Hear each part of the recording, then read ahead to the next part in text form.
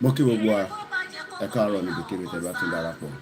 We're just setting up and we should be able to start at 8 o'clock.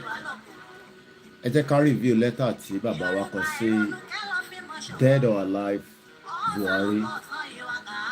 Èní ni Sunday 14th of August. A máa wù mí kí lè máa sọ 14th August oṣù kẹjọ kọ́ nìyẹn, ara ìdí tí Yorùbá tó ṣe kókó pé ká tètè gbára wa nítorí pé ọ̀pọ̀lọpọ̀ wa àtẹ̀ mọ numbers àmọ́ days of the weeks ní èdè wa ní èdè Yorùbá, èdè tó dẹ̀ lálùbáríkà ni, èdè tó dáadáa ni, àmọ́ a ti gbàgbé èdè wa. Mo kí gbogbo aláàárọ̀ yìí pé happy Sunday. A fẹ́ review letter yẹn àti pé what next after that letter.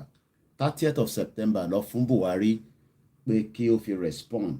Àìtí bẹ̀rẹ̀ a ṣe ń set up ni. Ẹ jẹ́ ká fún gbogbo àwọn bàbá yẹn ní gbogbo àdúrà, ká tì wọ́n lẹ́yìn kí ìrìn àjò yìí kó lè ní end result. Kò ń ṣe bàbá Akintoye nìkan ni ó níṣẹ́ lọ́wọ́, kò ń ṣe Ìgbòho, kò ń ṣe Yonitiri, kò ń ṣe bàbá Imam, kò ń ṣe bàbá Gẹ́gẹ́ Ojú, kò ń ṣe gbogbo àwọn ẹgbẹ́ kọ̀ọ̀kan. A dúpẹ́ lọ́wọ́ Dr. Aliu fún presentation tó fún wa ní oúnjẹ mi lánàá. Bí wọ́n bá gbọ́ gbogbo àwọn statistics yẹn, wàá mọ̀ pé ìran Yorùbá ò gbọdọ̀ ní kankan ṣe pẹ̀lú Nàìjíríà. Lẹ́ẹ̀kan sí, mo kí gbogbo Kristẹni níbikíbi tí a bá wà, mo kẹ́yin Mùsùlùmí, mo kí àwọn oníṣẹ̀ṣe. Ìjẹ̀sìn kan la gbé dání o, ìjà òmìnira bí a ṣe máa kúrò nínú Nàìjíríà.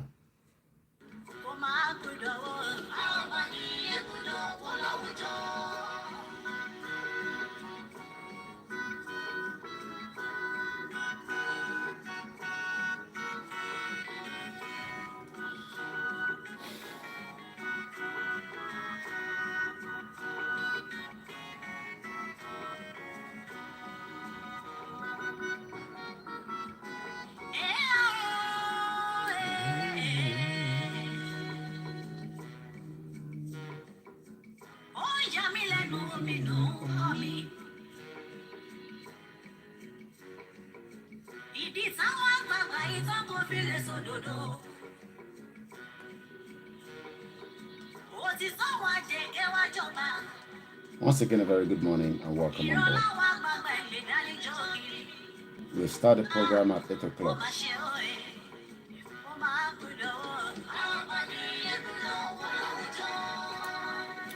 A kí gbogbo àwọn tíìmù wa tó ń ṣiṣẹ́ round the clock on a daily basis níbikíbi tí wọ́n bá ti ń gbé tò wá fún yín. The mega rally will be announced very soon. I don't know when. Ká túbọ̀ máa fàdúrà sí ká máa gbáradì fún. Rally máa wáyé, èyí tó ṣe kókó jù nìyẹn. Gbogbo ọ̀pọ̀lọpọ̀ á ní kí a bẹ Chief Sunday Igboho kó má padà lọ sí Nàìjíríà. Èmi á máa sọ pé ẹ fìyẹn lẹ̀ fún àwọn alálẹ̀ àti Chief Sunday Igboho. Òun nìkan àtàwọn alálẹ̀ ló máa decide. Àwọn kan ní kí bàbá Akintoye kó má lọ Nàìjíríà fún mega rally. Ẹ fìyẹn sílẹ̀ fún àwọn alálẹ̀. Àwọn kan ní kí Ìyá Onítìrì kó má yọjú sí mega rally. Mo kí ìyá wa dáadáa lálùbáríkà. À ń bọ̀ lọ́dọ̀ yín lọ́sàn-án yìí, ìyá tó dáa. Ṣó yẹ kó rí bẹ́ẹ̀ lágo 3 way forward la máa discuss níbẹ̀ yẹn. Tàárọ̀ yìí ni a fẹ́ review letter tí wọ́n kọ sí Buhari. But way forward ẹ gbọ́ yẹn ní ọ̀sán yìí lágo 3 pẹ̀lú èmi àti ìyá wa. Ṣó yẹ kó rí bẹ́ẹ̀? Ẹ káàbọ̀ sórí ètò ìyá wa. Tó bá wá di aago 8 alẹ́, Ìyá Onítìrì á sọ̀rọ̀. Ẹ má máa sọ pé kí Ìgbòho kó má lọ fún rally. Àdúrà ni ká máa gbà pé gbogbo ọ̀nà tọ́lọ̀ máa fi ṣe kó máa rọrùn fún wa tá máa fi lọ. Òun ló ṣe kókó. Torí ọ̀pọ̀lọpọ̀ á máa pè, ẹ máa bẹ̀rù. Níbi tí ọ̀rọ̀ dé báyìí, ìbẹ̀rù gbọ́dọ̀ kúrò lára gbogbo ọmọ Yorùbá. Nítorí pé tí gbogbo wa bá ti gbogbo àwọn bàbá yìí lẹ́yìn, there's probability that á jẹ́ kí iṣẹ́ yẹn kó yá ni. Ó kù díẹ̀, we're 5 minutes away from starting the program.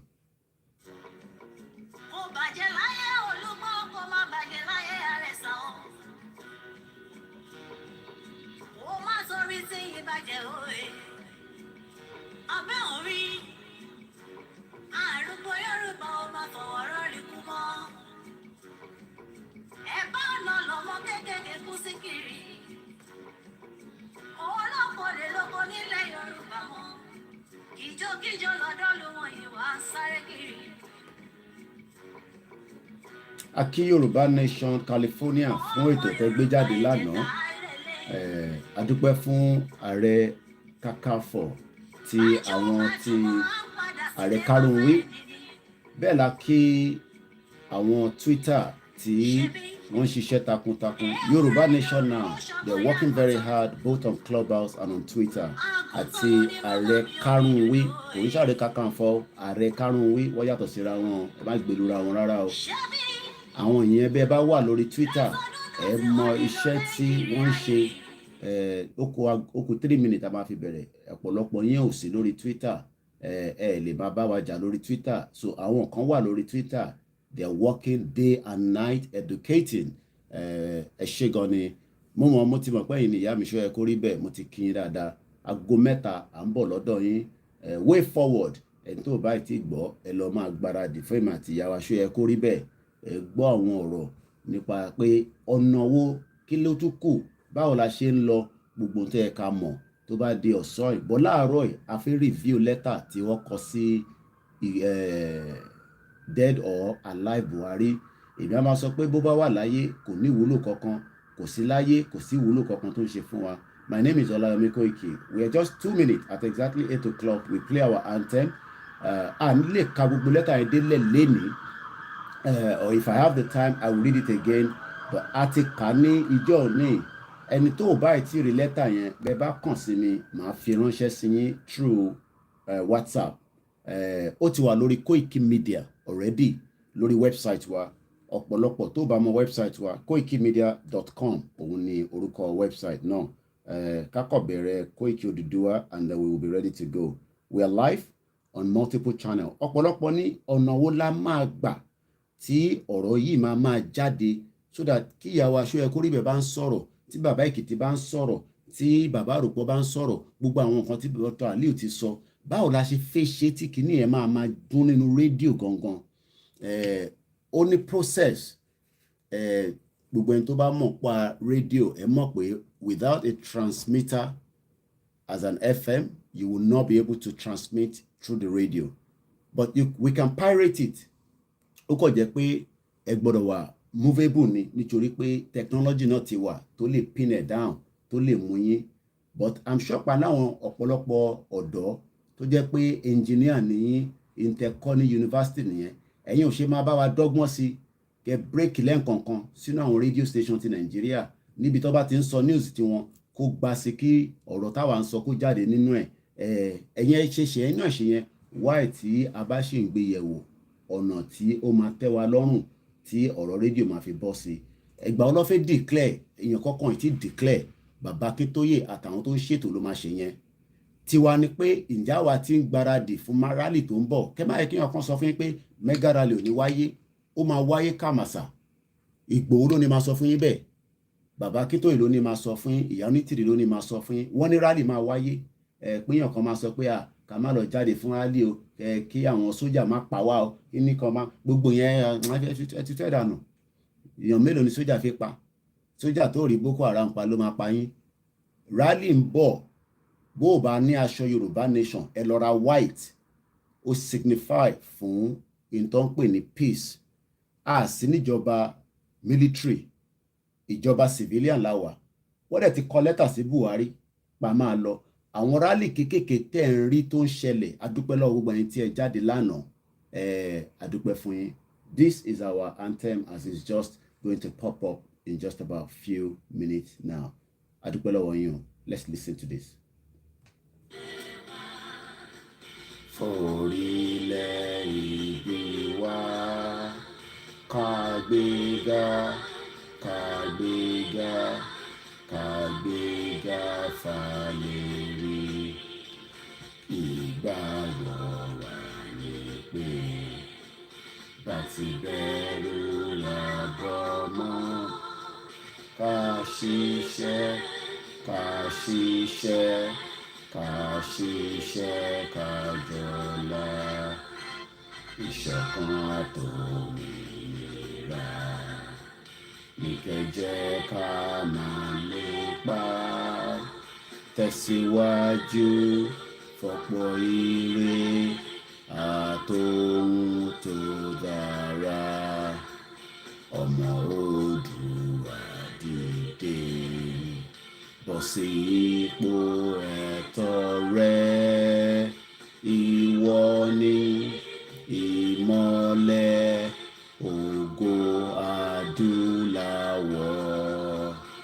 Ìwọ ni ìmọ́lẹ̀ ògo adúláwọ̀. Once again, please do not tell me to speak in Yoruba. It could get me angry because tí bá ń ṣe program lọ bí èèyàn kan bá ń sọ láti bó sí ìrọ̀ ẹ ṣe sùúrù ìyàwó Janet agbádùn yín ẹ bá ṣe sùúrù. When I'm running the program and then you write speak in Yoruba, ta ni wọ́n tó máa sọ fún mi pé kí n sọ Yorùbá? Iṣẹ́ ò ní mo wá gbé dání tẹ́lẹ̀, kò ń ṣiṣẹ́ Yorùbá la gbé dání ni. Èmi ò bá Yorùbá nìkan sọ̀rọ̀. I'm speaking to the international community. And that is why I am bold. Ǹjẹ́ o mọ̀ pé ọlọ́pàá mo fún wọn ní nọ́mbà mi lánàá ní parliament. Ọmọ tó mean. That means pé mò ń jẹ́ kó mọ̀ pé Yorùbá tá gbé dání kò kí ń ṣe pé àwa ṣe carnival níbẹ̀ yẹn lánàá. Because wọ́n bi wá pé how long la máa lò ṣáṣe expect àwọn èèyàn sí. Ìdí tó ṣe gba nọ́mbà yẹn ni pé tó bá di wàhálà síbẹ̀ yẹn èmi ní responsibility tó máa mú lánàá. So that means pé mo communicate pẹ̀lú wọn lánàá. So kò ń ṣe wọ́n ló máa sọ fún mi pé speak in Yorùbá. Mo understand ọ̀pọ̀lọpọ̀ yín ò gbọ́yìnbó dáadáa, kò kí ń ṣe language wa. But níbi tọ́rọ̀ dé nísìn, níbi tí ọ̀rọ̀ ti dé báyìí, we must let the international community, sórí máa tí mo máa ń gbé síbẹ̀, mo mọ̀ọ́mọ̀ gbé síbẹ̀ ni. We are communicating to the world. We are speaking to the world that there is a particular kingdom that has been in existence before ìlú olórí burúkú tó ń pè ní àwọn British government. Kò ń ṣe British citizen là ń bájà o. Kò dẹ̀ ṣe pé we hate the British citizen, but we do hate what the British government did by joining us together with the northern part of Nigeria that has now given us a lot of problem. And that means my communication is going around the globe to speak part of the language that they understand. But ìyẹn mi pé torí pé à ń sọ̀rọ̀ Yorùbá, à ní máa pọ́n Yorùbá lé, à ní sọ̀rọ̀ Yorùbá, a máa sọ dáadáa. But don't ever type and say speak Yoruba. You have no right to tell me that. I'm speaking to the G7. I'm speaking to America, any one of them. Because what is about to happen, I've just begun with a letter that was sent to Buhari. Happy Sunday to every one of us. I'm sure a lot of you know me, but we do have people that probably for the first time have joined and doesn't know who I am. I am Olayomi Koiki, a Yoruba man. We have lived in Nigeria for 62 years. I have lived part of that 44 years. I am 1978. If èmi tèmi gbé ní London for 23 years of my life, mo dẹ̀ ń sọ fún wọn tó wà nílé pé Nigeria is not going to work. Ṣorí pé tí o bá ti accept, you will have a lot of problem. Jollof rice lọ sí lánàá, kódà wọ́n ṣe barbecue chicken, mo ní mo fẹ́ jẹ chicken, kọ́kọ́ fún mi ní rice nìkan, ebi ẹran kọ́ ló ń pa wá. Mo máa sọ fún yín pé kò ń ṣe ebi ló ń pa wá ní UK. Problem wà nílùú iná tó pọ̀ rẹpẹtẹ, and they are going into recession. The things are biting up. Ìyàtọ̀ kan ni pé káwa tó filẹ̀ ní bíbáyìí á pẹ́ díẹ̀. Nigeria is already bankrupt.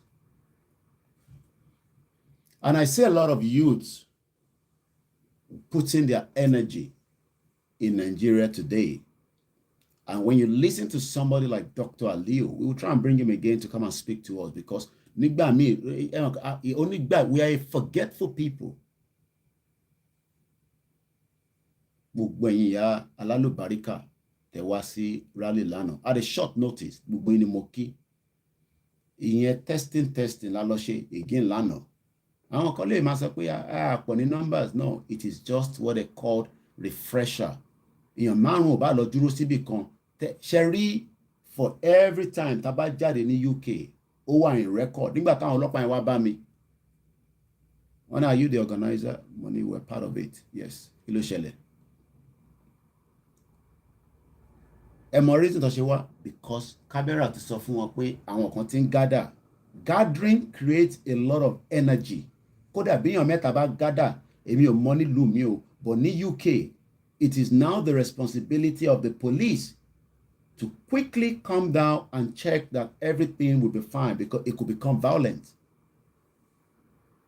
But wọ́n rí pé ọmọlúàbí dáadáa ni wá. Àwọn kì í ṣe jàgídíjàgan. But we have proved to the British again yesterday, because ọlọ́pàá máa kọ sínú system wọn pé níjọ́ báyìí lásìkò báyìí àwọn ó lè má mọ àwọn tó wá, but the pictures and the evidence will show that there was a gathering of some ethnic group. Wọ́n máa pè wá ní Black African. Wọ́n lè má mọ ẹ̀yà, but tó bá lọ ṣe a bit of research, because tó bá gba Yorùbá nation, there's probability wá the same people tó wá ní June 12 náà ni, the same people àwọn tó máa long campaign níwájú number 10 damage. So they know us. So don't think that gbogbo tá à ń ṣe yẹn is a waste of time. Ẹlòmíì lè máa wọ pé kí ló fi wá ṣe níbẹ̀? No. For every time we come out here, we are sending a signal to the British government that there is a country that has a problem and there are some people that want to come out of it. Sherry, the bulk of our problem that we are facing today, at the analysis is just the British that created Nigeria. It's as simple as that. To buy people will create Nigeria, to wá jẹ́ pé kingdom wa ti wà. Tó wá jẹ́ pé bóyá nínú kingdom yẹn wọ́n fi overrun wa, mo kàn push ẹ padà sẹ́yìn. It will have been better because àti mọ̀ta máa ṣe fúnra wa because àti ní power táwa náà lè fi crush àwọn tó fẹ́. Ó kò lè wá nílùú ìnísìn kò ní o fẹ́ wá crush UK. UK wọ́n máa assemble gbogbo sójà wọn àti àwọn reservist wọn kó wá defend ìlú yìí. Ìdí tí àwa ṣe ìdàpẹ́ action assembly iṣẹ́ tí iná mọ ogun tẹ́ máa fi jà èmi ò lè dáhùn yẹn but tí mò ń sọ ni pé we will defend ourselves because a kì í discuss security in details. Ẹ̀yin tẹ́lẹ̀ mo kí ìyá mi àbíyọ̀ kò ní bàjẹ́ fún ìyá yẹn tí yẹn bá lọ́n gbọ́ program ìgbà tẹ́ pé tó bá jẹ́ pé àwọn tó kọ́yàn síwájú nísìn tó wọ bra mo gbé sí bíbá ojú agbó máa dàrú báwọn ìyá wa kọ̀ọ̀kan bá ń sọ̀rọ̀ ẹ̀kẹ́ lọ máa kọ́ ẹ̀kọ́ níbẹ̀ òun ni ìrẹ́ wa àbíyọ̀ yẹn. Bíbá mi bá jókòó tí bá ń wo program wọn báyìí àwọn á máa sọ̀rọ̀ pẹ̀lú ẹ̀wọ̀n pé bí gbogbo ṣe ń present tó yàtọ̀ wọ́n á máa mú ọ̀rọ̀ wọ́n á máa sọ bíi proverbs. À ń sọ pé kí Yorùbá kó dá dúró ẹ̀ tún fẹ́ fà wá sẹ́yìn. But we are already on our way out. Mo ní lẹ́tà náà wà. Mo tún ní láti lọ sókè báàgì yẹn wà lókè. Kàbíyèsí Ọlọ́run. Ó dà ẹ máa gbọ́ orílẹ̀-èdè mi mò ń bọ̀ because lẹ́tà yẹn ó wà lókè. Once again, I say good morning as we are going out of Nigeria. Nigeria will dissolve to, I believe it will be more than 4 countries to start with, if not 10. I don't care. Àwọn kan ní àwọn ìlú kan Ẹdó ní tẹ́lẹ̀. Bó bá àwọn Ẹdó kó dá dúró problem Ẹdó nìyẹn. Yorùbá tó bá dẹ̀ fẹ́ join wa látara àwọn Ẹdó kó máa bọ̀ kó wá di part of Yorùbá nation citizen. We are not going to beg anybody for our citizenship. Mo sọ fún yín pé 14 years lèmi fi ń bẹ British pé kó jẹ́ kí n gbé nílùú yìí. Reasons that is difficult is because they don't joke with their immigration. Kò ní bàjẹ́ fún yín bàbá mi pọ̀. Tí bá ti dárúkọ gbogbo yín ni mo ti kó gbogbo yín papọ̀. Ẹ jẹ́ n lọ mú lẹ́tà yẹn wá. Immigration 14 years before pé kí British tó sọ pé yá yóò gbà ṣé wọn náà ṣàfihàn lọ fọbọ́ ni òfin lọ fọlẹ̀ òfin padà lọ sílùú ẹ̀. But what they did not tell me is àwọn ló dá problem tèmi fi wá ń bẹ̀ àwọn. Imagine I have to beg the British government to allow me to live in this country. You idiot. Ìwọ wá jókòó sí Nigeria òun claim Nigeria. If British government was very good and care for the Yoruba people, the Igbo people, the Edo people, all those that were living here that came from Nigeria, àwa ló yẹ kọ́kọ́ fún ní priority pé Nigerian citizen who apply fún ìwé ẹja sáré no ẹja sáré fún níwèé. But rather they will ask you question. They will at some point they want even to offer gbé mi lọ́lé at some point tó bá mọ̀ ọ̀dẹ̀. Ìwọ jókòó sínú Nàìjíríà nísìn a ní kò bọ́kú lọ ká lè support Ìgbòho ká support Yonitire ká support àwọn bàbá Yílóge ká support everybody even if some of us disagree with ourselves. And in tó wà nílẹ̀ nísìn ni pé ká tẹ̀ jàjà yẹn ká tẹ̀ lọ́nà. Mo ti rí pé àwọn kan ti kọ lẹ́tà wọ́n tún ti attack bàbá Akintoye. You will always get like that. Kò sọ́gbọ́n ẹ̀ a lè má rí yẹn fi a lè má rí kò sí bá ṣe fi ṣe yẹn tá à ní rí yẹn fi àbí bá lẹ́yìn Yorùbá ṣe máa ń sọ̀rọ̀ yẹn. But what we are saying is èmi tèmi wà ní UK sórí ìwọ tó fi wá sí UK nísìn Ọlọ́run jẹ́ o lè wá sí UK 40 bí àwọn náà ready láti wá jókòó ṣó ready láti jókòó 14 years. You think immigration is easy in this country? Do you think immigration is easy? Do you know what is 14 years? Multiply 365 days by 14. Eye days tèmi lò ní UK kó tó fún mi ní resident pé gbà. But tó bá jẹ́ pé gbà táwọn ìyá tàwa ń travel wọ́n bí àbúrò mi kan sí bíbá in the 80s My mom did not have any reason to give up that year. My mom has been traveling kan tó bí èmi ní 1978. Ta ni màmá tiẹ̀? À ń sọ pé ká kúrò nísìn. Your mom is living in abject poverty in Nigeria. Your dad is living in abject poverty. They do not have the basic things of life. Bàbá tèmi ti kú. Sàárà lèmi máa ń ṣe fún. Ẹ bá ń pa gbo fún. Báwọn àfáà bá pè mí nísìn pé bàbá yẹn ó dà pé náà nídìí ẹran. Ẹ bá ń pa.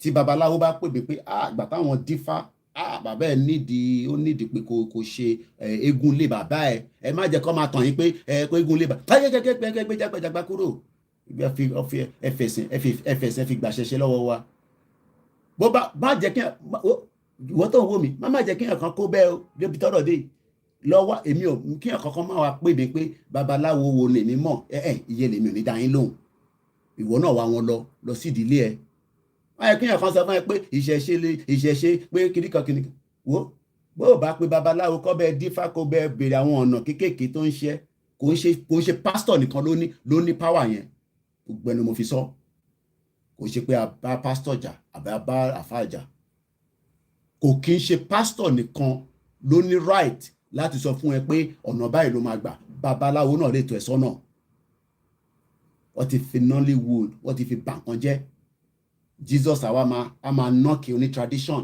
ìbí nǹkan táwọn wò nínú fíìmù nìyẹn àwọn èèyàn rí fíìmù ṣe pé bóyìnbó ṣe kó gbogbo àpapọ̀ tó da gbogbo ẹ̀rú all they've done is wọ́n kó ẹ bá ti wo fíìmù yẹn lọ èèyàn kan wá ṣògùn síyàn kan Jésù ló wá gbà sílẹ̀ ó ṣe jẹ́ Jésù nìkan ló gbà sílẹ̀ babaláwo lè gbàyàn sílẹ̀ bí a ṣe ní fake pastor ní Nàìjíríà ò ṣì yín yẹn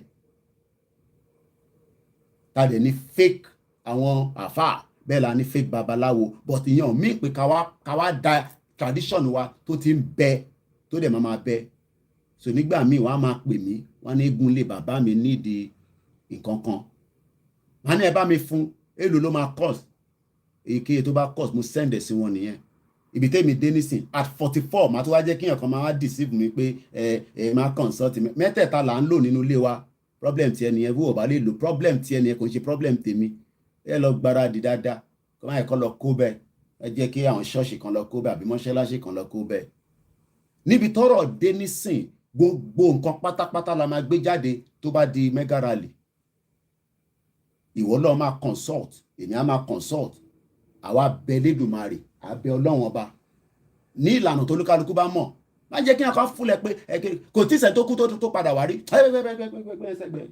ìyẹn mo yẹ sọ pé ìjẹ̀sìn kan la gbé dání lóko tó lọ rí a kò appreciate pé ọlọ́run ló ní there are so many religions in this world máa rò pé tí ẹnìkan ló perfect àwọn kan ṣe Buddhism tó bá lọ sí gbogbo ọ̀nà Wembley láàárọ̀ yìí nísìn wàá rá àwọn Hindu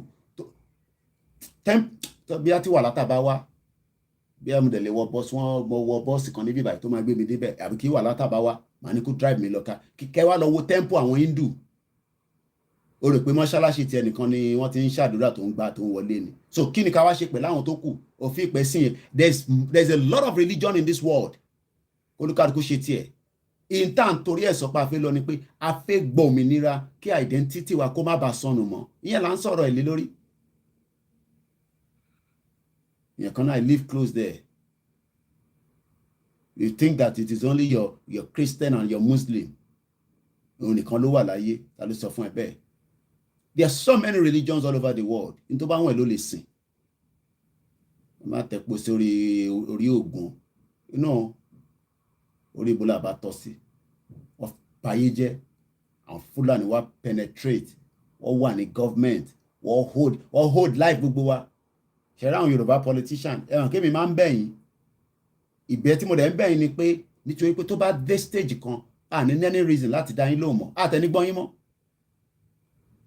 But èmi ń bẹ̀ yín ni pé tá bá máa ṣe mega rally state àti fẹ́ ṣe wọ̀ tí sọ mò ń bẹ̀ yín ni pé tá bá máa ṣe mega rally ẹ ṣàrọra fi wá sí ẹ lè kó sójà yín jáde kó kọ̀ line náà kó máa wò wá but tó bá yìnbọn kan pẹ́rẹ́ tó bá yìnbọn tí ìbọn bá lọ bàyàn pé ó kọ̀ tẹ̀ ṣèṣe bí ẹ mọ̀ pé mo ti sọ pé ó kọ̀ ṣèṣe lásán pé wọ́n kọ̀ sọ pé ẹ̀jẹ̀ kan ta síta nínú ẹni tó wọ white ẹ̀jẹ̀ aṣọ wa ó di red mọ́ lára ẹ ti tọ́jà nìyẹn o because jẹ́jẹ́ wa là ń lọ wọ́n ní jẹ́jẹ́ lọ́mọ Èkó ń lọ báyé jẹ́ ń bọ̀.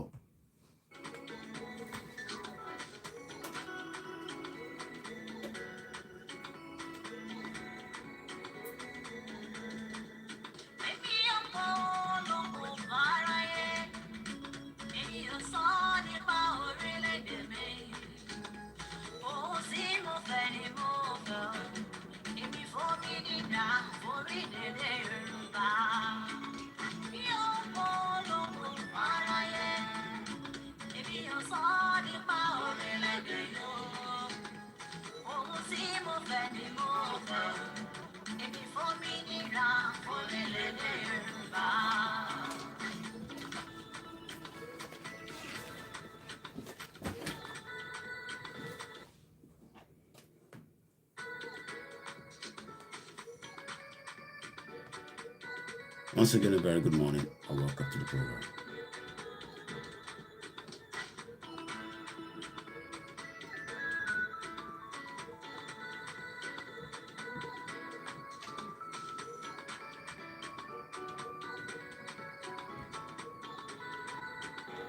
Mo wo program kan lórí bàbá wa Mọ́borí owó lánàá mo mọ man tó ń sọ̀rọ̀ yẹn wọ́n sọ nípa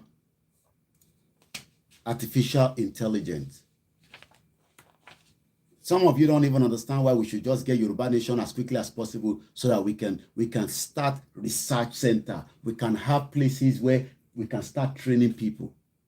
We're training till 3 years, 10 years, 10 years in university. How can you say you have started university and out of 1 year, this year is gone. Fentobano University in Nigeria as an example. Because she bought a change lot in the 80s, always strike. Níbi tí ayé dé nísìn mo gbọ́ tí màá yẹn tó ń ṣọ́ọ̀kì nìyẹn giving us billions of dollars that can be made with artificial intelligence. Do you know that in Finland it's a human right ọmọ tó ń pè ní human right ẹ̀tọ́ tó o bá ní internet ní Finland no ní Estonia ó ti di problem sí government yẹn lọ́rùn.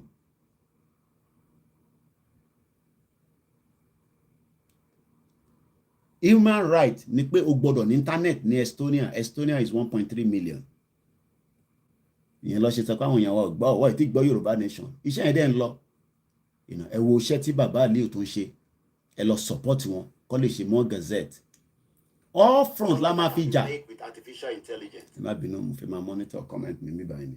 We will fight from all fronts until we get to the final destination. And yes, some of you Yorubas that are probably even of critics to us, kila mashesi, ìwọ́mọ Yorùbá ni wọ́n, kila àwọn yẹn dá mọ̀, go and save Nigeria. Imagine people still telling you to go and save Nigeria. Do you understand? Nigeria tẹ́yìn sọ yẹn, British has already torture èmi níbí bá èmi at least èmi sá lọ because gbogbo ala sá lọ. Imagine èmi sá kúrò lọ Nigeria some 20-something years ago.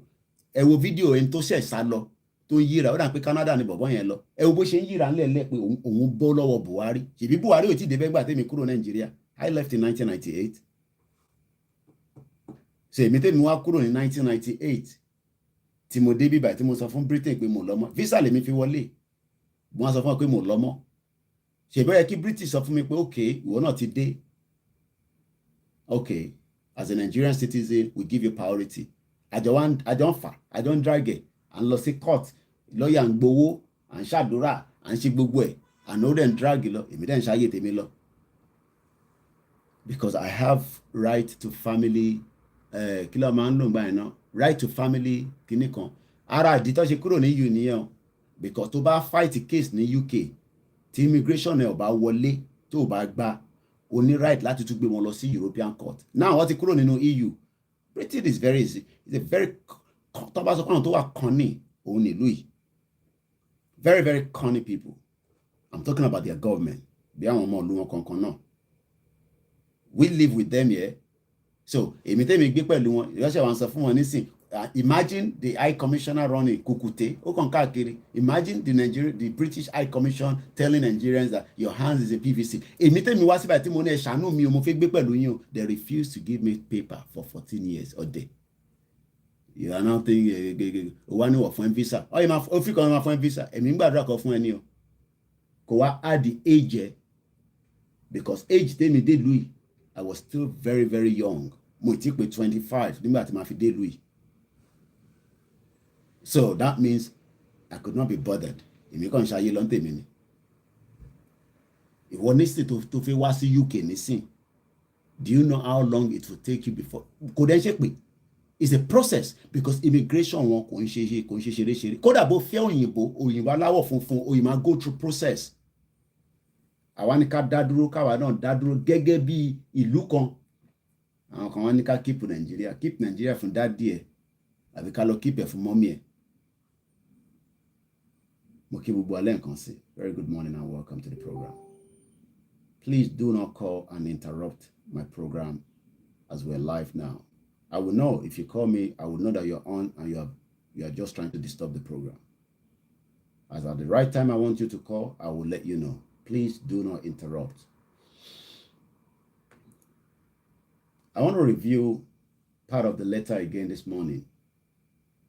The letter that our father, the emeritus Professor Banji Akintoye, wrote to Buhari, whether he's alive or he's dead. Àṣírí tó bá wà nínú Aso Rock, it's just a matter of when it will be revealed. Ẹ̀yin má worry. Gbogbo àṣírí tó wà nínú Aso Rock, it will be revealed. But that is not our problem. Our problem is, how do we move forward? Adúpẹ́lẹ́ gbogbo ẹ̀yin tẹ́ ń dá sínú the GoFundMe. I'm going to look at it again as we start the program, and then I will review it back again. And though it is signed Òmìnira petition, it is still not late. Go and sign it. It's of benefit to every one of us. And we can still make it up to as many as possible. I salute all the comrades. Our concerned video concern Milano meeting Tanshe ni somewhere in Yoruba land. And a lot of people, ẹ̀yin tẹ́ máa ń béèrè pé group, this. You set up your own, in tán pè ní canvassing nìyẹn. Ẹ̀yin márùn, ẹ set up WhatsApp group. Ìwọ ṣáà ti gbọ́ nǹkan táwa ń sọ nínú àwọn programs gbogbo àwọn media. Kò ń ṣe blogging, àwọn tó ń blog ìwà tó ń sọ kábàkábà là ń sọ àwa tá ń sọ̀rọ̀ pé kí ìran Yorùbá kó dá dúró. Wà wá mú fídíò yẹn wá jù sínú group yẹn. Wọ́n ní data wọ̀rí, ìwọ má wọ̀rí, ìwọ jù síbẹ̀. That is how we mobilize. Then later on, you will start connecting with other like-minded people. Don't sit down and say, mo ti ní group kankan, kò yé mi tán sọ, mo ní group kankan, kí ló ṣẹlẹ̀, mo ti pé bàbá Koiki kó wá bá sọ̀rọ̀, èèyàn mélòó la fi wá bá sọ̀rọ̀. You are also mọ̀ pé wọ́n tó ti gbá wa, you have already become one of us. Ìyàtọ̀ kan ní pé ẹ̀yin ò tí jókòó sórí screen láti máa ṣe program báyìí. Because gbogbo èyí tẹ́ ti gbọ́rọ̀ Yorùbá Nation, it is your job to also canvass to people about what we are saying and the reasons. And there are so many reasons that we say all the time. Adúpẹ́ lọ́wọ́ ìyá wa tí wọ́n gbé ó tún wá pè ní àná. Gbogbo èèyàn ni wọ́n fún lánàá ní àwọn ìdí yẹn. The reasons why Yoruba people need to go. And I will recite that reason again this morning. Ìyá wa, okay, tí yọ ní tìrì tó ṣe lélẹ̀. Wọ́n ṣe ti gbowó náà. 5 million Yoruba independent, it is time. She's coming tonight at 8 o'clock. Ẹ wò lórí Ìjìnlẹ̀, lórí Koiki, lórí Heritage, and other media that will pick the signal. So, ìyá wa tó ṣe lé. So, I'm just going to read the reason behind. I'm going to do it today.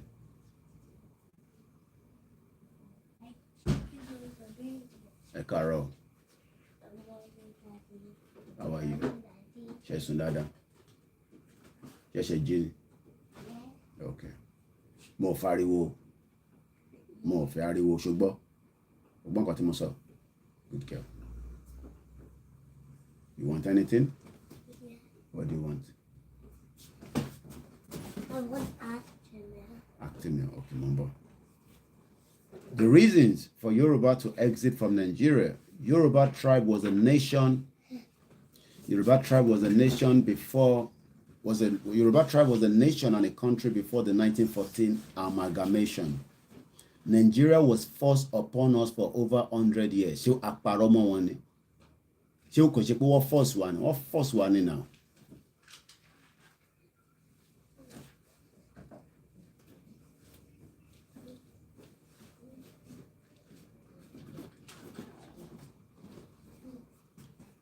This created injustice and atrocities against the Yorubas by the Fulanis. Ṣé àpàrọ̀ mọ́ wọn ni? Have they not caused a lot of injustice and atrocities on our land? And not just on our land, even in the Middle Belt, the Southeast, the South, the Fulanis have literally created havoc across our land. And that is why we have all the right to say we will claim back. We are not a new country. We are claiming back where we were before. Because Google, Facebook allow us to put it now. You can put the full, you don't have to space it. And don't worry nipa to counter Professor Akintoye. I've seen the letter. Don't waste your energy on them. Ali mari rue. There will always be critics. Àtayébáyé láti rí yẹn. Ìtò important ni pé káwa support gbogbo àwọn leaders wa tó ń bá wa ṣe ìrìn àjò yìí. That's all we need to do and prepare our mind for the whatever to bá ń bọ̀. It doesn't matter how tough it could be. We should prepare our mind. We should prepare ourselves that the Yoruba are going. And for full details, you see www.facebook on the bounce more. Èèyàn kan ló challenge Facebook pé kí ló dé náà? Kíní yóò kí n ṣe spam, and Facebook have allowed it now. So ẹ lè fi full ẹ̀ sí ẹ ní láti space ẹ̀. And tó bá dẹ̀ ti go for me, ẹ náà ẹ bá wa fi ṣe. So let's go back. Kí n tó dìde lọ fún ọmọ ẹ̀ ní kọ́tọ́ fẹ́. Number 1, increasing on terrorism and banditry, killings, raping, kidnapping, racial abuse to our sisters, fathers on their farms. Ǹjẹ́ mọ̀ pé 200 million was collected by the terrorists fún ìṣẹ̀lẹ̀ tó ṣẹlẹ̀ ní orí train yẹn, according to information that reached me. I won't go into too much details now. Àwọn kan san 200 million naira fún terrorists tí ó ṣẹlẹ̀ ní March 28 láti gba àwọn èèyàn wọn síta. Wọ́n san 100 million fẹ́yàn méjì ó di 200 million. Do you understand? Àwa wá ní ká dáwó nísìn. Ẹ wá ní pé àwọn èèyàn ò ní ráyè ra AK-49, wọ́n ní ra bullet ọmọ afẹ́fẹ́ pa àwọn ra wọn tó ń jẹ́ àwa lọ́mọ wá pa. Imagine what 200 million would do. Ta ló ń ṣẹ́wó yẹn padà fún wọn? Ṣé ìbí náírà lọ kó fún wọn? Do you know what how 200 million naira is? So, à ń sọ fẹ́yìn nísìn pé ká dáwó sí the GoFundMe. By now, ó yẹ kó wọ́n ti máa ṣẹ́ kó ti máa lọ sí bí close to $60,000-$80,000. For now, tẹ̀ tí rí $20,000. But àbá ṣojú òpó nísìn, everybody will be talking, ká máa lọ, kò ń ṣẹ̀yìn tẹ wà nílé o, kò dẹ̀ ṣẹ̀yìn tẹ wà labroad, because ẹ̀yin tẹ ti contribute, adúpẹ́. But aláwọn tó tẹ̀ ṣe rárá náà. Ṣèbí gbogbo tá à ń sọ ṣé mi ni máa gbádùn ẹni ṣèmi ní kọ́kọ́ èmi ti wà ìgbádùn ti wà fẹ́mi èmi ti gbádùn ẹ jẹ́ lọ dáhùn ọmọ ọ̀dọ́ wa lóhùn kí ìyẹn ṣe pàtàkì náà máa gbọ́ lè lọ.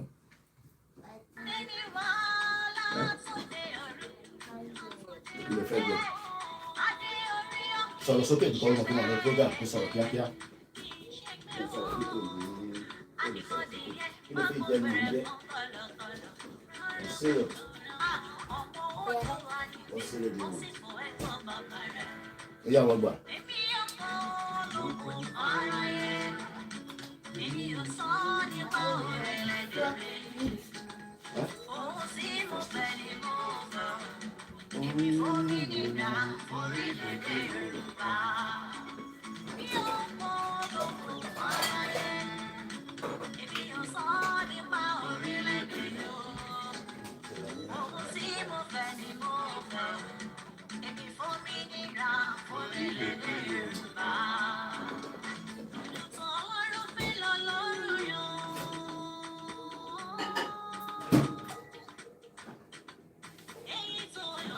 ẹni ká máa lọ ẹni ká máa lọ ká jókòó sínú ràlẹ̀ rálẹ̀ Nàìjíríà gbogbo ọmọ ká máa struggle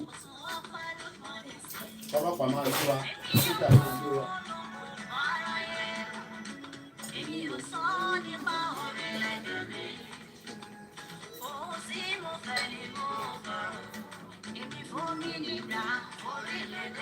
a ní ká máa lọ kíákíá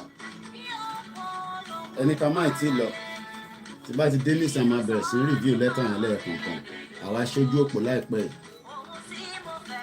báwo la ṣe máa support àwọn bàbá yẹn kí ni ìgbáradì tí wọ́n ń ṣe níwọ̀nba kékeré tó mọ̀.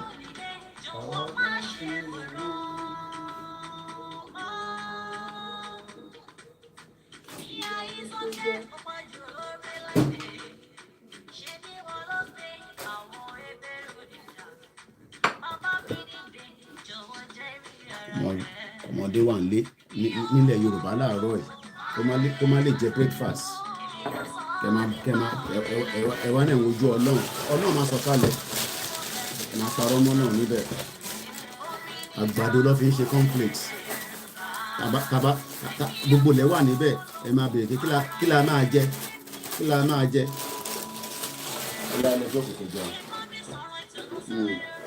lórí àgbàdo ló fi ń ṣe sórí kí ni practically mi máa ń like sórí àgbàdo tọmọ kékeré wà nínú ilé nílẹ̀ Yorùbá láàárọ̀ yìí ọmọ mi láti jọ́ tó ti bí ó ti pé 10 years kò mọ tán pè ní milk ìgbà tó mú nínú ilé wọn a ní ká lọ ìyẹn ni bàbá ṣe sọ pé ká lọ ti kọ lẹ́tà sí Buhari lẹ́tà yẹn la fi gbé yẹ̀wò gbogbo tó ń wo yìí packaging ni àgbàdo ló fi ṣe packaging ni tó kù ń bẹ̀ wọ́n dẹ̀ kàn fi ṣúgà sí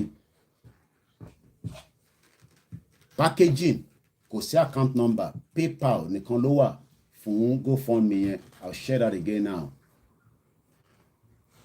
but till account number I understand that a lot of people are asking the central affair àwọn you want more? No. afẹ́ kọ́ lọ bá wa ṣí proper account táwọn èèyàn lè fowó gidi sí. What? Okay, mo ń bọ̀. Kí ni wọ́n náà fẹ́? Ìwọ náà fẹ́ frosties? Okay, mo ń bọ̀. Àgbàdo òun ló fi ṣe. Àgbàdo yẹn nísìn ni màálù ń jẹ lọ́dọ̀ tiyín. Àgbàdo yẹn ògì bàbàdẹ̀ lẹ́yìn fi ń ṣe, ògì lásán lẹ́ fi ń ṣe. And whereas in táwa tó fi ń ṣe níbí báyìí ni wọ́n rẹ̀ bo mílíkì sí. Àwọn ọmọ máa jẹ́ ikùn wọn máa kún. Tó bá tún dọ̀sán tébí bá pa wọ́n àfún wọn lóúnjẹ. À ń febi pọmọdé ọ̀dọ́ yín lẹ ti ń febi pọmọdé nínú ilé ibi á máa pọmọdé ẹni kó shut up ibi ń pọmọdé ẹni kó shut up báwo lẹ ṣe máa sọ fún ọmọ kékeré pé kó shut up ọmọ tébi ń pa ṣèbí tí ebi bá ń pààyàn yẹn gbọ́dọ̀ fún lóúnjẹ ni àǹtàbádẹ sọ ẹni ká keep quiet ẹni kàn come back home ṣé wọ́n tébi ń pa ẹni kàn come back home láti wá ṣe kí ni ebi ká bá kí gbogbo wa lè bá go back home náà la ṣe ń ṣe tá à ń ṣe.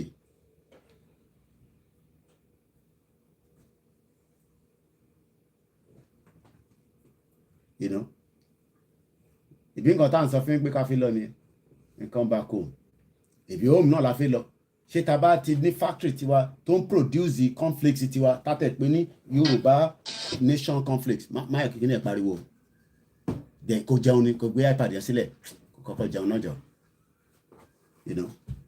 ìwà jẹun tó àwọn afẹ́ pa ṣeré àbínú mo kàn post kíní pépà yẹn so that káwọn èèyàn lè bá wa fowó sí ẹ̀jẹ̀ nọ́ọ̀tì èlò ló wà ń bẹ́ẹ̀ nísìn àríwí ẹ̀ padà ẹran mi 18,896 wọn ló wà ń bẹ́ẹ̀ ẹ̀jẹ̀ lọ ṣe cornflakes fún ọdún àkejì ẹni káyọ̀ ló wà nísìn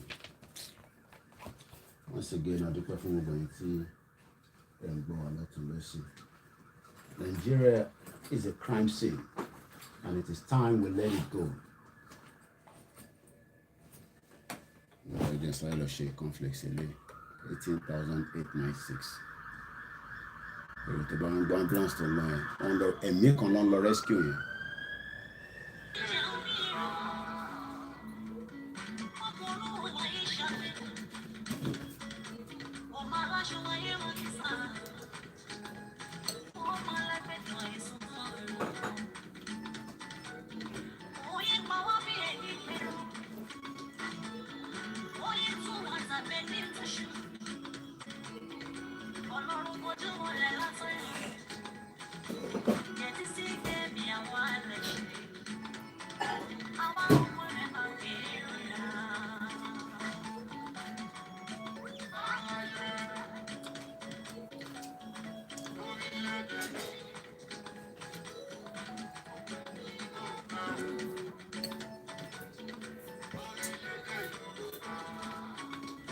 Kí gbogbo alẹ́ nǹkan sí i.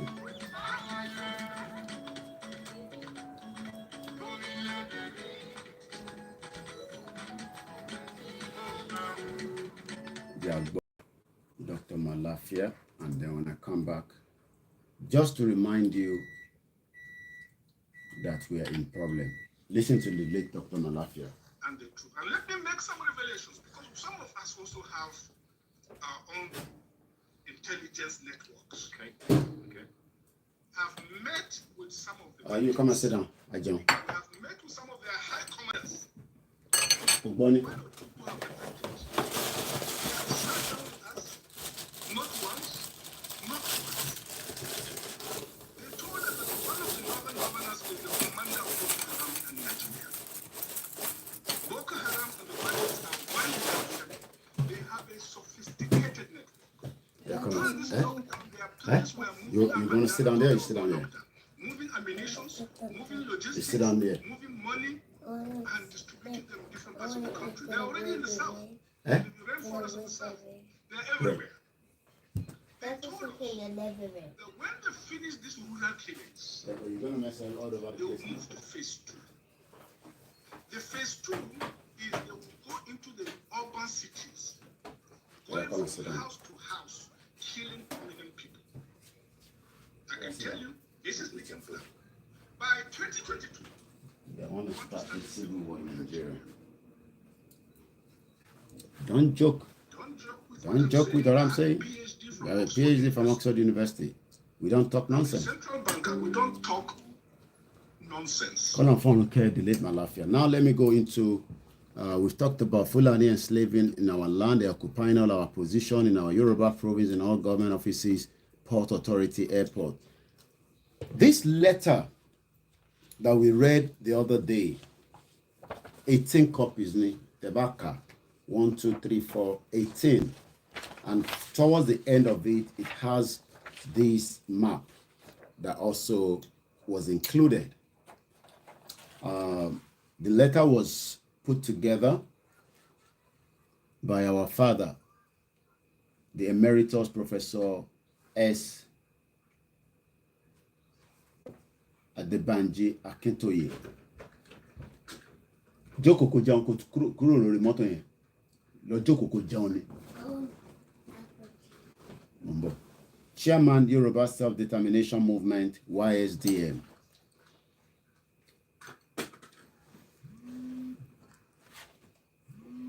Please do not call and disturb my program. Yoruba Self-Determination Movement for and on.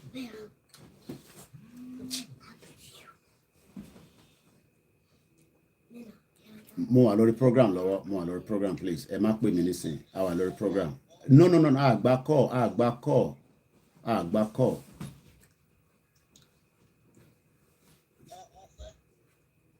Mo ń gbọ́, ẹni kíni? Kí àwọn kan má disturb, ẹni ẹ̀mọ̀ ẹ̀dẹ̀ ń disturb. Interface on ẹ jẹ́ kó ní sùúrù. Báwo jẹ́ ǹtẹ̀ send message sórí phone mi. Tó bá ti bomb Abuja tó bá ti bomb Abuja ẹ má pè mí. Tí terrorist bá ti bomb Abuja yẹn máa fún yín láyè kẹ́ wọlé. Tó bá ti bomb Abuja máa rí lórí Twitter. Any other thing can wait. It doesn't matter how urgent it is. You see, you will always get that. And tó ń gbọ́ program ẹ̀dẹ̀ tún pè. Ìmúdò pa sọ pé káwọn èèyàn má pè ẹ̀dẹ̀ náà mọ̀. Doesn't matter how important it is. Tó bá ti jẹ́ pé wọ́n bomb Abuja. Fúlàní pààyàn ní Kwara, wọ́n pààyàn ní kìnìún. Ìyá kan mi ojoojúmọ́ ló ń pààyàn. Wọ́n bá yẹ pé wọ́n bomb Abuja ní sìn máa ti rí àti máa mọ ní signal tó máa fún mi ní information. Any breaking news tó bá ń lọ nílùú yẹn, it should come on my desk. Any other thing can wait. You want apple juice? Yeah. Okay, yeah, no joke. I'll talk to you. So, Why are you copying me?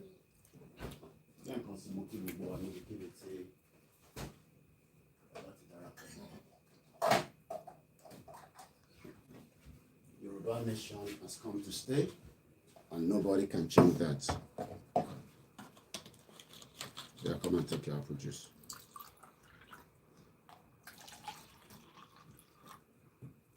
Yeah. Take the apple juice and sit down. Go and eat your food. I have a big So now let me go through the letter quickly. I have a big apple juice. Thank you. Adúpẹ́ ẹ̀yin tẹ́ wá lánàá once again. Our first batch of the 3,000, as we said, of the flags are ready. I won't say more than that. The next batch of 3,000 is already in the process. So that means we have about 6,000 flags. I won't give too much information until it gets to Yoruba land for security reasons. But Molefuni assurance me the first 3,000 is officially ready. And I'm sure you all understand why. The next 3,000 is in the process, is in the making. Dear President, this letter was dated August 6, 2022.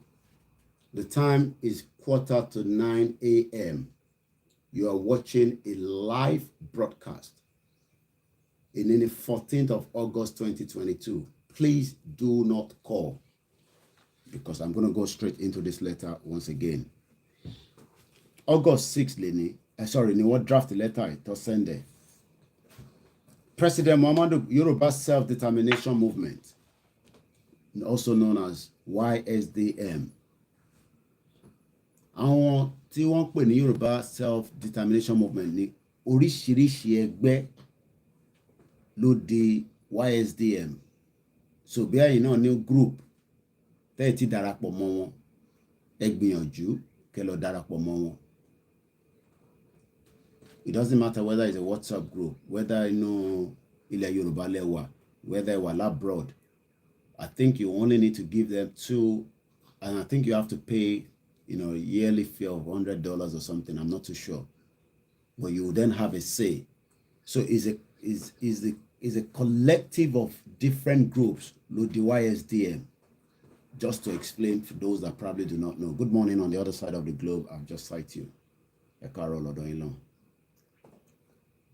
Yoruba Self-Determination Movement, known as YSDM.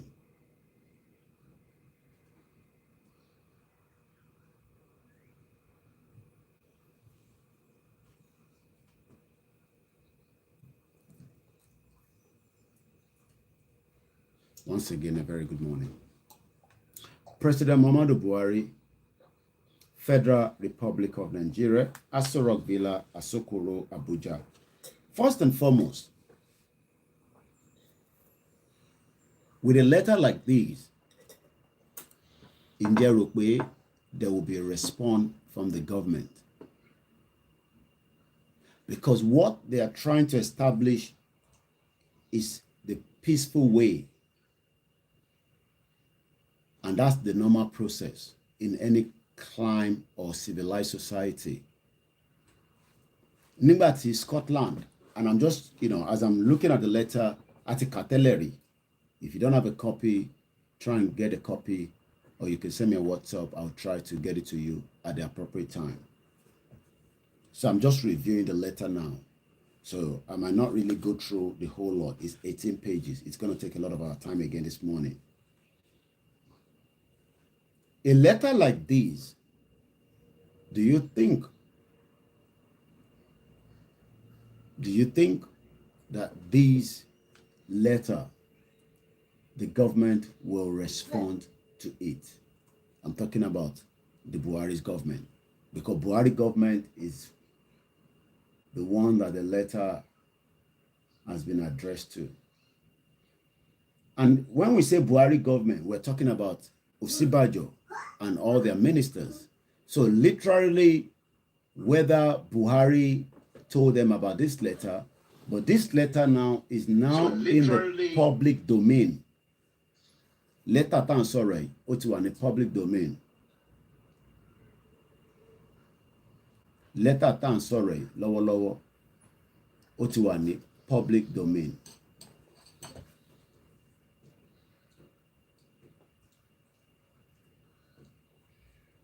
Ìyẹn letter tan sọ̀rọ̀ lọ́wọ́lọ́wọ́ yìí.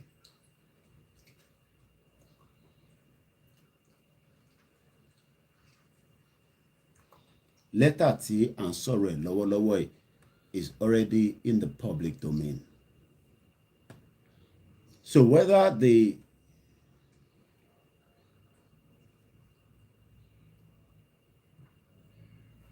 whether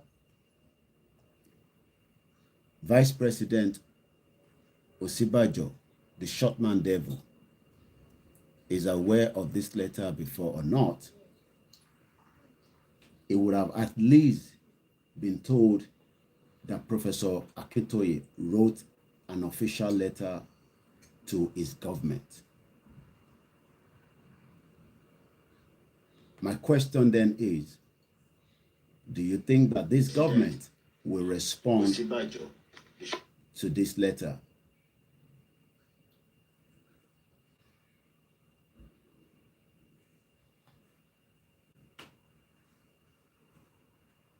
Do you think the fake dead Buhari will respond to this letter? It's a question I'm asking.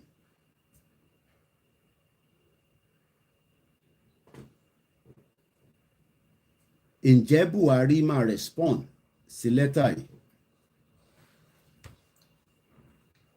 Or do you think he will just ignore it as if he did not say it?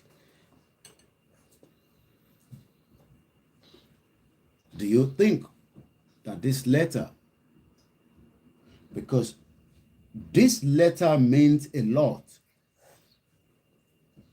and we need to understand that this letter is a process, regardless of whether the government listen, reply, respond to this letter. Letter tí à ń sọ̀rọ̀ ẹ̀ lọ́wọ́lọ́wọ́ yìí means a lot from the international perspective. So, but I know that what this letter will do is the beginning of part of the reason why we are going to exit. Dear President, the Yoruba Self-Determination Movement respectfully write this letter to you for and on behalf of the indigenous Yoruba people of the southwest of Nigeria, inclusive of the Yoruba citizens of the 6 states of the Yoruba Southwest: Ekiti, Lagos, Ogun, Ondo, Osun, Oyo State, and the Yoruba citizens of part of Kogi, Kwara, and Delta State, all south of Middle Niger River in Nigeria. The Yoruba Self-Determination Movement is a movement comprising well over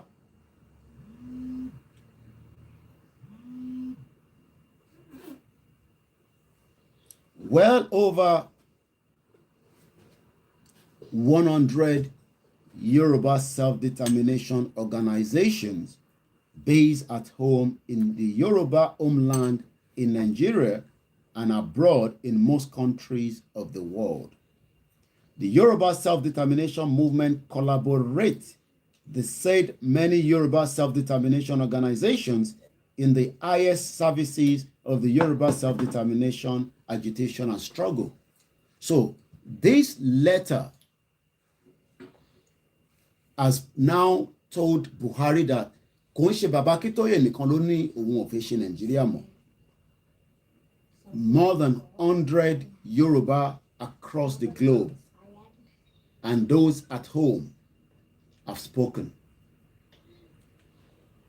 And my question is, is that not enough to prove that we should now be preparing for the final exit of Nigeria with this letter that has been put to the government? Because this letter that Akintoye wrote to Buhari government and Osinbajo government and their cabinet has now established a contact that we will leave Nigeria, but we are giving you advance or notice.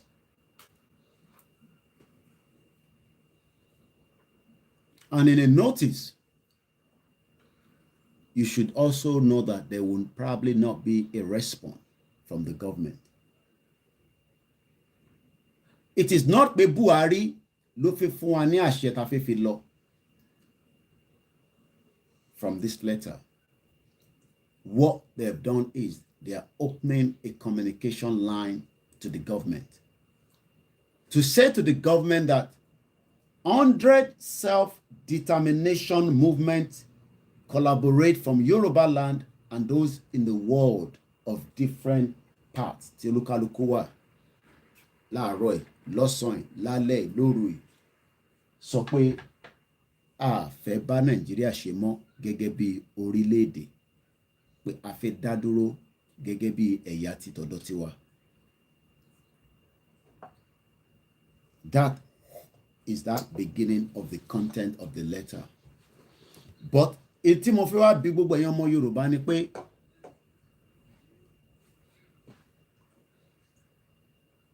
are we going to support? Leave it there. Fi sílẹ̀ mẹ́. Kí ló yẹ kó sọ? Etí mo wá bí gbogbo ọmọ Yorùbá láàárọ̀ yìí ni pé ǹjẹ́ àwa náà ti ṣe tán gẹ́gẹ́ bí wọ́n ṣe kọ lẹ́tà yìí sí Buhari àti ìjọba rẹ̀ pé ìran Yorùbá ó ṣe tán láti fi jáde kúrò nínú oko ẹrú, àbí a sì tún gbé yẹ̀wò pé kó dìgbà kan náà, because this letter has a lot of energy inside it. Mr. President, the Yoruba self-determination movement now serves you notice of decision of the Yoruba people to accept their right to self-determination, which right of self-determination is inalienable, unquestionable right of every indigenous nation in the world, and which is enshrined in many international instruments that provide for the system of order of the modern world. Where's my pen?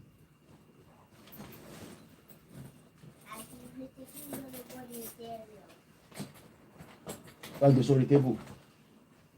Nígbà tó mọ̀ pé wọ́n jẹ́ kí ló ń béèrè fún. Once again, a very good morning.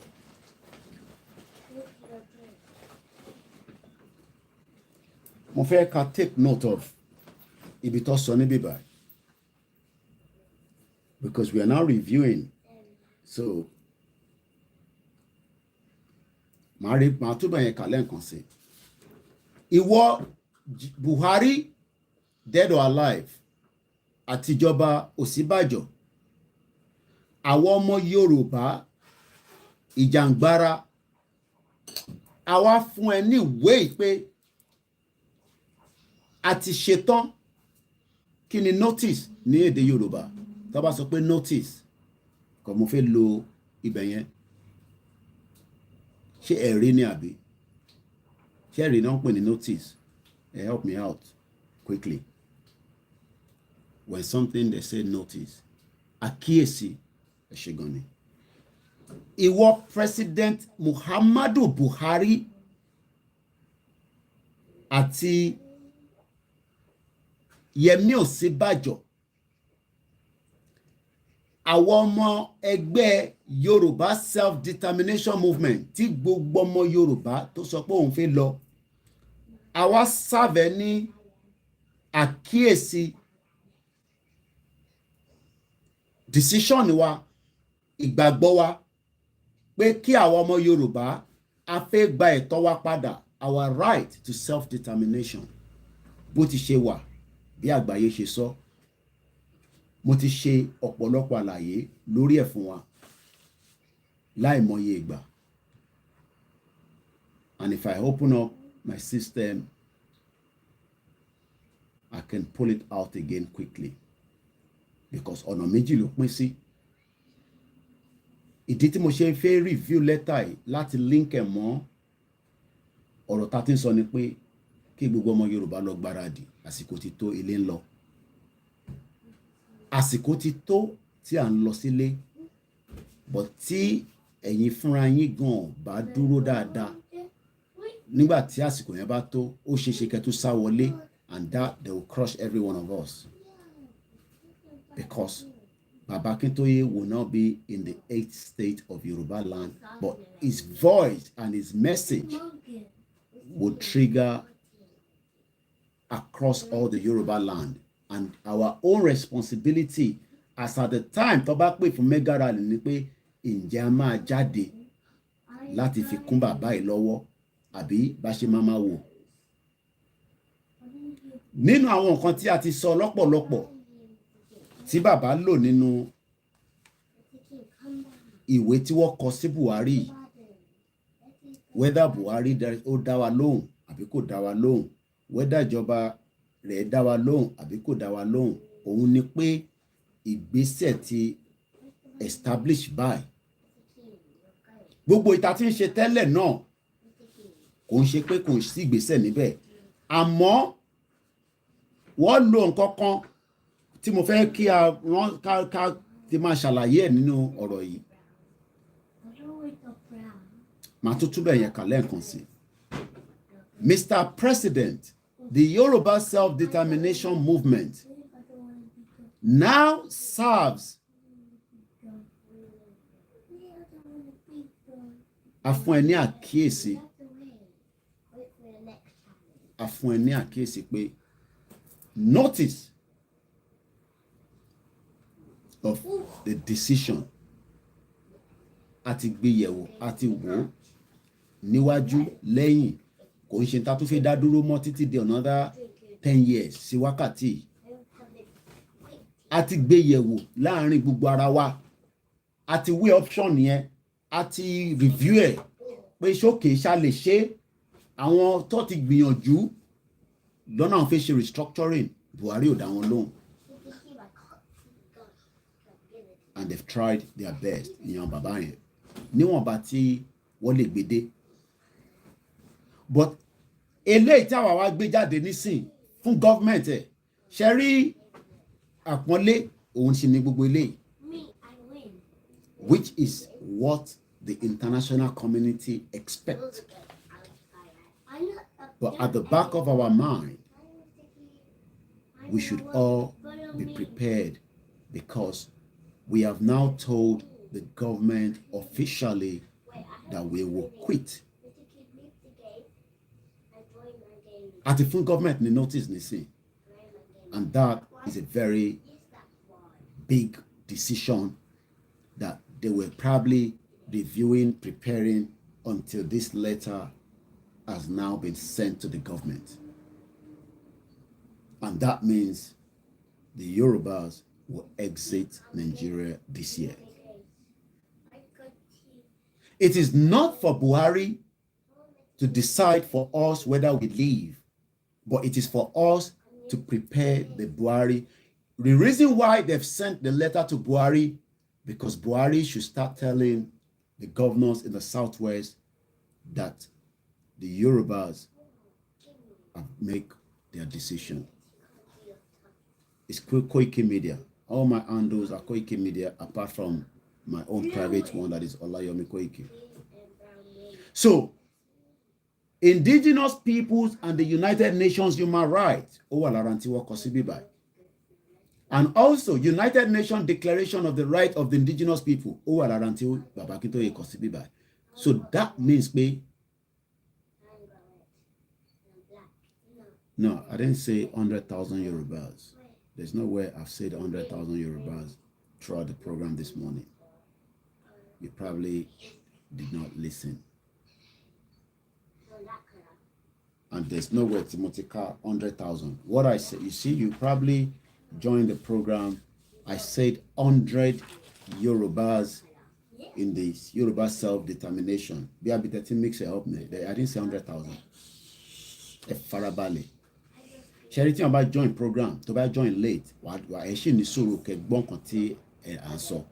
Because there's no way I say we are 100,000 Yorubas. I said, based on this letter, that we have more than 100 self-determination, Yoruba self-determination movement, according to what I read somewhere.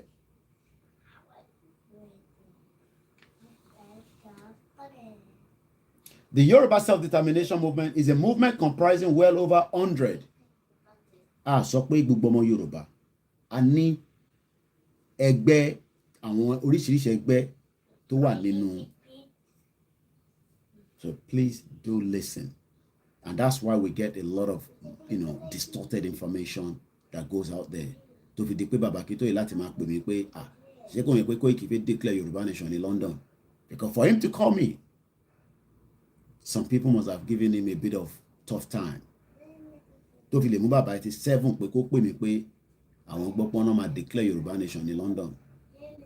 It's because some of you must have given a wrong information that circulate. And I've told you and I've explained. Any blogger or YouTuber can put any headline. It's just probably that is their own prerogative. Does not mean that is the content of what is inside. Even Wo TV changed my headline all the time. That is his own cup of tea, not mine. Content tèmi sọ tí mo kà jáde. He can change that. And I know he does that all the time. And so many other people. But that is their own problem, not mine. So let's come back again to this point. Mr. President, the Yoruba self-determination movement, àwa wo ló ń pè bẹ́ẹ̀? Gbogbo àwa tí a ní àti ṣetán that we want to go out of Nigeria. We are known as the Yoruba self-determination movement. Whether níwọ̀nba kékeré ló ń ṣe tiẹ̀ ni, whether níwọ̀nba ńlá ni, we have now served the government. Àti fún government ni. Sórí bí a kì í lè ṣàlàyé kó lè yẹ fẹ́yìn tí ẹni lé. Kò ń ṣàwọn Fúlàní tó ń sùn lójú títì. Ìwọ tí o nílé at some point tí landlord ẹ bá serve ní notice pé kó kúrò nínú ilé òun kí ló máa ṣe. Oríṣiríṣi nǹkan wà tó lè ṣe o, which I know people will say. Hey, bàbá lágbájá ẹjọ́ torí Ọlọ́run, hey, ibo la wá fẹ́ lọ báyìí, hey, a máa bẹ̀ yín ni, a máa san extra owó sí. But tí landlord yẹn bá insist pé òun fẹ́ yín mọ́, òun fẹ́ kẹ́ máa, kódà ó lè ní kẹ́ tún gbé ọdún kan, but ẹ gbọ́dọ̀ lọ náà ni after 1 year. Tó bá sọ pé òun fẹ́ yín mọ́ nínú ilé òun, bí òun ta ló nílé? Ṣé wọ́n ló nílé ìwọ tó lọ yálé gbé? Because Nigeria ló yálé gbé lọ́wọ́ wa. Ẹ gbọ́ mi yé. Láti 62 years. Láti 62 years of the fake independent Britain tó kó papọ̀ mọ́ wa. Títí di wákàtí. Nigeria ló ń yálé gbé lọ́wọ́ wa. Àwọn ọmọ onílé ó dẹ̀ sọ pé àsìkò tó àti fún Nigeria ní notice.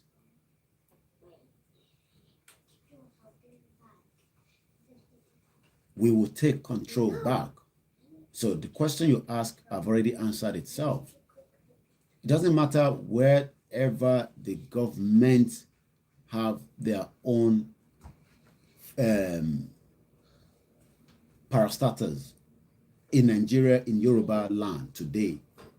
We will take control of that place at the appropriate time. It doesn't matter. Think of anywhere. It doesn't matter.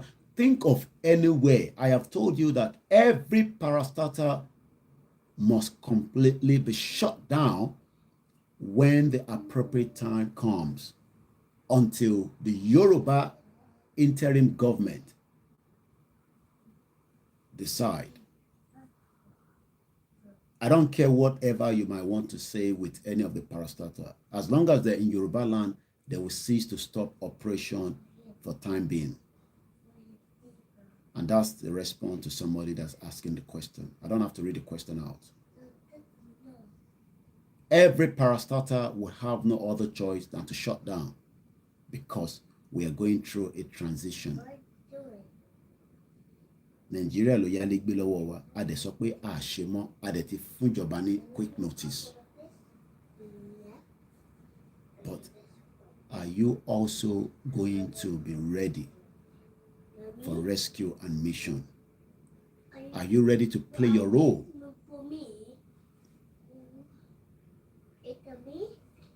Ǹjẹ́ ti ṣe tán? Ìyẹn èèyàn ọmọ káàárọ̀ oòjíire. Ǹjẹ́ ti prepare láti fọwọ́ kún gbogbo àwọn tó já wọn tó ń darí wa pé kí a lè kúrò nínú Nàìjíríà ká dá dúró gẹ́gẹ́ bí orílẹ̀-èdè ti tọ̀dọ̀ tiwa? Àbí a ṣì wà in that process that things will get better? Now that this letter has been, kò ṣe pé ó ṣe fi kọ́, ó ti dé Abuja already, whether Buhari have read it or he has not even been bothered to open the letter. But the letter has now become a public domain. Tó bá dẹ̀ sọ pé nǹkan public domain, in tó fi wọ́n ni pé notice tá à ń sọ yìí has now circulate across Yoruba land. Kò ń ṣe ilẹ̀ Haúsá là ń bá fà. Haúsá ò lẹ́tọ̀ọ́ láti sọ fún wa pé a gbọ́dọ̀ lọ because Haúsá kọ́ ló ní ilẹ̀ Yorùbá.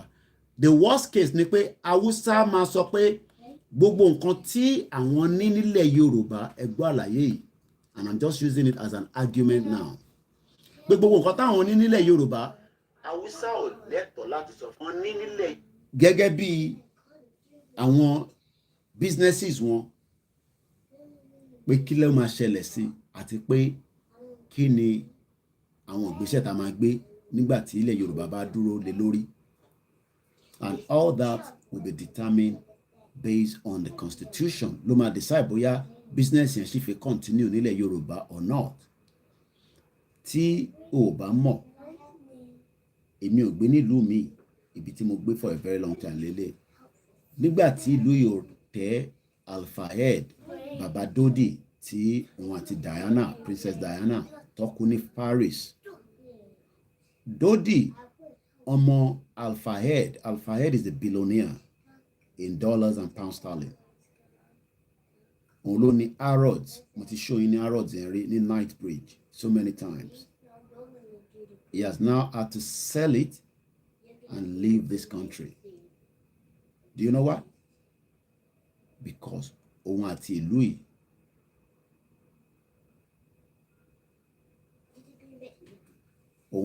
yìí arrangement wọn ò lọ bó ṣe ń lọ tẹ́lẹ̀ mọ́, because at some point Alphahead was a friend to the royal family. So pé business Hausa kan àbí Fúlàní kan ó wà nílẹ̀ Yorùbá, òun ló máa decide bóyá òun fìfẹ́ dúró àbí òun lọ. Ó ní right láti ta gbogbo business yẹn fẹ́ lómi and move on, or kó wà lórí ilẹ̀ wa but with a new constitution that will bind it. I don't think some of you understand that gbogbo àwọn yẹn is just a paperwork. It doesn't matter how massive the business is. Harrods is a massive million pounds business in the UK. Alphahead sold it and then move on because àjọṣepọ̀ wọn àti British government kò lọ déédéé mọ́.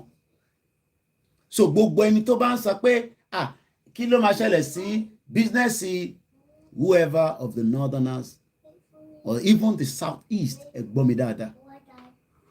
because it's not just the north, even the southeast. Ọmọ Igbo bá ara lẹ̀ sílẹ̀ Yorùbá, if àjọṣepọ̀ wa kò bá dán mọ́rán, based on the constitution that the country will run then, they will have no other option than to let go that business and then move on to wherever. They can take it to anywhere. So I don't think you understand. But all these, the process have now been established by Akintoye in this official letter that has been drafted and then prepared and sent already some almost 8 days ago, because in the 14th, this letter was dated August 6, 2022. And like I said, it is now already in the public domain. The Northerners will have come across this letter and they will have translated to them in their own language. But the Northerners, whether it is their governor, it is their representative, do not have the right to make decision for the landlord because I want a tenant. Anybody tó wà nílẹ̀ Yorùbá, a tenant, àwa la nílẹ̀ wa. So this process is just part of the Omoluabi process that we are still pushing as we speak today. But at the back of my mind, what we're going to trigger, we should prepare for whatever the case or the consequence that might want to come. Because there will be reaction in days and weeks and months to come. And those reactions will first and foremost come by our own indigenous, and I'm using the word indigenous now because I'm talking about our politicians, because they will tell the North, the government, and their other political gladiator that do not listen to Akintoye. Akintoye is not speaking on behalf of all Yorubas. In town, governor yìí máa sọ fún àwọn North there. But lótìtọ́, Akintoye wants the breakup of Nigeria, but àwọn ò fẹ́ break up Nigeria. You can now see that there's going to be conflict of interest between àwa tí a náà fẹ́ lọ àti àwọn politicians, because politicians ló ń darí aráàlú tó fi sọ pé òun fi keep Nigeria. Imagine tí gbogbo àwọn politicians yẹn bá sọ pé ṣe Nigeria mọ́ lẹ́ni, àwọn tó jẹ́ aráàlú tó ń ṣì ń tẹ̀lé wọn wọ́n máa padà síbi tí politician bá fẹ́ lọ, because those ones are already gullible. I'm talking about all and the majority of the Yorubas at home. I was watching a video, àwọn tó para wọn ní Osun State. I don't even have to play it. You can go on BBC Yoruba and watch it. A whole generation were killed, and I don't even think they saw the money. Property has been damaged, and it is because of the Amala and Begiri politics that they are playing. Níbo lẹ́yìn ti gbọ́ ní Western world pé ẹran ti girl tí mo ní the youngest councillor.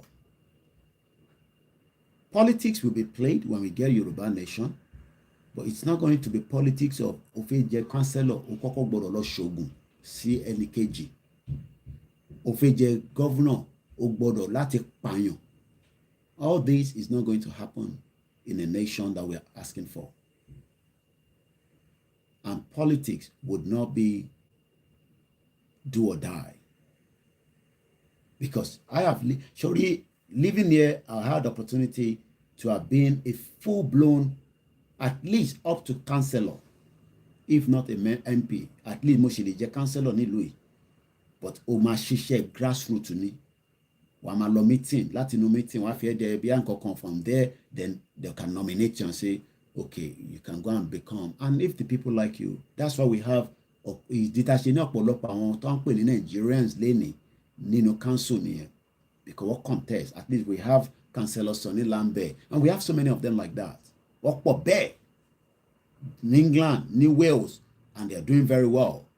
But it is not a do or die affair, and they are only being paid according to the pay package that was put together. Ó tún ní body tó máa sọ pé iye báyìí lẹ gbọ́dọ̀ san fún àwọn tó ń ṣiṣẹ́ ní local government, because ẹni tó ń ṣiṣẹ́ ní local government nílùú yìí, you are serving the people, kò ń ṣe pé the other way round. So ìdí tí irú àwọn yẹn ṣe para wọn, ẹ wo ọ̀rọ̀ dọ̀tí tí woman yẹn sọ àti the other man. You can tell that is Amala and Gbegiri politics they imply. Because why should you in a meeting tó di pé ẹ ti yànbọ́ síra yín, why should we be having politics and then people are carrying gun and then somebody wants to shoot each other? This shouldn't be happening.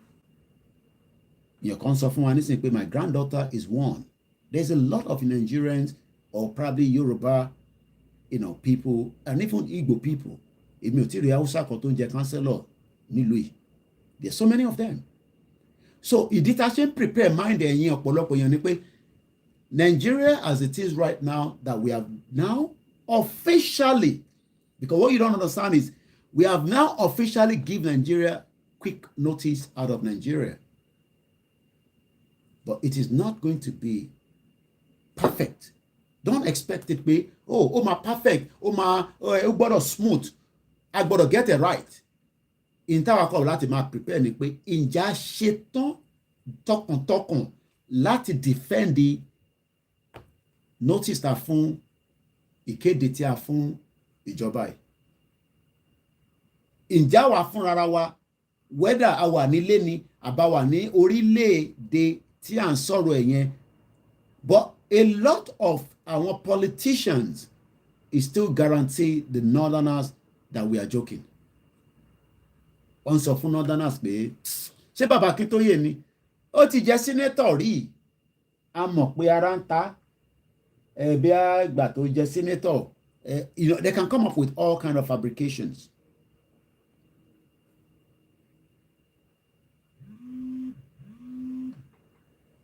Ẹ̀gbọ́n kan tí mo sọ, the big fight àṣẹwọnú ẹ̀ nísìnyí ni, and this is where we should not lose. Àsìkò yìí ò ń ṣe pé it doesn't matter whatever you love, whether it is, it doesn't.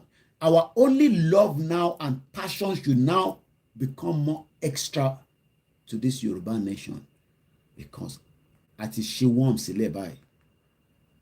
And ṣẹ́rí tẹ́lẹ̀ ìta à ń ṣe tẹ́lẹ̀ àwọn ṣe tán pè ní mobilization. I know people will say ìwà organize, tí ready, lọ́mọogun, ní ìbọn tá a máa fi jà, ní this, ní that. I know a lot of people will say that, and it is right to say that, because if you look at Nigeria and say ọmọ Nigeria lè ń bá lè sọ bẹ́ẹ̀ yẹn, Nigeria lè fi bá jà, no, náà ń bá Nigeria jà, àti fún Nigeria ní quick notice. Jìbá wà lánilé wa. We have given the country called Nigeria because àwọn ò kì í ṣe Nigeria. Evidence ti show pé ẹ̀yà òyìnbó ló pe Nigeria, kò ń ṣàwàlà sọpá fẹ́ àwádẹ́ tí wàá fún Nigeria àtẹni tó jẹ́ ọmọ citizen Nigeria àti fún wọn ní quick notice, and that goes to the indigenous Yoruba. Ṣe rí pé jà yẹn ó máa le díẹ̀, but àwa gbà pé àwọn onílẹ̀ Ọlọ́run ọba ní ọ̀nà tí à ń pè ní ọ̀nà mẹ́tẹ̀ẹ̀ta will guide this journey, because the journey have now started.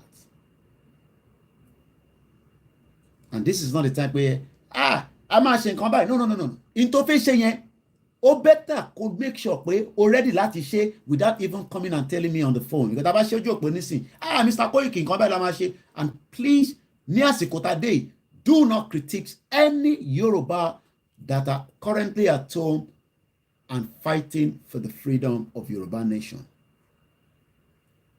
Àwọn tó ìtí gbọ́ tó gbà, we should even not fight them as it is right now, because our fight now is with the politicians that is allowing those Yoruba people not to believe in Yoruba nation. And we are now officially preparing the exit. The reason why this process is going on is just to tell the international community that we have done everything according to our rights, which I have explained to you, because I have it here. It says United Nations Declaration of the Right, Etowa, we agbodo law. But a lot of Yoruba, this is the time that we will know whether you will be pulled back, whether you will be scared, because what the government will do in months to come is they will try very hard to make sure that they are ready to crush us. And this is also the time for us to prepare our mind.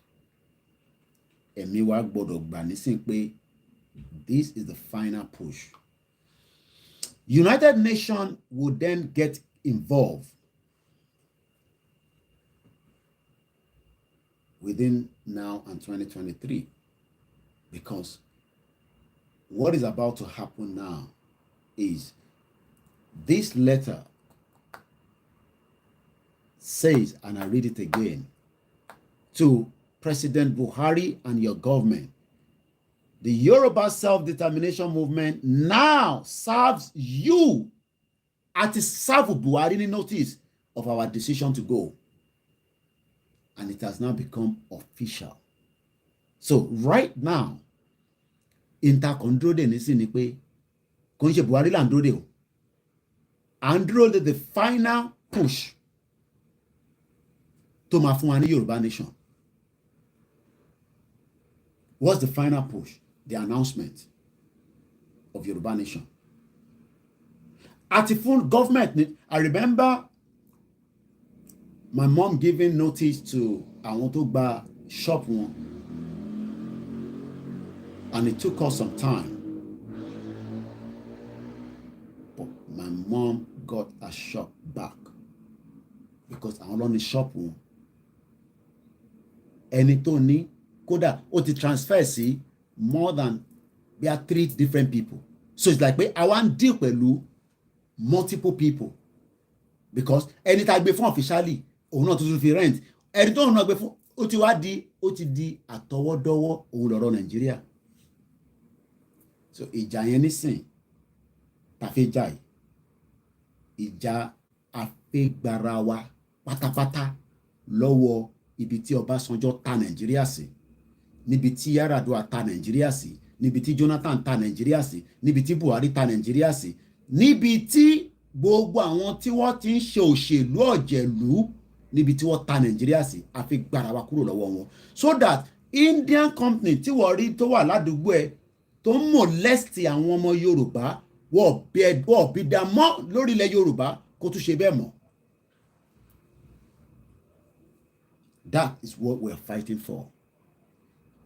Gbogbo àwọn ìlú tó ń molest wa directly or indirectly, because some of them is directly and some of them are indirectly.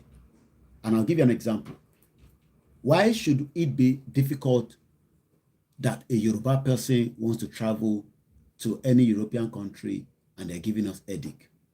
But the same European country have directly or indirectly using some Yoruba, I'm just using an argument now, to set up an NGO and then come into Yoruba land and then use that NGO to continue to suppress and subjugate our people.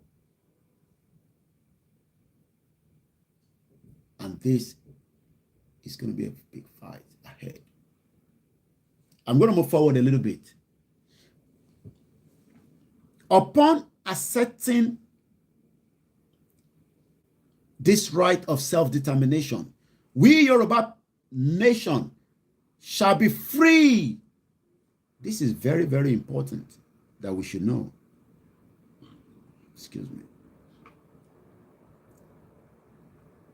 we shall be free to determine our political status, not the PDP, not the APC, not any of the ones that has been established in the fake country called Nigeria. Pursue our own economic, social, and cultural development according to policy chosen independently by us, and to live under the government independently choosing an order. Yoruba nation is about to start its own government. Àsìkò yẹn ló súnmọ́ dé báyìí.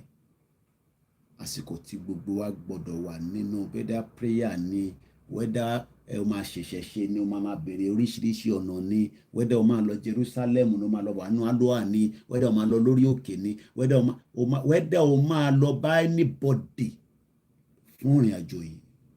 This is the time. Gbogbo tó lúkálukú bá mọ̀, a gbọ́dọ̀ prepare láti gbé jáde, because àwa gbà pé Ọlọ́run ti ṣe, and that is why we continue to rejoice. Our rejoice is not going to be sad. Kò ní tún pa wá lẹ́kún.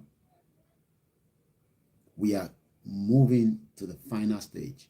Don't let anybody tell you it cannot happen. It happened 31 years ago in Soviet Union. Nigeria would dissolve. Let me give you, this is an analogy. The government will be looking at the next move that we are going to do. But let me say this. The government is now more scared to raise a bullet. Tíjọba Buhari àti Yemi Osinbajo àti gbogbo àwọn government wọn, if as at the appropriate time tó bá raise bullet kan fún gbogbo ọmọ Yorùbá, things will become massacre, and the international community will go after everybody tó wà ní government Buhari lọ́wọ́lọ́wọ́ nísìn. Àfi tó bá ti kú. Because we have gone through the normal process. Lótìtọ́ àwọn kan ní the negotiation, which is also in this letter. The negotiation will never happen in Nigeria. So forget about pé wọ́n máa negotiate bá máa jáde nínú Nigeria. No. Kí ló máa ń pè ní negotiation? Negotiation kò mean pé it's not a good thing. And it's not also can be perfect.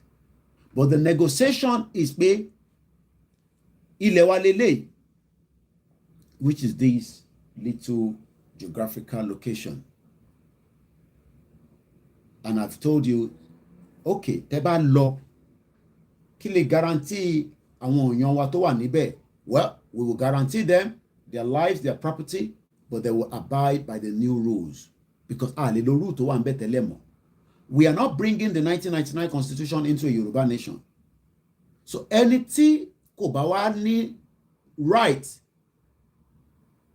ẹni tó bá lẹ́tọ̀ọ́ láti wà lórí ilẹ̀ wa, do you know that people that have lived in this country láti fi gba ìwé, irú ìwé tèmi gbà yẹn, ọ̀pọ̀lọpọ̀ wọ́n deport wọn lọ, wọ́n rí ìwé yẹn gbà. Kò ń ṣe pé wọ́n pé Ọlọ́run, kò ń ṣe pé wọ́n perfect, but UK government believe that kò sọ̀rọ̀ nínú nǹkan tó gbé wá yẹn, ẹ padà lọ sí Nàìjíríà. And that's why bí aládùúgbò ilé nǹkan kan a máa gbọ́ pé ọmọ ẹ̀gbọ́n ẹ̀ ó ti wà London rí o, àwọn Amẹ́ríkà ló wà tẹ́lẹ̀ o, àwọn ọdẹ máa ń sẹ́nu àwọn ló ṣe ó mọ ẹ̀gbọ́n yẹ kínní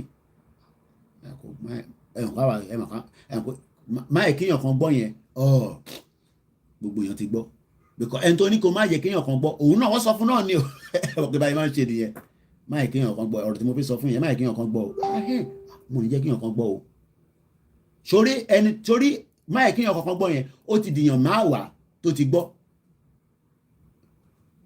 àṣírí ni ọ máa kéèyàn kan gbọ́ o these are Yoruba people. Everybody náà máa ń ṣe máa ń gbìyànjú kan gbọ́ o. Kí ló ṣẹlẹ̀? Súnmọ́bí ṣòro ẹ̀gbọ́n yẹn London ló wà tẹ́lẹ̀ o. Kí ló wá ṣẹlẹ̀?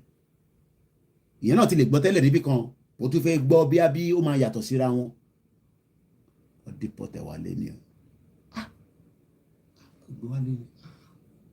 Àbájọ. Gbà tó wà lábroad. This, what we are now telling the government is, we are going. But the Yoruba politicians, as we speak right now, is telling the government, dead or alive Buhari, I don't care whether he's alive. Well, if he's alive, I don't care. As far as I'm concerned, there are now a lot of people. They know that we are not joking. Ṣé rí pé pa ń joke yẹn, wọ́n mọ̀ pa joke. Ìdí tó dẹ̀ ṣe mọ̀ pa joke, màá sọ fún yín, it's not because of Baba wa Igboho nìkan. They know that Igboho now has about 5 million Yoruba people that are ready to back him. To ready láti kú síbẹ̀. And the last thing, àwa wà very advanced ní Nigeria. Nigeria, as you might say, that is not advanced. What I mean by that is, we have a lot of intellectuals. Tó mọ̀ pé tí kíní yẹn bá lọ di ìjà gidi, wọ́n máa sọ fún àwọn tó jẹ́ politicians tó wà nísàlẹ̀ pé tọ́rọ̀ ìbá lọ ya, ọ̀run yabọ̀ ni o. Ọ̀run tó dẹ̀ yabọ̀, àtiwọ́ tó ṣe government lọ́wọ́lọ́wọ́ nísìn, ò ní rí government, ò ní rí ìjọba ṣe o. Ṣé rí àwọn tó jẹ́ southwest governor àti gbogbo àwọn tó jẹ́ politicians wọn láti senate, láti ẹni tó jẹ́ senator tó represent southwest, ẹni tó jẹ́ house of rep, deputy, ọ̀run yabọ̀ ni ẹ lè rí government kankan ṣe when a declaration happen. Ẹ ní rí government kankan ṣe nílẹ̀ Yorùbá mọ́. So bó bá wọ̀nyí kẹfẹ́tì kún pé kan jára lórí social media ní pẹ́pẹ́pẹ́pẹ́pẹ́pẹ́ kí lẹ máa ṣe. Ok, ìta máa ṣe yẹn àmọ́ tásìkò yẹn bá tó, kò ń ṣe Ìgbòho nìkan ló máa jáde. 5 million Yorùbá, kò ń ṣe bàbá Akintoye nìkan ló fi jáde, kò ń ṣe ìyá Onítìrí nìkan ló fi jáde, kò ń ṣe bàbá Yílóge nìkan ló fi jáde, kò ń ṣe chief imam ilẹ̀ Yorùbá. 5 million ọmọ Yorùbá ó rẹ́dì láti kú sí nǹkan tá gbé dání. Ọ̀run yabọ̀ ni. So bí wọ́n tó jẹ́ gọ́vùnà tá à ń sọ fún tó ń fetí kún pé kí lẹ máa ṣe, ìwọ náà ní rí gọ́ọ̀mẹ̀ntì ṣe tásìkò kan bá tó. Ẹ̀mí ẹ̀ ló máa kọ́kọ́ máa dù kó tẹ̀ tó ṣèbí nítorí pé kò tí bẹ̀rẹ̀ ló ṣe ń ṣe ní gọ́ọ̀mẹ̀ntì ṣe. Ṣé mọ̀ pé ṣe kankan ju pé we are just talking, we are mobilizing, we are saying this, doing that, blah da àti ṣe rally àti wálé ẹni tí lo paracetamol, kódà pálọ̀ ni mo sùn sí lánàá. Ibi báyìí ni mo sùn sí, inú pálọ̀ mi ni mo sùn nílẹ̀ẹ́lẹ̀. Torí pé kò sí bí yàn ṣe lè lọ ṣe àwọn nǹkan bẹ́ẹ̀ yẹn tí ara ò ní sọ fún ẹ pé ìwọ náà ti lọ gbìyànjú. Tèmi bá lè wá fí ìbẹ́ ọ̀, imagine gbogbo àwọn màmá wa tó wá lánàá, ọ̀pọ̀lọpọ̀ oògùn lọ́mọ láti fi sára kó tó lè sùn lánàá. Torí tó fi mímí ọ̀dọ́ tèmi náà, ẹ mọ̀ pé mo dẹ̀ gbé tripod dání ni, and I had báàgì mi, Ọlọ́run ló mọ iye kílò tó wà nínú báàgì tí mo gbé jáde lánàá ni. Mo gbé yẹn dání, mo gbé tripod dání, mo tún mímí dání, ẹrù bí ṣàṣe ń ṣe lánàá. But ìyẹn kọ́ ló matter. So ọ̀run yabọ̀, òun lọ̀rọ̀ ilẹ̀ Yorùbá fáwọn politician. Ẹ̀ ń rò pé ghost nìyí. Bẹ́ẹ̀ ṣe fẹ́ rí ìjọba ṣe lọ́rọ̀ tó wà nílẹ̀, gbogbo àjọ máa wò. How you going to do your government? Because we are telling you that àwa ti sáàfù Buhari ní lẹ́tà. So ẹ̀yin tọ̀dọ̀ ti yín kékeré ni tọ̀dọ̀ ti yín, because àgbà liberty wà padà. Ẹ̀yin ò ń ṣe threat fún wa, neither Buhari ò kì í ṣe threat, but tí gbogbo yín bá lọ ṣe the wrongful, ọ̀pọ̀lọpọ̀ yín a máa bá yín ṣe ẹjọ́ for a very long time. Let's move forward. we will open our line at about 10 o'clock. Do not call before then, and you will only call my studio line. And to back pay any other number, and I know you are watching me, I will warn again, and I warn again, but I'm not going to block you. But please, as at the time I open my phone line, do not call apart from the studio line. Let's move forward. We're not going to treat everything today. If it's about Kade, Nima Masteric. So, Tiba Mashi, the next program, Ibe Nima Tutu. So, because it's quite a lot, the emotion take time. Latish analysis, letai, dear. You can disagree with my own views. You can agree, and I can also agree on your own view. And I hope you are following and you're taking notes. In short, in the light of the worsening and painful plight of our Yoruba people in Nigeria as detailed below, an overwhelming majority of the coalition of Yoruba social, cultural, community, and non-governmental organizations have resolved to pursue self-determination for a sovereign Yoruba nation. So, kí ló ń pè ní sovereign? Ẹ jẹ́ ká lọ sórí Google láàárọ̀ ẹ̀. Mo tí ní ká pè o, ẹ má pè o, please. Sovereign, kí ló ń pè bẹ́ẹ̀? Kí ni meaning ẹ̀? And I'm not sitting here because I'm the one running the program. The reason why I always stress on that is because I want us to first listen to the analysis. But I'm not, if you're calling now, when I've not even opened the phone line, please do not call yet. Kí ló ń pè ní sovereign? Sovereign. Kí ló ń pè bẹ́ẹ̀? Because in tí bàbá wa kọ sínú lẹ́tà ìsọ fún wa pé, in short, in light of the worsening and painful plight yẹn ló gbé mi dé bíbá, plight yẹn ló gbé wọ wà nílé tí ò rí ṣe,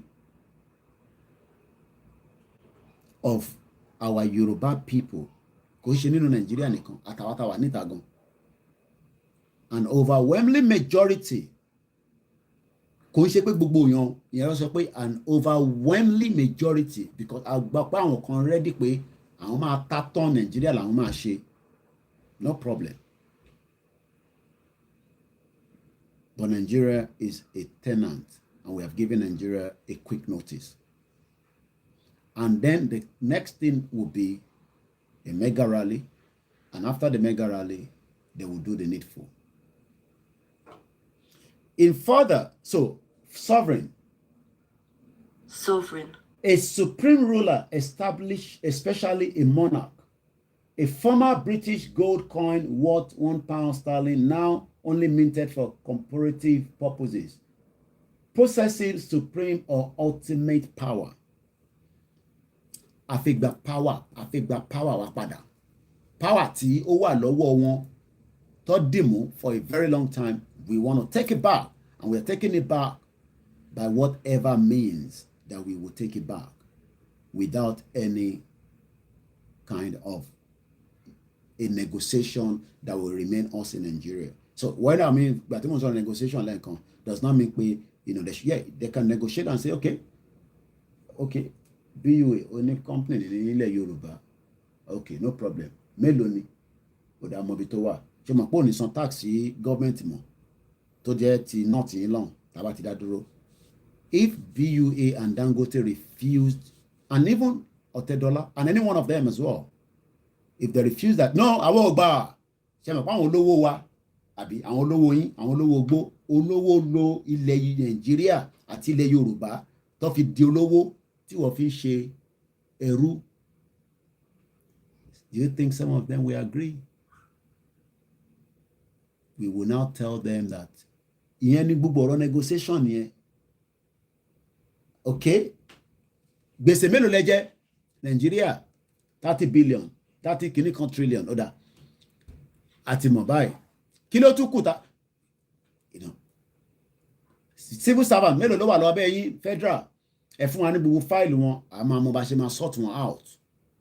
But don't expect àwọn gbogbo àwọn olówó Igbo, olówó Yorùbá, olówó government, olówó private let me say this, and it doesn't matter whoever the aunt is, whether it's an Igbo olówó tó wà nílẹ̀ Yorùbá, tó bá náwó sanwó tax sílẹ̀ Yorùbá, company net tó bá ní nílẹ̀ Yorùbá, àti property ẹ̀ tó bá ní, that means pé for now, we will have to put a full stop on it. Kò lè operation ẹ̀ ò lè lọ. Because when we declare Yoruba nation, we are not going to just now be fighting a government. We are also going to fight those that wants to fight us indirectly. And there's so many of them. Igbo lè wà láàrin wọn, Ìṣẹ̀kírì lè wà láàrin wọn, Edo lè wà láàrin wọn. We will deal with them with rescue and mission. Because wọ́n lè máa sọ fún wa pé àwọn ọ̀bẹ̀ wa ń ṣẹ́ ká declare Yoruba nation, but orí rẹ̀ wá láwà. Ẹgbàlẹ̀ tí ẹni ẹ̀yà tó ń ṣọmọ Yorùbá àti tó jẹ́ Yorùbá tó bá disagree pé nígbà tí wọ́n bá lọ make declaration àwọn ọ̀ràn yín ṣe yẹn o what kódà láti tó bá ó sọ jáde tàtẹ̀ gbọ́ lásán báyìí ní moment yẹn ó wà lára enemy of the state of Yorùbá land. Ìntọ́ máa ṣe èmi ò mọ̀ nígbà yẹn but ẹni yẹn ti di enemy ilẹ̀ Yorùbá àkòdẹ̀ ní ẹ̀tọ́ láti wà nílẹ̀ Yorùbá. A fún ní exit passage kó jáde ó lè jáde but ní moment yẹn tó sọ bẹ́ẹ̀ they become the enemy of the state, and whoever is an enemy of the state is a threat to any Yoruba person, even if he's a Yoruba man. Kódà bó jẹ́ Ọ̀tẹ̀dọ́lá ló sọ pé òun ò gbà, bó jẹ́ Ọkọ́ya, kódà bó jẹ́ Délé Mọ̀mọ́dù, bó jẹ́ anybody ẹ dárúkọ gbogbo wọn àti Adénúgà àti kọ, it doesn't matter whoever they are. Tí wọ́n bá lọ declare Yorùbá nation, tí ẹ bá disagree pẹ̀lú wa, you have become an enemy of the state, including any of the Igbo tó bá ń gbé nílẹ̀ Yorùbá. Gbogbo ẹni mo fi sọ. Òbí Kùbánà ní èkìrí kan chief priest ni wọ́n ní agbára nígbà yẹn mọ́, agbára ò sí lọ́wọ́ anybody mọ́ apart from the interim government of the Yoruba people. Wọ́n ti bí ẹni náà dá tó máa sọ fún wa pé nígbà tó bá lọ make declaration ìwọ tó wá ṣẹ̀ tí wọ́n sọ fún wa pé ràn wá ń ṣẹ́ o wàá mọ̀ tó máa ṣẹlẹ̀ nígbà yẹn.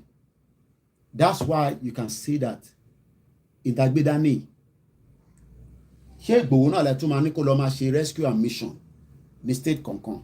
That is where every one of you will have to be involved, because àwa kan ti mọ̀ pé àwa ò fẹ́ jẹ́ kí ilẹ̀ Yorùbá kó dàrú, so àwa gbọ́dọ̀ make sure pé ṣé òbúrúkú bá ń tó sọ nìyẹn ẹ ti iléeṣẹ́ ìpa tó ti ń ta kíní kan àti pa nìyẹn. Davido ló sọ bẹ́ẹ̀, every one of them ni mo sọ. They have now become the enemy because wọn ò ní wá sí UK kó disagree pẹ̀lú UK government, wọn ò ní lọ sí America, wọn ò ní lọ sáwọn òru tó ń travel káàkiri kó disrespect òfin ìlú yẹn. The whole structure is about to change. In tó ń bọ̀ yìí, àgbáyé ò ní rírú ẹ̀rí. And that's why they're scared. Any embassy tó bá sọ pé òun ò ṣe ti Yorùbá, a máa fún wọn láyè kó wrap up. Building wọn ò lè gbé lọ, but a máa fún wọn láyè pé ẹ palẹ̀ mọ́, ẹ tibẹ̀ yẹn pa. Tá máa fi make a mutual agreement again. It doesn't matter whichever the country is. And ìlú kọ̀ọ̀kan tó bá ti ń sọ bẹ́ẹ̀, gbogbo nǹkan tó bá ń ṣe nílẹ̀ Yorùbá ó gbọ́dọ̀ wà on hold temporarily. We can have mutual arrangement again. It depends on how quick their government would like to work with us. Abi? So that we will now have every opportunity for iṣẹ́ tẹ́ fẹ́ ṣe ẹ̀yin tẹ́ wá nílé, iṣẹ́ pọ̀ rẹpẹtẹ. Iṣẹ́ pọ̀ rẹpẹtẹ. Tó bá ti declare Yorùbá nation, we have the right to firearms. Èmi lèmi sọ yẹn. Tó bá ti declare Yorùbá nation, we have the right to firearms to defend the land. Because ọ̀pọ̀lọpọ̀ èèyàn la fi bá jà. Bẹ́ẹ̀ ni mo sọ. We must have the right. America ní right to firearms. A gbọ́dọ̀ ní right. Wọ́n tẹ̀ kọ́kọ́ gbọ́dọ̀ fún wa ní right. A lè wá control ẹ̀ padà. Oh yes, there's always a way to control it. But ní moment tó bá fún wa, tó bá declare Yorùbá nation, we must be given right to have firearms. Lẹ́sẹ̀kẹsẹ̀ kólúkàlùkù máa gbébọn káàkiri. torí a kì í mọ ẹni tó bá fẹ́ wọlé wá pa àwọn èèyàn mọ́ wa nínú ilé ládùúgbò kankan. We must have the right, lẹ́sẹ̀kẹsẹ̀ there must be right to firearms láti fi defend ara wa, because ojú gọ́ọ̀mẹ̀ntì tó máa bẹ̀rẹ̀ ìjọba ní interim, ojú ò lè kagbé everybody. And that is why they must give us the right. Wọ́n lè sọ pé àwọn fún wa, èmi kàn sọ ni pé they must give us the right. Wọ́n lè disagree pẹ̀lú nǹkan tí mo sọ yìí, but wọ́n gbọ́dọ̀ fún wa ní right to firearms. They must give us the right. Forget about pé Koiki Obama tún sọ yẹn lórí show. No. They must give us the right to firearms. Lẹ́sẹ̀kẹsẹ̀. Because we are going to be dealing with a lot of things. Wọ́n gbọ́dọ̀ fún wa ní ẹ̀tọ́ kí a gbé ìbọn dání. Nítorí pé ìbọn yẹn máa jẹ́ tó máa protect àwọn community wa kọ̀ọ̀kan. Because tẹ́ ẹ̀ bá lọ fún wa ní right fún firearms, tí àwọn bá lọ reinforce tó lọ gba àwọn gbẹ̀gbọ́n wọlé, wá pa àwọn èèyàn dànù tó ní ṣe kékeré. But táwọn èèyàn bá ti ní right to firearms, but ẹni tó bá fẹ́ wá gba firearms yẹn, right, bóyá government Yorùbá ló máa provide fún wa nígbà yẹn, wá gba data wọn so that a mọ̀ pé wọ́n ló wà lọ́wọ́ ẹ̀, àgbà fingerprint ẹ̀, oríṣiríṣi equipment lè ní expect pé yẹ kó ti máa wà in preparedness for the Yoruba nation now, so that we can defend all our community. We're not using the firearms to kill anybody, but we want to use it to defend ourselves. Once again, a very good morning. 10 minutes before 10. So, ibita ma kade, ma kabi by dele. So, male asterike, so that tiba padawa again. Need the next program before I open my phone line. Ibola kade. Ati sọ̀rọ̀ lórí sovereign Yoruba nation. In further pursuit, I gotta pick this call. Mo wà lórí live program. Màá pè yín padà. Family come first. In further resolve to pursue, in further pursuit of the decision, over 5 million members of our Yoruba adult population have within a short time signed a petition to affirm without evocation their support for creating an independent Yoruba nation. Ẹ wá wo nísìn. Ṣé rí pé ìdí tí a ṣe gbọ́dọ̀ máa ní sùúrù nìyẹn. 5 million petition yẹn ló jáde nínú ọ̀rọ̀ yìí nísìn. Whereas àfi máa tákù yẹ onítìrì àmọ́ tó ń ṣe ẹ kò bá wa ṣe. Ṣé wọ́n sọ̀rọ̀ nípa 5 million yẹn níbí báyìí nísìn? Ṣé rí pé 5 million yẹn ó ní value níbí báyìí nísìn? And that's why we have to be patient with ourselves. Ṣé rí pé ọ̀rọ̀ 5 million yẹn òun dà ó jáde níbí báyìí nísìn? 5 million members ó dẹ̀ wà tẹ́ bá lọ live ó sì wà òun ni mò ń wò níwájú mi òmìnira Yorùbá. Ẹ bá wa lọ fowó sí security account and ẹ dẹ̀ bá wa sanwó sí central account méjèèjì ẹ ṣe pàtàkì ó ṣe kókó. Tá bá sọ pé account paper lọ ní I hope they can just cut a fún wa ní sort code and account number kan cut a but I don't know. Ṣé ìtọ́ fún wa yẹn náà la máa polówó. Because we need a lot of kudi owó. Owó gidi wà nílẹ̀ Yorùbá tá máa fi ṣe government because àwa la nìkan rọ̀ ajé wa.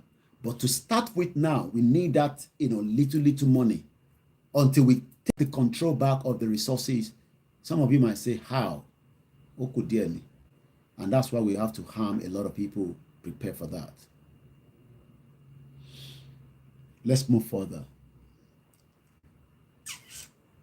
5 million of our Yoruba adult population have within a short time, níwọ̀nba kékeré, was signed petition to affirm without equivocation their support for creating an independent Yoruba state. Ṣé bí gbogbo ala sign petition, anáfẹ́ lọ. Ṣẹ̀rí bí ọ̀rọ̀ petition ṣe jáde nísìn tó wúlò. Consequently, Mr. President, this letter on behalf of all our Yoruba people, number one, ẹ gbọ́rọ̀ yìí dáadáa. Formally, tó bá pè nǹkan ní formally, ẹ jẹ́ ká lọ wá English dictionary ẹ̀. Tó bá sọ pé nǹkan formally, formal or formal. Tó bá sọ pé nǹkan formal, fọ́ọ̀mọ̀ òyìnbó tó bá yá ní sí àwọn náà tá a bá sọ pé kó sọ lédè Yorùbá á sọ lédè Yorùbá lára àwọn iṣẹ́ nìyẹn. Òun ni program tẹ́ bá lọ wo bàbá wọn orí owó lánàá ẹ lọ sórí YouTube wọn tó ń sọ̀rọ̀ nípa artificial intelligence.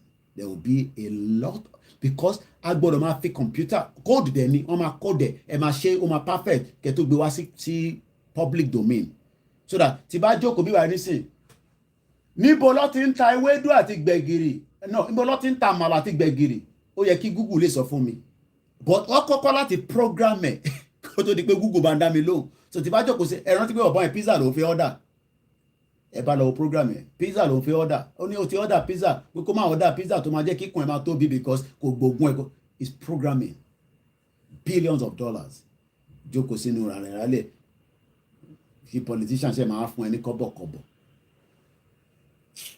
Sure. Let's continue. Mr. President, this letter on behalf of all our Yoruba people formally gives you notice of the decision of the overwhelming majority of the Yoruba nation and people to exercise our right to self-determination. Mo dẹ̀ sọ níbí báyìí pé a ní right òun lélẹ̀. United Nations Declaration of Right a máa dúpẹ́ pé wọ́n ti ṣe gbogbo eléyìí o but UN kan ló máa sọ̀kalẹ̀ wá àwa la fi parí iṣẹ́ yìí nísìn ládẹ̀ tí ran gbogbo àwọn bàbá yẹn lọ́wọ́ àtàwọn ìyá yẹn tó bá di aago 3 máa wà lórí iṣẹ́ yẹ kó rí bẹ́ẹ̀ tó bá di aago 8 alẹ́ the same time here with Yoruba land and UK North America but at least about Yoruba time and UK 8 p.m. ìyá onítìrì máa wá bá wa sọ̀rọ̀ on the media. We are going to open the phone line in 5 minutes. You will only call the studio line. Do not call my other number. So, àti fúnjọba nísìn ní notice pé à ń lọ. Formally gives you notice of our decision. Àpọ̀n wọn lé ni. Tó bá declare before notice or letter yìí, kò sí nǹkan kan tó wrong. But a kàn ṣe just as ẹ̀tọ́ wa according to 2007 ni right yẹn jáde.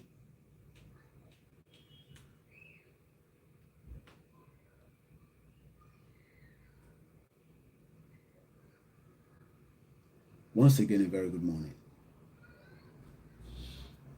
So now, formally gives you notice of the decision of the overwhelming majority of our Yoruba nation and people to exercise our right to self-determination, to have our independent, sovereign country separated from Nigeria, from the country called Nigeria. So, nígbà tá ti fún ìjọba ní notice, so kí ló wá kù àwọn tó kù? Ìlú wo ló wá ìlú tí ó bá sọ pé òun ò ṣe tiwa ó ní right láti lọ set up gbogbo structure wọn sí Abuja tábàdẹ̀ náà máa bá wa ṣe bí a building wọn tó ń lò tẹ́lẹ̀ tí ó ti wà sale a bá wọn ṣí padà but then ìlú yẹn gbọ́dọ̀ ní mutual arrangement mutual agreement MOU táwọn gọ́ọ̀mẹ̀ntì Yorùbá máa sign pẹ̀lú wọn. Because ìdí tí ẹ ṣe ń jìyà tí ò lè lọ America is because Nigerian government to sign good MOU pẹ̀lú America. Tó bá yẹ pé Nigerian sọ fún American government pé táwọn ọmọ wa bá fẹ́ lọ sí America ẹ gbọ́dọ̀ fún wọn ní visa. Táwọn ọmọ wa bá fẹ́ wá sí UK ẹ gbọ́dọ̀ fún wọn ní visa. But you have a government that has not done such because you are not one. Ó dà pé I understand. Do you know that our American government, as an example, Malaysia kò sílùú tí passport wọn lè lọ ní gbogbo àgbáyé apart from Israel. Kódà wọ́n kọ sínú passport wọn èmi rí ni. Wọ́n kọ sínú passport wọn pé any country lọ́mọ Malaysia lè lọ. Èyí tẹ́ bá wà ní Malaysia ìjà mi. Ọmọ bíbí Malaysia indigenous. Kódà passport ẹ̀ virgin passport lẹ́yìn tí mò ń sọ ẹ̀ ó lò wá sí UK ni.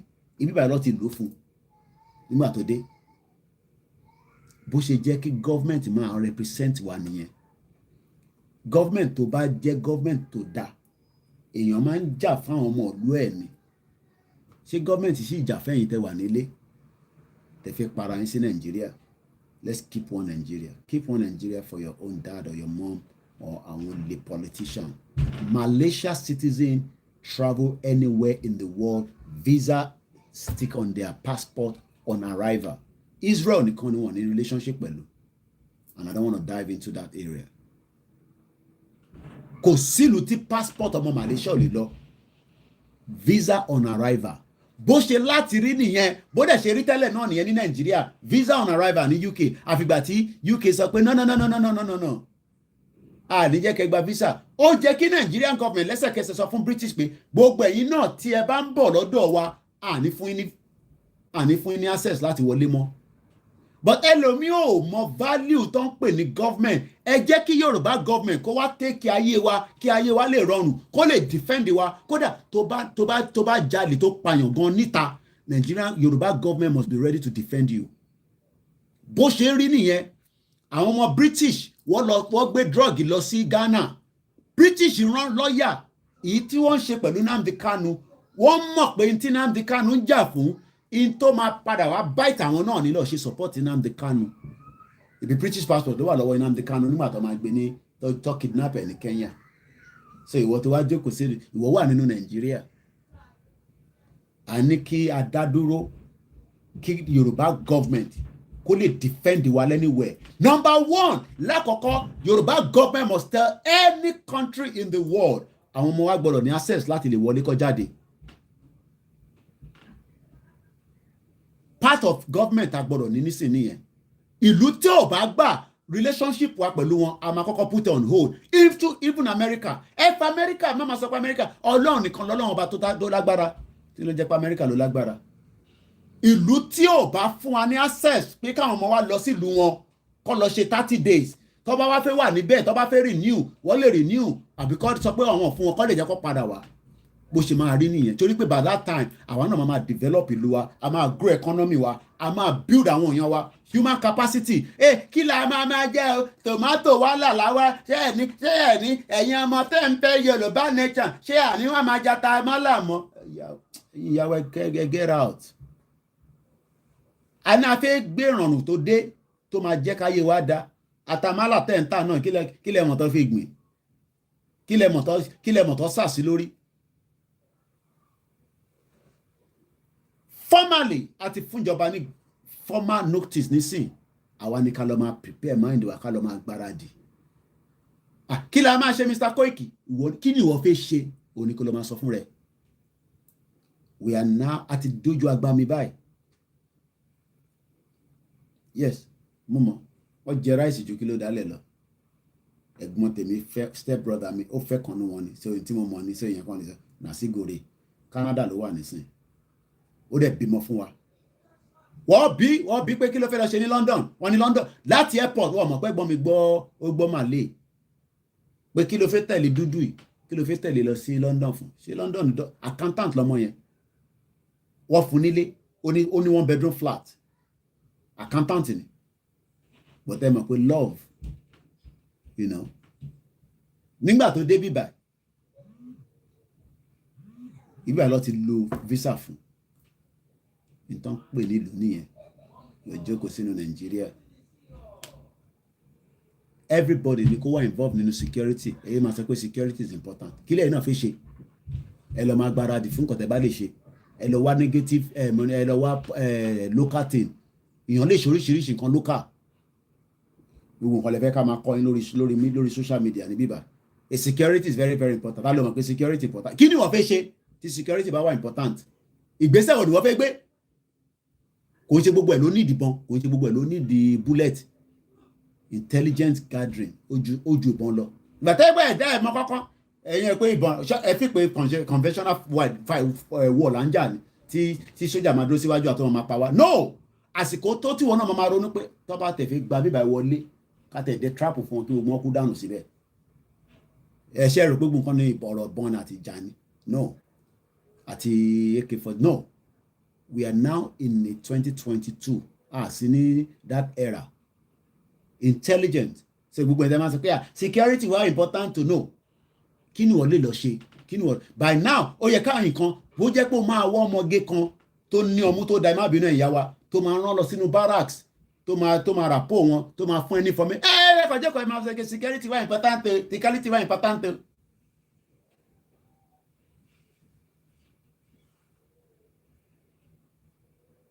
A lot of you just I understand what ti kó yín láyà jẹ ní Nàìjíríà. By now èmi expect pé gbogbo ẹ̀yin tẹ́ ń ṣe different groups, different WhatsApp group, ó yẹ kẹ́ ti rán àwọn sísí wa, àwọn sísí tó wà nínú group ẹ má bínú o, bó ṣe máa rí nìyẹn. Ó yẹ kẹ́ ti infiltrate gbogbo military barracks by now pẹ̀lú àwọn ọmọ wa, àwọn sister ẹ máa sacrifice ni. Bọ́yẹ̀ ṣì dúró ẹ̀ ń dúró de Ìgbòho, ẹ̀ ń dúró de bàbá Akintoye. By now ó yẹ ká ti mọ̀ kí ló wà nínú military barracks kankan. Kò síyàn kan láyé, ẹ má bínú ìyá wa. Tọmọge bá wọbì kan tó ní nǹkan tó dá lára, wàá sì wọ́n tẹ̀ lọ́wọ́ níyàwó gan nílé wàá tún wò pé Ọlọ́run ọba, Ọlọ́run máa dára, Ọlọ́run máa tóbi lọ́ba o. Nǹkan gbọ́kàn ni a máa fi ń jà, ìbọn lẹ́rìí pọ̀ fi ń jà ni. Oríṣiríṣi wà nínú gúrùpù nísìn, anything. Send message sorry, ẹ mọ̀ lè gbé kọ́, send message.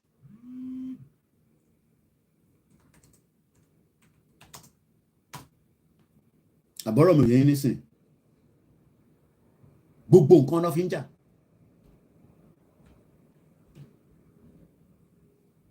Àwọn ìyá wa wọ́n lè wọnú ibì kan kọ́ dẹ̀ mú gbogbo information yẹn jáde, ó dẹ̀ máa wà lórí wọn báyìí, wọ́n dẹ̀ nígbàgbé, kódà wá sọ to details fún ẹ.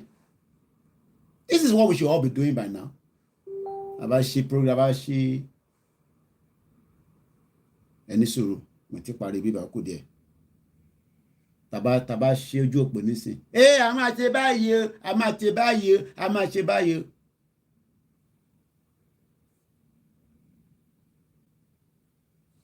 Number 2, formally informs you that we desire to commence this process of self-determination officially. Àsìkò tó ilé oníbodè. Ẹ̀gbọ́n àwọn tó kọ níbí báyìí. Formally informs you, right wa, desire wa, wish wa, in tó ń wù wá gangan.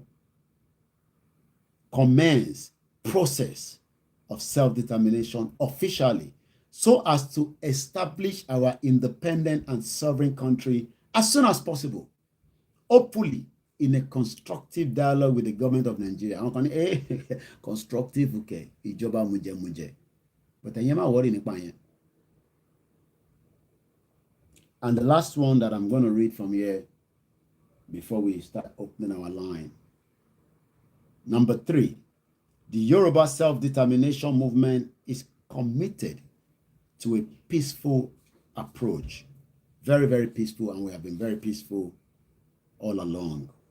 Peaceful approach to achieving our objectives through negotiation with the government of Nigeria. Don't continue to understand. Negotiation, okay. No, there has to be a negotiation if we are going to go peacefully. I'm negotiating on a neutral ground. Kò ń ṣe pé negotiation ẹ máa ṣẹlẹ̀ nínú Nàìjíríà. No, neutral ground. Okay, a fẹ́ lọ kí ni gbogbo gbèsè tó wà nílẹ̀, this that gbogbo yẹn ló ń pè ní negotiation. Àwọn èèyàn wa, àwọn ẹ̀yà tó kù ńkọ́, báwo lẹ ṣe máa ṣe wọ́n sí? Wọ́n ní right láti wà níbẹ̀, but èmi náà gbé níbẹ̀ fún ìgbà díẹ̀. Tó bá tẹ́ mi lọ́rùn má ti lọ, tó bá tẹ́ wọn lọ́rùn wá dúró according to our constitution. Ìtàn pè ní negotiation nìyẹn, kò ń ṣe negotiation pé bàbá Akintoye fẹ́ lọ tà wá bla bla bla bla bla bla. Mo ti rá nǹkan tó ti mo tẹ̀ kátìkù yẹn bọ̀ mo kọ̀rí headline yẹn ni. Wọ́n á pè ní Vanguard lọ́nà ti release ẹ̀ bọ̀ mo kọ̀rí headline yẹn. Line kan péré lẹ́ máa pè, anybody bá pè any other number we're not going to take it, ẹ má bínú. So ẹ fún mi ní few minutes kí n fi ṣe analysis yìí wà tán délẹ̀. So the Yoruba Nation Self-Determination Movement is committed to a peaceful approach. I know a lot of you always talk, kò lè wà peaceful. No, èmi gan mọ̀ pé kò lè wà peaceful, but that is a process that still have to go through. Whether it's now become violent or it doesn't go peacefully, it is not the issue. The case is, a letter has been presented to the government for kò ṣáà ṣe violent láfi lọ ní sí pé ó yá ẹ̀yin sójà, ó yá ẹ kó bomb, ẹ kó gbogbo ẹ̀ lọ bá Buhari l'Abuja. No, ìyẹn kọ́ la ṣe nísìn. We have done the needful from the international perspective. It is entirely up to government to listen or not. It is entirely up to them to decide whether we can negotiate or not. Tó bá ní à negotiate, kò sí jà ń bẹ̀. Ìyẹn ọ̀dá ìntàwà fẹ́ ṣe dúró. Continuation ni, and that will be a mega rally that will be announced very, very soon. We hope this process will lead to the establishment of a sovereign Yoruba nation state expeditiously and lead to a mutually agreed and peaceful outcome. So, for our review. And our Twitter, I'm going to switch my phone. Mo ti sọ nísìnyí ìgbà tẹ́ ń pè fóònù yìí òun ni mo fẹ́ fi ṣe Twitter. So tẹ́ bá ti pè ẹ máa stop àwọn tó ń wọ lórí Twitter. You only call our own studio line. The studio line will be out there. I'm going to repeat it now, and then we will take it further. Please do not call any other number and disturb, because I think the number and stop Twitter transmission to move better anything. Once again, a very good morning. So anytime I load Twitter, we're going to change our phone. So I'm going to stop that one because it's 2 and Ben have feedback call. 12 o'clock maximum, I have to stop the program and go and rest for 3 hours. So now, initially, I have to end the conversation with by now. So I'm going to start now.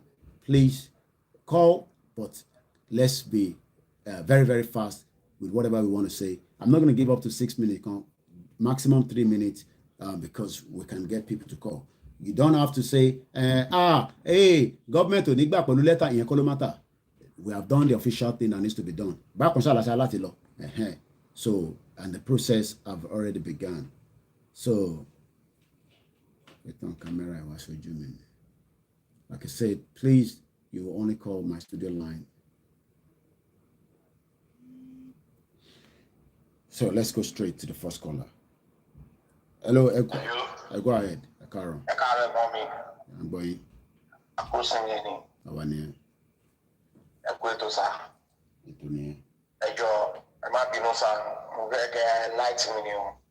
Torí pé àwọn mega rally yẹn ẹ sọ pé state kan náà ti máa ṣe nísìnyí bó ṣe jẹ́ state kan náà ti máa ṣe yẹn níjọ́ tó máa declare àti lọ sí state. Mo ti sọ pé state kan mo ní ọmọ announce mega rally. It could be mega rally for the whole state. Nobody have said a state. Mega rally ń bọ̀ ni. So that's all I can tell you. Okay. Yeah. Okay, sir. Okay, sir. Ẹ ṣé. Torí mo gbé bí ó lè máa rí sí fún wa pé tí wọ́n bá ti mọ ibi tó ti fẹ́ ṣe bóyá yẹn máa lọ hang around sí gbogbo mi bẹ́ẹ̀. Tásìkò bá ti tó wá fún wa ní gbogbo breakdown yẹn what and how the mega rally. It's just a mega rally. It's coming out. Nobody knows. Kí ni state kan ló ti máa ṣe gbogbo state ló ti fẹ́ ṣe káwa lọ máa prepare for mega rally ni ó máa wáyé, and that's all I can say. Agbára lọ́wọ́ a máa fún yín lágbára. Àmín. Ẹni ṣì sọ lágbára lọ́wọ́. Lágbára Lédùmarè. Yorùbá nation lágbára lọ́wọ́ a máa dìbẹ̀ láyà tàlàfíà. Àmín Ọlọ́run. Láàbọ̀nù òkú jẹkújẹ ẹ ṣé gan. Lágbára Ọlọ́run. Ẹ pé ètò. Ẹ ṣé gan ni mo tó ṣe Twitter tó mú. So the number as usual is the same, plus 44 74 04 405 917. A bit warm in here. Not a lot of finance to say. So this is where you can also add your own voice. About mute background to buy a device méjì lẹ́ ń lò. Láti òkè lọ́hùn ẹgbọ́n sókè à ń gbọ́ yín. Ogun State. Akaro. Inú mi dùn púpọ̀ fún program àárọ̀ fún analysis tó ń ṣe. Torí tí èèyàn bá ń ṣe nǹkan tí èèyàn bá ń rí èsì ayọ̀ inú èèyàn máa dùn. I'm very much happy. Mo dẹ̀ gbàdúrà pé Ọlọ́run á mú adé ibi tá à ń lọ. Lágbára Elédùmarè. Lásìkò tí gbogbo ẹ̀ bá jiná tán, wọn ò ní fẹ́ ní kọ́kọ́ ṣàwátì ẹ̀ mọ́. Àmín Ọlọ́run. Nǹkan tí èmi kàn fẹ́ béèrè nísìn. Bẹ́ẹ̀ni. Lé lórí ni wípé torí ọ̀pọ̀lọpọ̀ àwọn ẹlòmíín náà tó jẹ́ politician torí mo bẹ́ẹ̀ nìkan sọ̀rọ̀ lánàá. Yeah. Politicians ni. So mo wá bèèrè lọ́wọ́ ìmúlẹ̀gbọ̀n mo ní ṣé ẹ lọ pẹ̀lú mi àbẹ́ ẹ lọ pẹ̀lú mi. Ó ní Ọlábùrú mo lọ pẹ̀lú ẹ̀. Ó ní ṣùgbọ́n nǹkan tó jẹ́ kí n máa sọ pé Tinubu ni pé mi ì fẹ́ kí kíní ìtúbọ̀ sọ Haúsá. Mo ní ẹ sì ní pọ́ìntì náà rọ̀ tẹ́ sọ ṣùgbọ́n mo fẹ́ kẹ́ ẹ lọ pẹ̀lú mi ló máa bí i. Torí kó má bàa di pé mi àti ìmọ̀ wa fojú kúrúkúrú ra wa létà. Ṣé nǹkan tí mo sọ yẹn ti yé yín? So gbèsè tó mi kàn fẹ́ béèrè lórí ẹ̀ ń sìn ni wípé tó bá já sí pé bá ní àwọn nǹkan kan tó já sí pé àwa náà tá a jẹ́ pẹ́tipẹ́ti yìí tá a bá lè máa ṣe. Mọ̀ bóyá bí maybe online something just to register on something because mo wọ program yẹn late mo gbọ́ ẹ ní security account or no account so.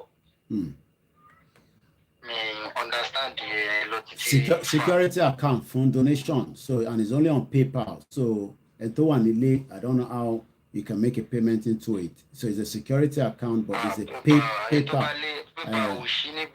So, that's where the problem is. And the lost Shinera because Omar compromise, the government can literally go after them. You're right. So, You're right. So the only thing we can just say is let us, pending while you are waiting for the mega rally, Shetinia short, Etinifila, then whatever. I did it for my children as well. That's all. So what we can only suggest now is that láàrin ara yín ẹkọra yín jọ ẹmọra yín èèyàn mẹ́fà ó lè defend the àdúgbò ó lè defend the agbègbè within yourself ẹmọra yín dáadáa ẹ búra láàrin ara yín ẹ dẹ̀ train ara yín and that's all I need to say. So you can't say more than that. So ẹ ti ń prepare fún because tí ilẹ̀ bá dúró gbogbo àná làjọ máa wà ní olúkàlùkù ló máa níṣẹ́ tó máa ṣe officially properly.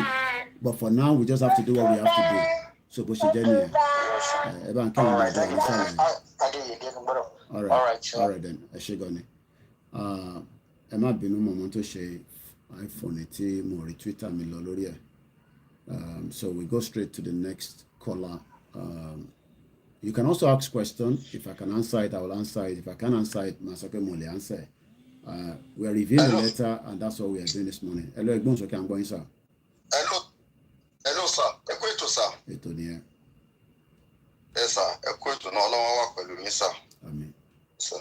So, nǹkan tẹ́mi kọ́ fẹ́ sọ ní ṣókí ni pé ṣé rí Nigeria government wọ́n accept letter ọ̀rọ̀ wọn máa dàbí ọ̀rọ̀ Palestine àti Israel ni ìgbà táwọn náà ní issue bẹ́ẹ̀. So, tí United Nations invite Palestine tí wọ́n appear for 3 times wọ́n yìí invite wọn the United Nations declare Israel pé kọ́ lọ tí territory wọn kọ́ secure kọ́ jẹ́ gbọ́dọ̀ fún ní security bẹ́ẹ̀ lọ́rọ̀ Yorùbá nation máa ṣe jẹ́ àwọn tí mo kí wọ́n nígbà orí burúkú tó fẹ́ ṣe yẹn ọmọ àṣọ orí burúkú yẹn pátápátá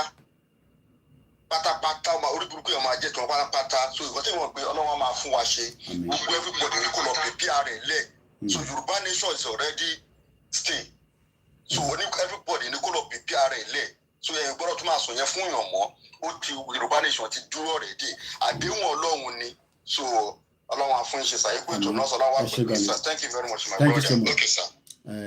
Ẹ ṣé gan ni alàgbà wa gbogbo ẹni tí ó bá pè tí ọ̀rọ̀ bá yé yín náà ìtẹ́ abá lè sọ nínú ẹ̀ á fi ṣe àlàyé tábà mọ̀ àní gbégbèsè ju ẹni tí bàbá Akintoye sọ nínú lẹ́tà yìí gọ́ọ̀mẹ̀ntì ò ní láti accept lóòótọ́ but ìgbésẹ̀ tí ọba fẹ́ gbé àwa gbọ́dọ̀ ti àwọn ohun àbàbà wa lẹ́yìn kí ìgbésẹ̀ yẹn kó lè wá sí ìmúṣẹ bí a ṣe fẹ́ lọ ẹ ló kọ́là ẹgbọ́n sókè.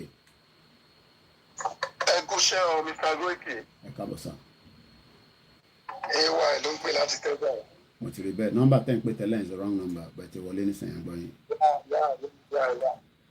ẹ kúṣẹ́ lẹ́sìn sọ lẹ́ẹ̀kan yẹn pé àwọn ọmọge wa pé ẹ̀kan tí wọ́n bá rà tó ti máa fún wa ní intelligent report ẹ correct but bẹ́ẹ̀ kọ́ ló ṣe rí ṣé mo arm store sójà tó bá wà ní duty kan ló lè dé arm store inú barracks sójà náà tí ò sí duty kò lè dé arm store empty yard wọ́n dẹ̀ máa ń kó gbogbo amọ́ta T55 others machine wọ́n máa ń kó dé only sójà on duty ló ń débẹ̀ àwọn tó bá ṣiṣẹ́ yẹn fún wa àwọn gangan ní Yorùbá nation ti wá nínú army ní sójú yẹn ló yé wọn ẹ ti understand. Ó yé mi. ẹ ṣé gan ni. When I say intelligence report, not literally mean pé ẹ ṣé gan ni ẹ̀gbọ́n mi ẹ̀gbọ́n dáadáa ni mo mọ̀ dáadáa. Not literally mean in the military alone. It could be anywhere. Títí dé immigration, any sector, títí dé port authority. We should be preparing a lot of things, because we are going to do what they call rescue and mission. Hello, láti South Africa, I go ahead. Hello, Mr. Koiki, ẹ kúṣẹ́. Àwa ni ẹ. Ẹjọ́ àmọ́ tèmi kàn fẹ́ give láàárọ̀ yìí ni pé ẹjọ́ lèèyàn máa ń kọ́ kéèyàn tó kọjá. Ṣẹ́rí àwọn gọ́ọ̀mẹ̀ntì wa àwọn tó ń ṣe ìjọba ní Nàìjíríà nìsín ní orí ilẹ̀ wa ní ilẹ̀ Yorùbá ẹ jẹ́ ká kọ official letter sí wọn ká sọ fún wọn tá bá máa ṣe mega rally any state tá bá ti máa ṣe tá bá ti máa wò jẹ́ tíjà bá ti ṣẹlẹ̀ níbẹ̀ gbogbo gómìnà tó wà níbẹ̀ àtàwọn officials wọn ẹ jẹ́ ká sọ fún wọn pé a máa treat wọn as traitors. Àtàwọn ọba tó wà ń bẹ̀ ni o, àtàwọn local government chairman tó wà ń bẹ̀ ni o, ẹ jẹ́ ká sọ fún gbogbo wọn wípé tí wàhálà bá ti ṣẹlẹ̀ tá bá ti máa hold mega tí wàhálà bá ti ṣẹlẹ̀ lẹ́ni state yẹn gbogbo àwọn government official tó wà ń bẹ̀ a máa hold wọn as traitors, a máa treat wọn as traitors. Ẹ jẹ́ ká kọ wọ́n ní official letter sí wọn ká jẹ́ kí orí wọn pé because ẹ̀yin náà ẹ ti sọ lára ẹ̀ láàárọ̀ yìí gbogbo ìgbésẹ̀ tá à ń gbé gbogbo bá ṣe ń ṣe gbogbo lẹ́tà tí bàbá Banji kọ yẹn ẹ̀yin náà ti sọ ẹ̀dẹ̀ ti sọ máìndì majority wa nǹkan tí wọ́n ń ṣe gangan nìyẹn traitors ni wọ́n àwọn náà máa sọ fún ìjọba Buhari pé má dá wọn lóhùn o àwọn náà máa sọ fún lágbájá nínú gọ́ọ̀mẹ̀ntì wa má dá wọn lè rọ́nà pàjáre gbọ́dọ̀ ti fẹ́ gbà ṣe understand so ẹ ti mọ̀ wọ́n gbogbo àná la jẹ mọ̀ wọ́n so àti bàbá kan fẹ́ ti sí bara wa ẹ jẹ́ ká kọ official letter sí wọn ká fi fún wọn ní wọ́n lè ká fi sọ fún wọn so that kán lè mọ̀ sílẹ̀ tó bá dìgbà yẹn kó má sí excuse pé èmi kọ́ ni mo fa o mi ò sí mbẹ́ èmi kọ́ ni mo order o gbogbo drama tó ń ṣe lẹ́kọ̀ọ́ yẹn so that ká lè fi kọ́ọ̀bù wọn gbogbo nonsense tó máa ń ṣe yẹn kó lè stop once and for all so ẹni tó bá ti ṣe kó ti mọ̀ pé òun náà repercussion ń bọ̀ lórí òun àti family òun àti ìran ẹ̀ so nǹkan tí mo ní kí n dá sí nìyẹn. ẹ ṣé gan ni once again thank you so much to our last caller. You also have your own say. One thing we've got to always remember is a process is always a process. It might not be perfect, but a lot of other things will not come to the public domain. Process of a come on loss of why, but are we ready? The mofe song kokonti iyawa konfe ki announce nípa any sort of letter writing but ma sọ lẹ́yìn kọ́là yìí gbogbo ẹni tó bá ní interest I posted it the last time. I don't think a lot of people took advantage of that. Free ebook writer clubs, the power of a writer. Ìyàwó kan ní Canada, she has a Telegram group that she wants to give free opportunity to millions of you that are Yoruba to start writing. Owó wà nídìí kó máa kọ̀wé. Kódà ó lè jẹ́ lédè Yorùbá náà ní later. But for now, there's a lot of things that we are going to do. Kimada Kola Waduro etiwa online. I'm going to share the link. A minimal share, anything about share, over confirm. So if you want to be part of that, you can click on that and follow that, and then you'll be able to learn a lot. It's all about free ebook writer club. Agbodo Beresin, think of so many things. In town of a lot of things here. Go ahead, caller. Ekaro. And Eko no. Itonia. Amen. Contribution to me. Mo fẹ́ kí agbára wa níyànjú because èmi ṣe in the process pé mo ti ní determination pé every day I must inform or tell 2 people at least 2 people about Yoruba nation. Mo dẹ̀ sọ the last time wípé nǹkan kan tí mo discover nínú wọn ni pé wọ́n máa ń bẹ̀rù sí àmìkan tí máa ń rí lójú wọn.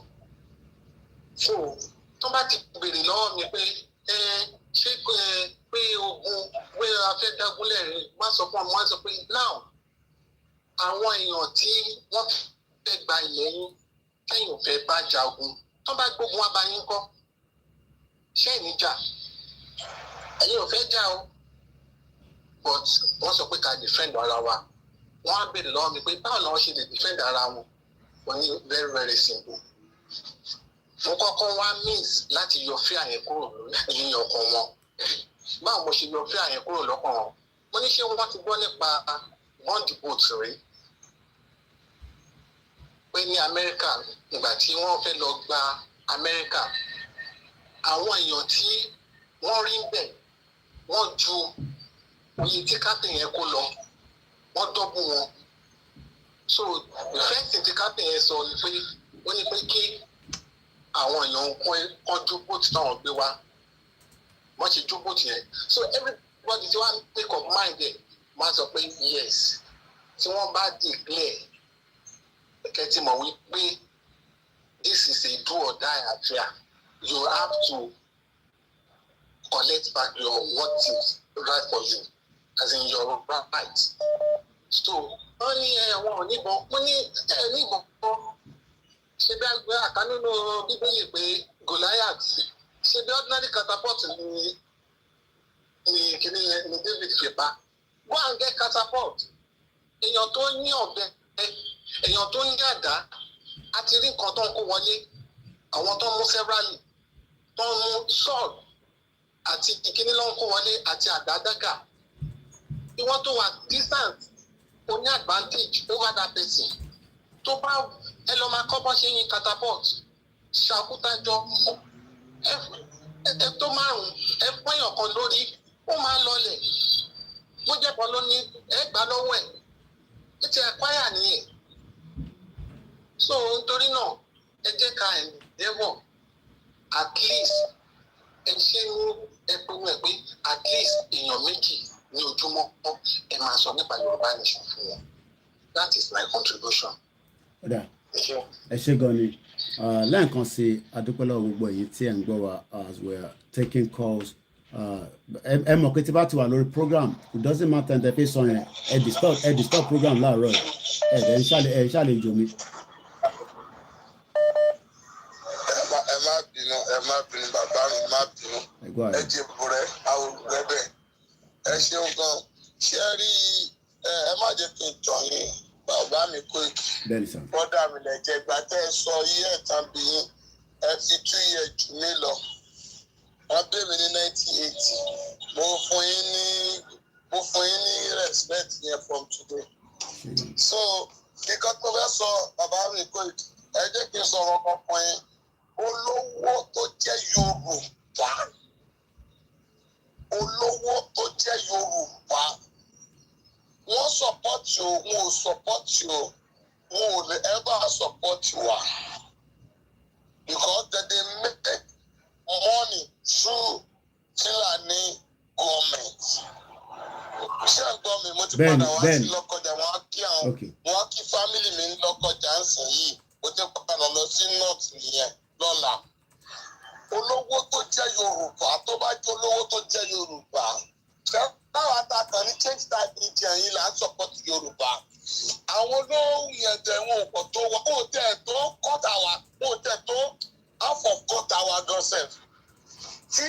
Tí ọba ànọ́sì lónìí, bàbá mi Koiki, ṣé rí àwọn ọmọ Yorùbá tó ń sọ pé kí ni a fẹ́ jẹ, kí ni a fẹ́ dà kẹ́ ẹ wo inú bí mi wọ́n dà pariwo tì í wọn ò mọ kọ́tọ́ náà fún Yorùbá.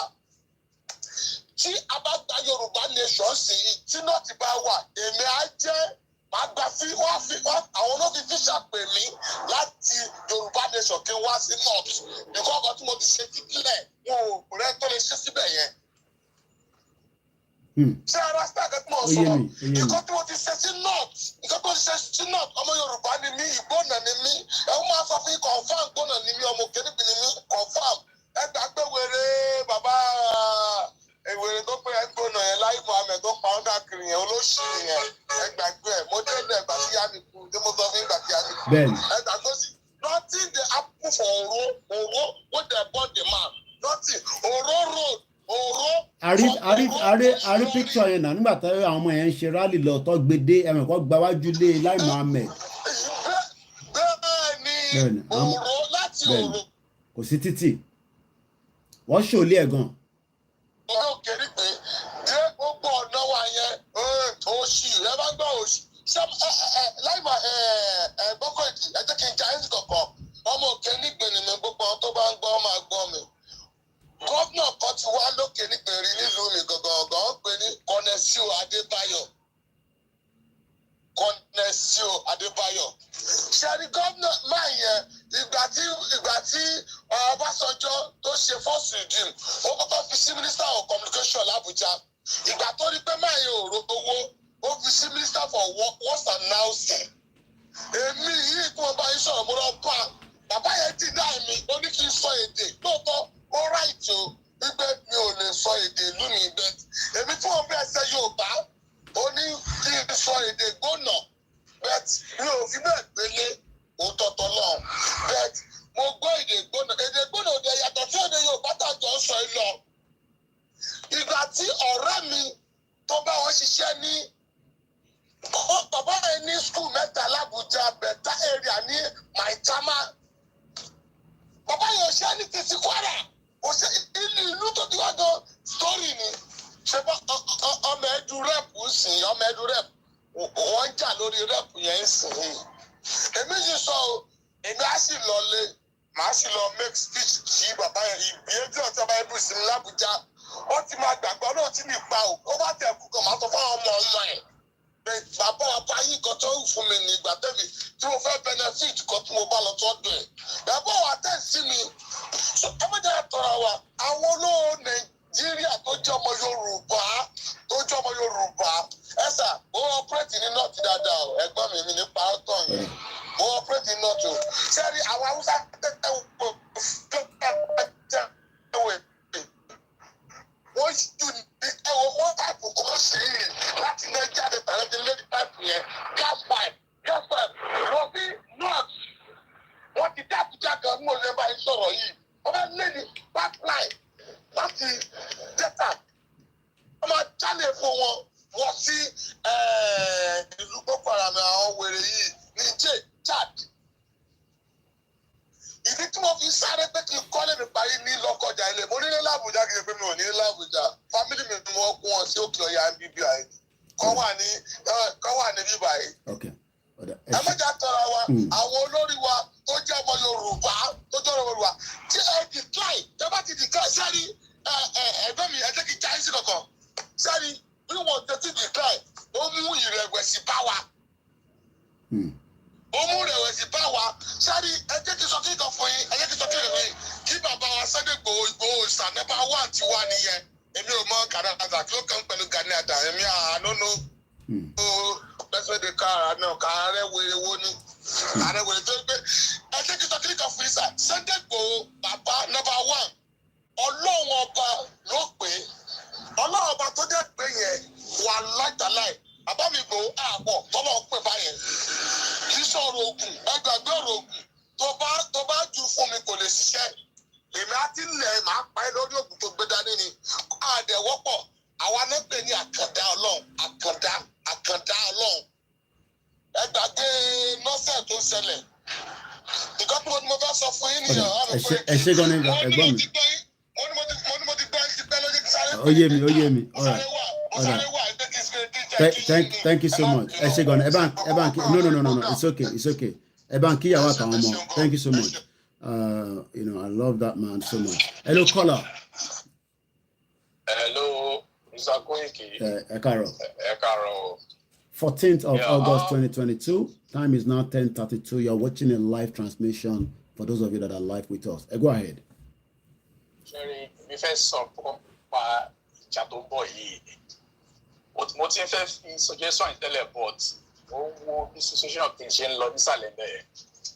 Ṣé ti fẹ́ sọ gbogbo any personnel tó jọmọ Yorùbá tó bá ti serve ní any European states tó jẹ́ America ni ṣètò ọ̀sán àkọ́ tí mo sọ èyí tó ń serve lọ́wọ́lọ́wọ́ àti tó ti retire èyí tó ti lọ fún tour àti tí kò ti lọ fún tour tó bá ṣe àti ń serve ní as a military personnel wọn tí kinní ìbá ti ṣẹlẹ̀ èmi ò mọ arrangement tẹ́ ń ṣe o tẹ́ bá lè get 1 or 2 people or try láti get wọn tẹ́ bá mọ̀ wọn because ní tí mo bá yín sọ ìyára wọn ní tàbí ní wọn mo ti serve queen rí bẹ́ẹ̀ ti ṣe tó méjì but mo ń bá àwọn tèmi náà sọ̀rọ̀ tájọ́ jọ́ rẹ̀ tájọ́ pàdé nígbà tá à ń ṣe rọ̀bọ̀rẹ́ bí wá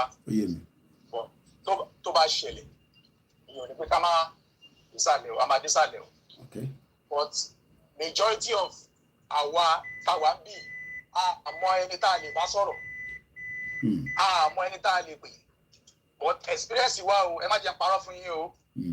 An experience is the teacher ló máa ń sọ.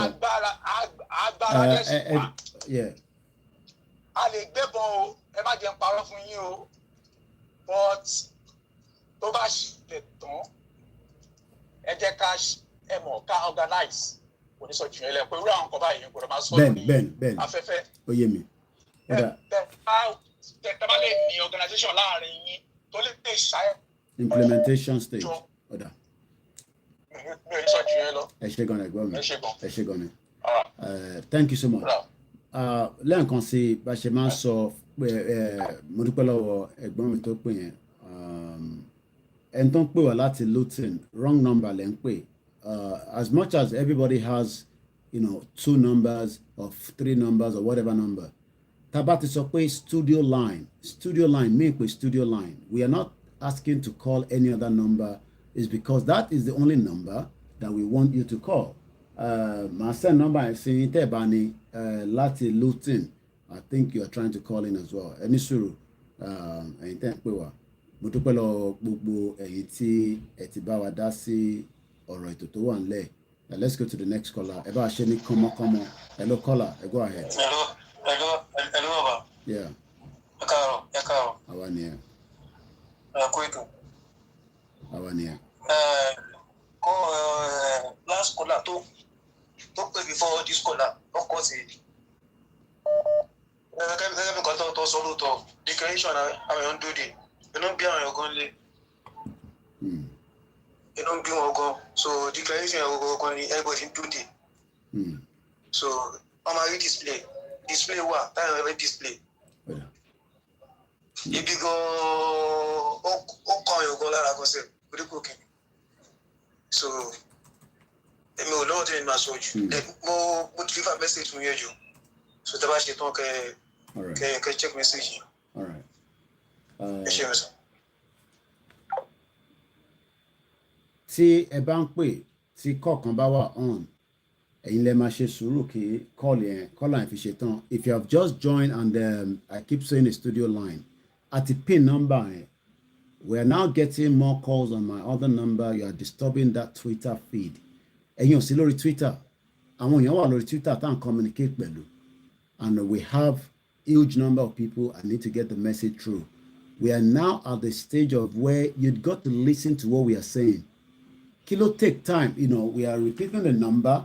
We are telling you to save that number so that Ijo ta bá ń ṣe program, you will know that is the number to call. But people are still refusing not to listen, and it's just a shame that we have to keep repeating the same thing. Eko save Koiki Media studio line tó bá ti wà lórí program number ta máa pè lélẹ̀. Tẹ́ bá tẹ̀ ní the other number and I have to stress because I want you to be used to that.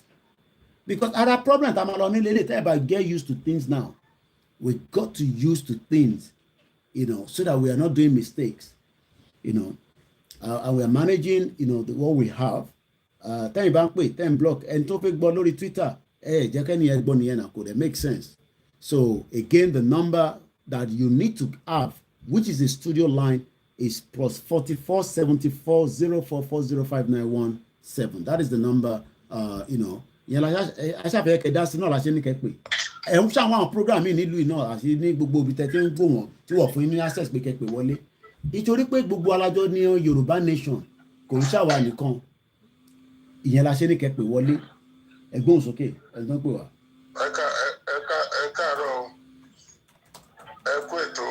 Àwa ni ẹ sà. Ọlọ́run á máa fún wa ṣe o. Ṣé ẹ rí iṣẹ́ tẹ̀ ń ṣe iṣẹ́ tó dáa ni? Iṣẹ́ tó dáa ni. Nǹkan tí mo kàn fẹ́ bèrè ni pé nígbà tó ti kọ́pì Buhari yẹn ṣé ó ti kọ́pì àwọn international community. So. Ṣé wọ́n ti ṣe kí ni? Ẹgbẹ́ ìtọ̀rọ̀ mi. Ẹni ṣe ti ṣe kí ni ẹ̀? Wọ́n ṣe láti lẹ́tà sí Buhari yẹn. Pé ṣé wọ́n ti kọ́pì àwọn international community yẹn náà àwọn embassy kọ̀. Well, I will expect that they've done that already. Because yẹn wà very very important. Gbogbo àwọn embassy yẹn. Ìtọ́ba mú ẹni sùúrù as much as Ọláyọmí Koiki Instagram, the battery is running flat. You might want to join Koiki Media. Ìtọ́ba mú ọkọ lẹ́tà sí Buhari. Writing letter to all these other organizations, I don't think would be a problem, right? So I'm sure that they will have written a letter to them. So because tẹ́ bá rí nǹkan tí àwọn púpù yẹn ń ṣe right now, ẹ̀yin náà mọ̀ pé tẹ́ bá gbọ́ nǹkan tí Gábà Ṣéwù sọ lánàá àbí ìjẹta nínú pépà ẹ̀rù bà mí fún pé àwọn pípé náà tẹ sponsor àwọn pípé yìí ẹ̀rù oní terrorist yẹn ọ̀gá wọn fún wọn condition tó fún mi pé kẹlẹ́fà ń gbé ìyàwó lọ sí hospital ìyàwó ẹ̀ dẹ̀ bíbèjì ẹ bá gbé lọ sílé bàbá ẹ̀. ṣé kò dà ní ìbá alàgbàgbàkúgbà ìbọn náà ní ká lọ nísìnyí káwọn ẹlòmíì gan nísìnyí ìyàwó ẹ̀ lóyún báyìí nísìnyí bó ṣe máa bímọ gan nísìnyí kò tí mọ̀. ẹ̀dẹ̀ lọ fi pílẹ̀nì gbé terrorist wáìfù ẹni condition tó fún yín nìyẹn kó tó fi àwọn tó mú ní train sílẹ̀ ẹnu ẹ̀dẹ̀ ṣe fún gbogbo ẹ̀ fún ẹ tó bá gbé ìyàwó ẹ̀ bíbèjì ẹ bá gbé lọ sílé bàbá ẹ̀ lọ gbogbo ẹ̀ náà tó fi ọdún yẹn lẹ̀. ẹ̀yin lẹ lọ já prison àwọn gábàṣe òun lọ já prison kùjẹ yẹn láti fi satisfy àwọn tó kó àwọn tó mú ní train yẹn pẹ̀lú gbogbo ẹ̀ náà máa yẹn terrorist yẹn yarí kò jẹ́ ó lóun wà disappointed pẹ̀lú gbogbo táwọn ṣe fún àwọn olùwẹ̀ ló sọ̀sọ̀ àwọn terrorist tó pa wá àwọn Yorùbá ti dà yín ní òun. àwa la gọ̀nà àwa la gbàgbàkúgbà náà. wọ́n ti gábàṣe òun sọ mi ò lè sùn ẹ lọ fi plane pé ìyàwó terrorist lọ sọ́spítù. àwọn alágbàgbàkúgbà sẹ́yìn. ẹ lọ gbé fún bàbá ẹ̀ ẹ lọ gbé ẹ̀ sílẹ̀ pé irú kàtìkàtì wo nìyẹn ní òkú. àwa alágbàgbàkúgbà ẹ̀gbọ́n mi so gbogbo ìtẹ́yìn sọ yẹn àwa alágbàgbàkúgbà that's all I say. báwo lọ Yorùbá ẹni kan tí gábàṣe òun ṣe fáwọn terrorist yẹn kò jẹ́ prison àwọn olóòlò jáde láti fi prison àwọn wèrè yẹn pẹ̀lú ẹ̀ náà wọn tún fẹ́ ọdún yẹn lẹ̀. àwa alágbàgbà. irú láìfọ lélẹ́yìn àwọn Yorùbá ti dà yìí wọ́n nídìí ẹ gbá. àwa alágbàgbàkúgbà. ẹ má bá jẹ́ yín lọ ọlọ́run ràn yín lọ́wọ́. ẹ ṣé gan ni sà gbogbo ẹ̀ tẹ́ ń béèrè nọ́mbà ẹ bá follow program dáadáa ẹ rí i pé nọ́mbà kò ń ṣe kì í hide nọ́mbà ẹ bá mute background kó ẹ mute tẹ́ ń gbọ́ nínú ilé ẹ mute tẹ́ ń gbọ́ nínú ilé ẹ ti wà live ẹ mute tẹ́ ń gbọ́ nínú ilé ẹ mute ẹ ti wà on. hello baba. studio line lélẹ̀ ẹ jọ next time tẹ́ bá ti ń bá wa wo program ẹ gbọ́ àyẹ̀ nísìnyí. ok ẹ kọjọ mẹ́ta. ọjọ́ kan pẹ̀lú sọ. mo kàn ní kí n dá sí tò náà ni. ẹ ti wà náà lórí ẹ báyìí ẹ bá a dá sí sá. ṣe rí gbogbo ilé tí àwọn Fúlàní àti Nàìjíríà gọọmenti ń ṣe fíà ni wọn bẹ fi pé apá àwọn èèyàn ni tábà ti kó gírígírí bò wá táwọn èèyàn bẹ̀ sí ní bẹ́ ọmọ àlè kọ́ńkà wá easily màá fẹ́ kẹ́ ẹ pàṣípérò àwọn ọmọ Yorùbá àwọn tó wà ní location 9 wípé kàn fọkàn balẹ̀ kàn mú ìdúró wọn ni the only thing that can conquer fear is faith pé kò sí nǹkan kan tó máa ṣẹlẹ̀ kò sẹ́ni bọ́ọ̀dì tó lè wá gbalẹ̀ wọn lọ́wọ́ kàn múra wọn kàn jíra wọn láti jà mo ń gbọ́ bàbá débò yìí nísìnyí ó ní ìlú ní AK-47 to 5 ó ní Samson used axe the jawbone of an axe only all you need is anointing and jawbone of an axe. Okay. Ẹ̀gbọ́n kí ni jawbone of an axe kò ṣe wẹ́pọ̀ ni. So we need anything to fight. Jawbone of an axe. ntọ́ bá ti kánà la máa fi jà anything. That is it. àwọn kan fẹ́ ká jókòó síbà ká máa sọ ntẹ́ máa fi jà ó dà pé orí yín ti gbálẹ̀ ntọ́ bá lè fi jà ló máa lọ fi jà ntẹ́ bá lè fi jà ló máa lọ fi jà. a lè máa sọ̀rọ̀ jáde pé lọ́ra bẹ́ẹ̀ no it's like ẹ fẹ́ kí Koiki máa sọ yẹn ni kí máa sọ pé kẹlọ́ra gbọ́n kẹlọ́ra kìíní kan ntọ́ bá wọn ló máa fi jà. mo bá ọ̀rẹ́ nìkan sọ̀rọ̀ oníṣẹ́ kò ní di wàhálà báyìí mo oníṣẹ́ kò ti di wàhálà sí. kò ti di wàhálà. wọ́n lọ sí ṣọ́ọ̀ṣì wọ́n lọ pa kó náà ẹ mọ̀ kó ti di wàhálà lọ́dọ̀ ẹ̀ nìyẹn. ẹ lọ ní Lagos Ìbàdàn expressway ṣèbí láàrin ọ̀sẹ̀ tó kọjá ẹ ni àwọn èèyàn sá káàkiri tọ́nà ti kidnap àwọn èèyàn pààyàn ṣé ẹ gbogbo yóò gbọ́ ní 6 o'clock láàárọ̀ 200 million intelligence kan ṣẹ̀dọ́wọ́ mi ní àná 200 million àwọn tó gbé ní Kaduna train kìíní ẹ̀ làwọn kan san cash ni mo sọ 200 million ẹ jókòó sí ibà nísìn èmi sọ fún pé mo ní kẹlẹ ṣe nǹkan ẹ ń bí mi pé báwo la ṣe fẹ́ ṣe ẹ má lọ ṣe o gbogbo alájọ ní family lọ́hùn bọ́bá ti gbé family mi that means pé ó kọjá ayé ẹni that means pé orí ọ̀pẹ ní ẹ̀kọ́ gbogbo tí mò ń sọ kò gbọ́ ni. wọ́n ní wọ́n pa wá ẹni ogun òdìdé ọjọ́ tó lẹ ogun fẹ́ dé Ukraine níbẹ̀ yẹn wọ́n pa 30 lójúmọ́ Ukraine tó kún ti ń jà nítòsí ọ̀rọ̀ wájú wọn pa 30 lójúmọ́ tọ́tí dìbẹ́ndì ara wọn Liberty là ń sọ̀rọ̀. Ó ti kọ lẹ́tà sí Buhari. Ẹ wo èmi pé ogun àmàjà rẹ̀ máa ṣẹ́gun. Ogun dídé o. Ṣẹ́gun. Everywhere. Ẹ ṣe gan ni. Ojú wọn ló ń pààyàn. Kí ló ogun ló gbẹ̀ gbẹ̀ lọ? Ẹ jẹ́ go and get ready. To be silenced is to be crippled fast. Bọ́dá ó ti bìrì sọ bẹ́ẹ̀. Only to keep quiet is to be crippled fast. So ọlọ́run máa jẹ́ kó cripple wa fast. Ẹ jẹ́ ká depend ara wa. Ọlọ́run ràn wá lọ́wọ́. Àmín Jésù Kristi. Àmín. Adúpẹ́ lọ́wọ́ bàbá wa ṣé gan ni láti Luton ni bàbá wa yẹn ti bá wa sọ̀rọ̀. Mo kí gbogbo ẹ̀yin tẹ́ wà ní different parts of the globe ní ibikíbi tí ẹ ti ń gbọ́ wa. Nọ́mbà kan náà lẹ máa pè. Ẹni bó bá ti pè the other number. Àtúmọ̀ rán yín létí náà ni. Ẹ save number mo kí ẹ̀gbọ́n mi ní Florida. Number kan ẹ̀. Dẹ̀ mo dúpẹ́ lọ́wọ́ ẹ̀wọ̀n kí mo dárúkọ pé a fẹ́ laptop èèyàn kan ṣáà ti fún wa ní £32 kan. So ohun tí mo ṣe ni pé owó yẹn màmá fi sẹ́gbẹ̀ẹ́. But ẹ gbọ́dọ̀ specify pé owó laptop máa ná Koiki. Ó lè take 2-3 months tá máa fi raise owó yẹn. But I need to upgrade my system. So what I've done is màmá fún yín ní update lé lórí. So mo kàn rí lórí PayPal but ẹni ẹ specify pé for laptop. So bí ẹni ẹ gbọ́ program mi then gbogbo ẹni tí ẹ fún wa náà pé ká fi ṣe flag. Like I said, the first 3,000 has now been completed. The next 3,000 is in the process. That's all I will say. Tó bá délé àfún ní ibi tó máa dé kò lè loss everywhere o torí pé it's just a very small proportion. The job of others is to do the same thing if they can. If you can do it as well, please do it. This is what we can do.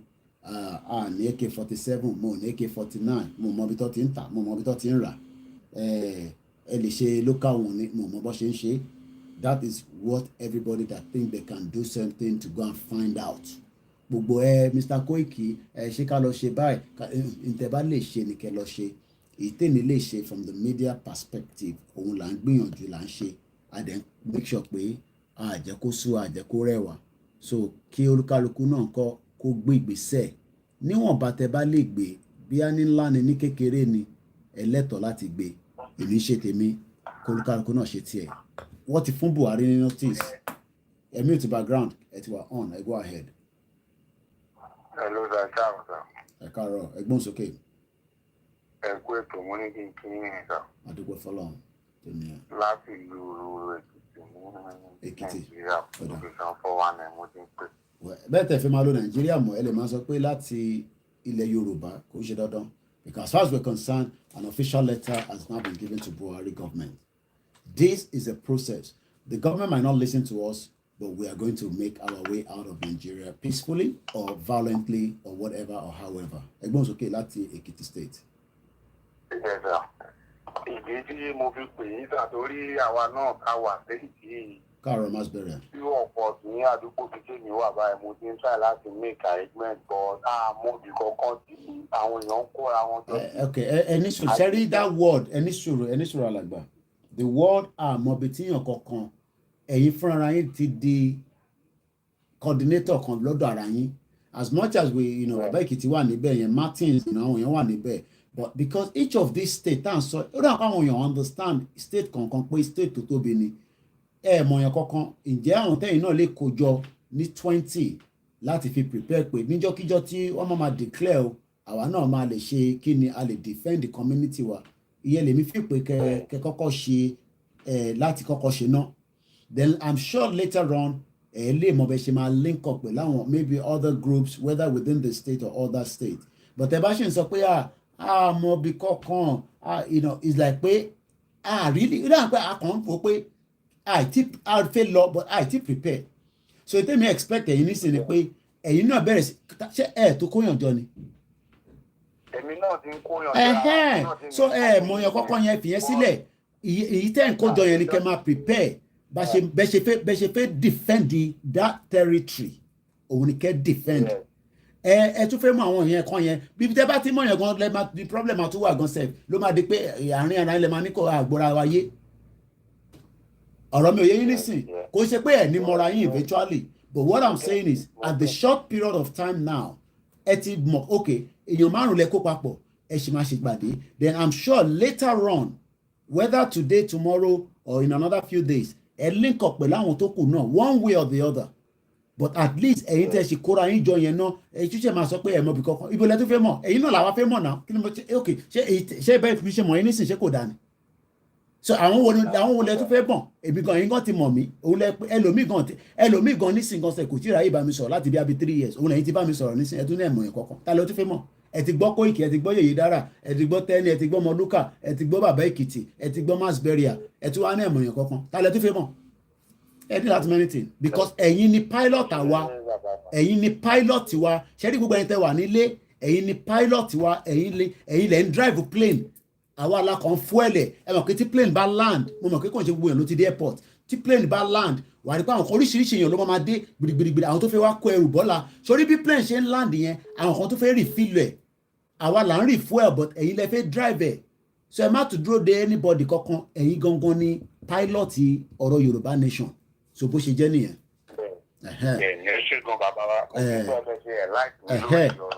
bó lẹ̀ ṣe lọ fún bàbá wa tó pè náà ló lọ fún gbogbo ẹ̀yin tẹ́ wà nílé bẹ́ẹ̀ mo ń gbọ́ yín sà. àwa náà ti ń ṣiṣẹ́ lọ́wọ́ ní mo ti àwọn àbúrò mi kankan àwọn ọ̀rẹ́ mi kankan mo ti ń bá wọn sọ̀rọ̀ àtàwọn sójà kankan tó kọ́ lé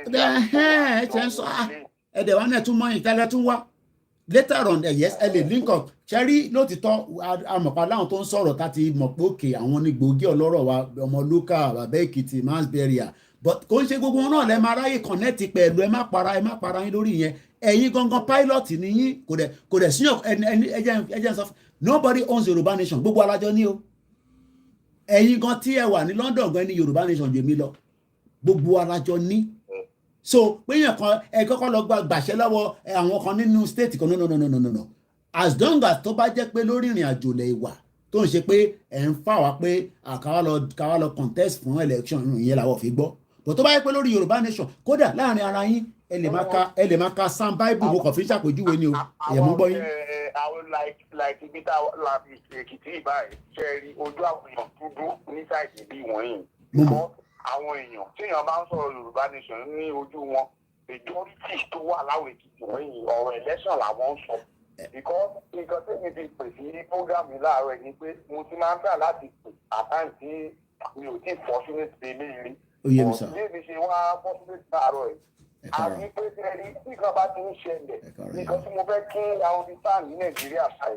ṣé àwọn politician wọn ẹni tí bá ti ń ṣẹlẹ̀ bíi pé irú àwọn rally tàbẹ́ mẹ́gàdì tó ń bọ̀ lọ́nà ìbáyìí. wọ́n láwọn plan kan táwọn politician náà máa ń ní àgbékaráàlú. now ṣe wá rí irú àwọn plans yẹn irú àwọn yẹn mò ń gbọ́ yẹ.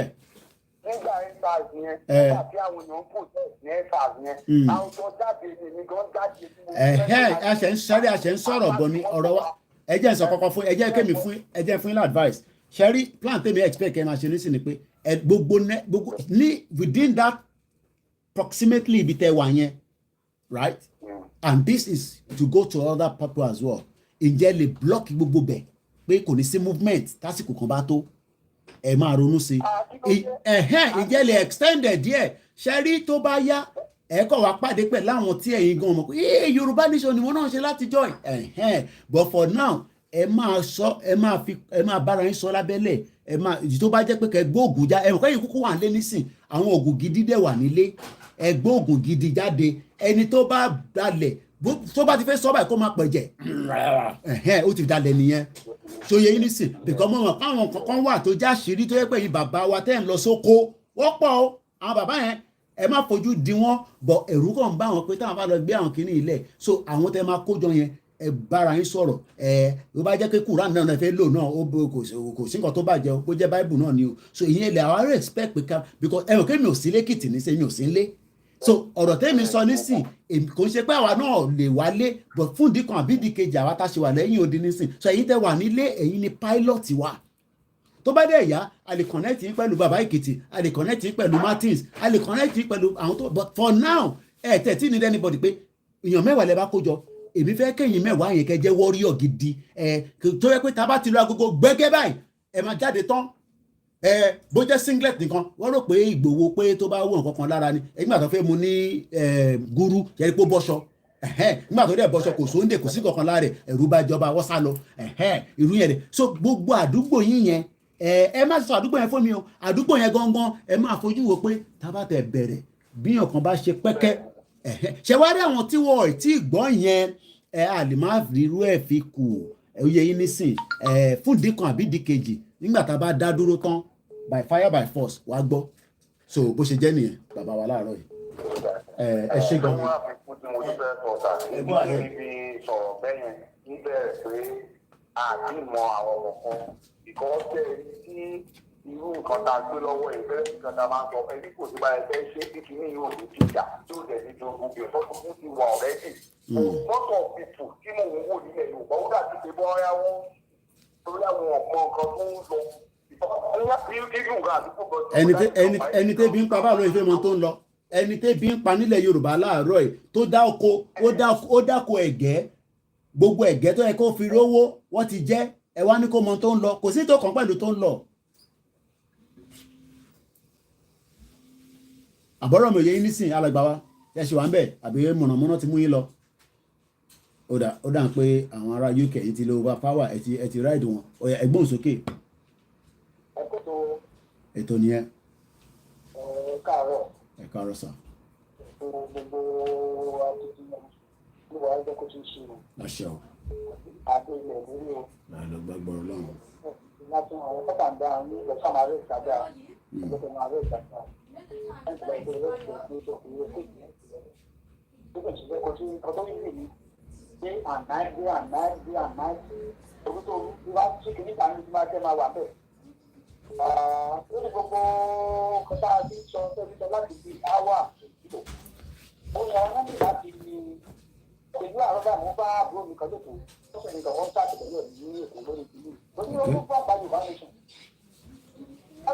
ó lè jẹ́ ta ẹ̀ títí lórí sí tí sọ́ọ́nù fọ́fíìsì ló ń dà wọ́n nígbà tí náà gbẹ́ tó kìí ṣe ìyàwó àlọ́ ìgbọ́ sí chọ́ọ̀chì tàbí wá sí chọ́ọ̀chì tó náà wá gbà wá sọ̀rọ̀ àtàlàyé fún pé ìpèsè gbogbo tó kìí ṣe ni. ẹ̀yin lọ́wọ́ àlẹ́ àwa táwọn àti táwa yìí àlè mọ́ nǹkan tá a mọ̀ kò tó lọ ní ìdókòtò tó ṣe ó sẹ́yìn ìfẹ́ ìdókòtò tó ṣe ó ní bẹ́ẹ̀. tó bá dé láti chọ́ọ̀chì bẹ́ẹ̀ àti ní ìtọ́jú Yorùbá lè ṣàlàyé níṣì ìpín pẹ̀lú Yorùbá nation bó ṣe ń lọ ìyẹn láti àwọn èèyàn tó wà nílẹ̀ láti ìjọba ara wọn.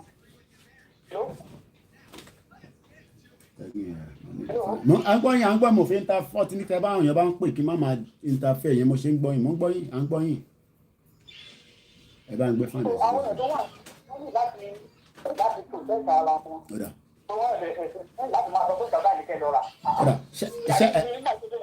ẹ jẹ́ kí n dá yín lóhùn níbi tí ẹ béèrè pé tó bá ń sọ pé ṣáwọn leaders máa jẹ́ ká lọ wàláhì àwọn leaders yẹn máa sá lọ tó bá yá ṣẹ̀rẹ́ àwọn leaders tẹ́yìn sọ pé ṣáwọn máa jẹ́ kẹ́ lọ yẹn ẹ̀yin tẹ́ wà nílé àwọn ìbéèrè tó máa ń béèrè pé ṣáwọn leaders because àwọn leaders tó mean kò ń ṣáwọn bá o mo kọ ẹ mọ̀ pé torí pé ọtí ní ká má sọ̀rọ̀ sáwọn ọba wa gbogbo ẹ̀yin politicians tẹ́ wà nílẹ̀ Yorùbá pátápátá ẹ̀yin lẹ máa padà sá lọ fún gbogbo ilẹ̀ Yorùbá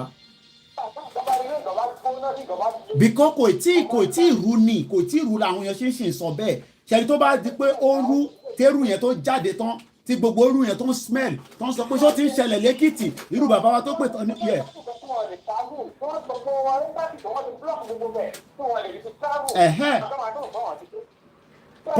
politician mi ó máa múra bí obìnrin kúrò nínú ilé ni.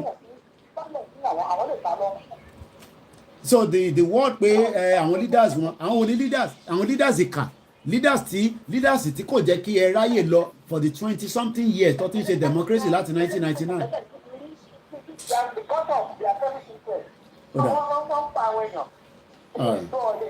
Anyway n tó ṣẹlẹ̀ ni pé ṣẹ́tà rí gbogbo yẹn àti kọ lẹ́tà sí Buhari so lẹ́tà tá a kọ sí Buhari ó ti ran àràrọ̀ bọ́ǹbù ni so politician lẹ Yorùbá ẹ̀hàn kí tẹ́lẹ̀ lèmi máa ń pọ́n yín lé ó ń súnmọ́ bọ̀ àwọn tó wà nílé òní gbọ́ pé ìkíni dì àmọ́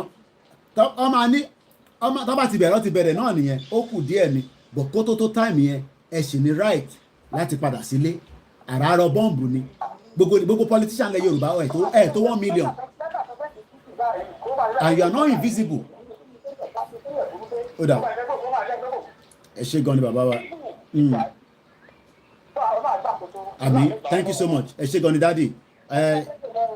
Àwa nìyẹn, thank you. Ṣé rí this word ṣé ó ṣeé ṣe ṣé àwọn politician máa jẹ́ ká lọ? Ọ̀rọ̀ yẹn máa pa mí lẹ́rìn politician. Nítorí pé a kì í ṣe jàgídíjàgan. And we are not, and we are never gonna be. Because a gbà pé àwọn politicians ilẹ̀ Yorùbá tásìkò bá tó wọ́n máa jọ̀wọ́lẹ̀. Ó dẹ̀ mí lójú bẹ́ẹ̀ ìwà pẹ̀lú ẹ̀wà, my beautiful aunty, sister mi tó dáa, mo like orúkọ yẹn tó dùn. Àbúrò mi yìí ní sè. Politician tẹ̀yìn sọ yẹn, kódà kó gbé kúgúdè sábẹ́ ẹkùn. Ọ̀rọ̀ tó wà lẹ́ẹ̀ ti kọjá kúgúdè, ó kọjá ìfúnpá fáwọn politician, kò ní ṣiṣẹ́ fún wọn.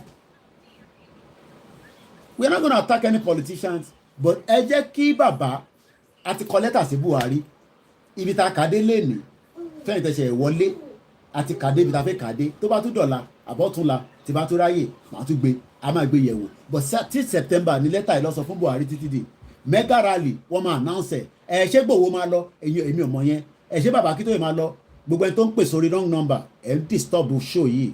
Please do not call any other number. Mo kúkú understand bí a ṣé ègún ni mo fi ń sọ̀rọ̀ ni. A ní nọ́mbà kan ní kẹ́ pè. Nọ́mbà kan ní kẹ́ pè. Ń gbọ́. A ní kẹ́ má pè nọ́mbà by now ó jẹ́ kẹ́ ti ní nọ́mbà Koiki Media ká sọ pé studio line. Kí ló wà nù pé studio line? Ẹ jẹ́ n tútù pè fún yín. 44 ẹ save nọ́mbà yẹn. Tẹ́ bá tẹ̀ ní nọ́mbà mi tẹ́lẹ̀ ìmí ẹ̀ save ilé ẹ̀ wá sọ pé Koiki Media studio line ṣé ìjà wà nù yẹn nísìnyí a ní kẹ́ yé pé nọ́mbà tá a fẹ́ kẹ́ pè ẹ̀ kàn ń disturb àwọn tó wà lórí Twitter ni bẹ́ẹ̀ dẹ̀ ṣe ń stop ẹ̀ gan take a time kó tó load ṣé wàhálà wà nù ẹ̀ ni if not a ní máa gba kọ́ọ̀lù mọ́ lórí program ẹ̀gbọ́n sókè àwa nìyẹn. inú mi dùn you are in the forefront and you are not disappointing us. Àdúgbò Ọlọ́run o Ọlọ́run ní disappoint wa o agbára Ọlọ́run. Àmín Jésù inshallah. Àwọn èèyàn rò pé tá a bá gba Yorùbá nation tán àwọn Yorùbá a máa jà pẹ̀lú ara wa. Tó bá rò pé máa rí bẹ́ẹ̀ kò lè rí bẹ́ẹ̀. K'Amẹ́ríkà tó gba Amẹ́ríkà wọ́n palẹ̀ kan run. Àwọn náà jà gbàtàn wọ́n cool down. Wọ́n gbé constitution kalẹ̀ rules and regulations. Wọ́n bẹ̀rẹ̀ sí ní follow ẹ̀ wọ́n fi calm down. Tábà gba Yorùbá nation tán àwọn leader tó yẹ ìgbòho wọn máa gbé lórí program. wọ́n máa gbà pé àwọn ẹni bí lọ́nà lọ wọn àná a máa gba Yorùbá nation kò ní ní sí wàhálà ẹ wà lórí program pẹ̀lú mi bí ààyè.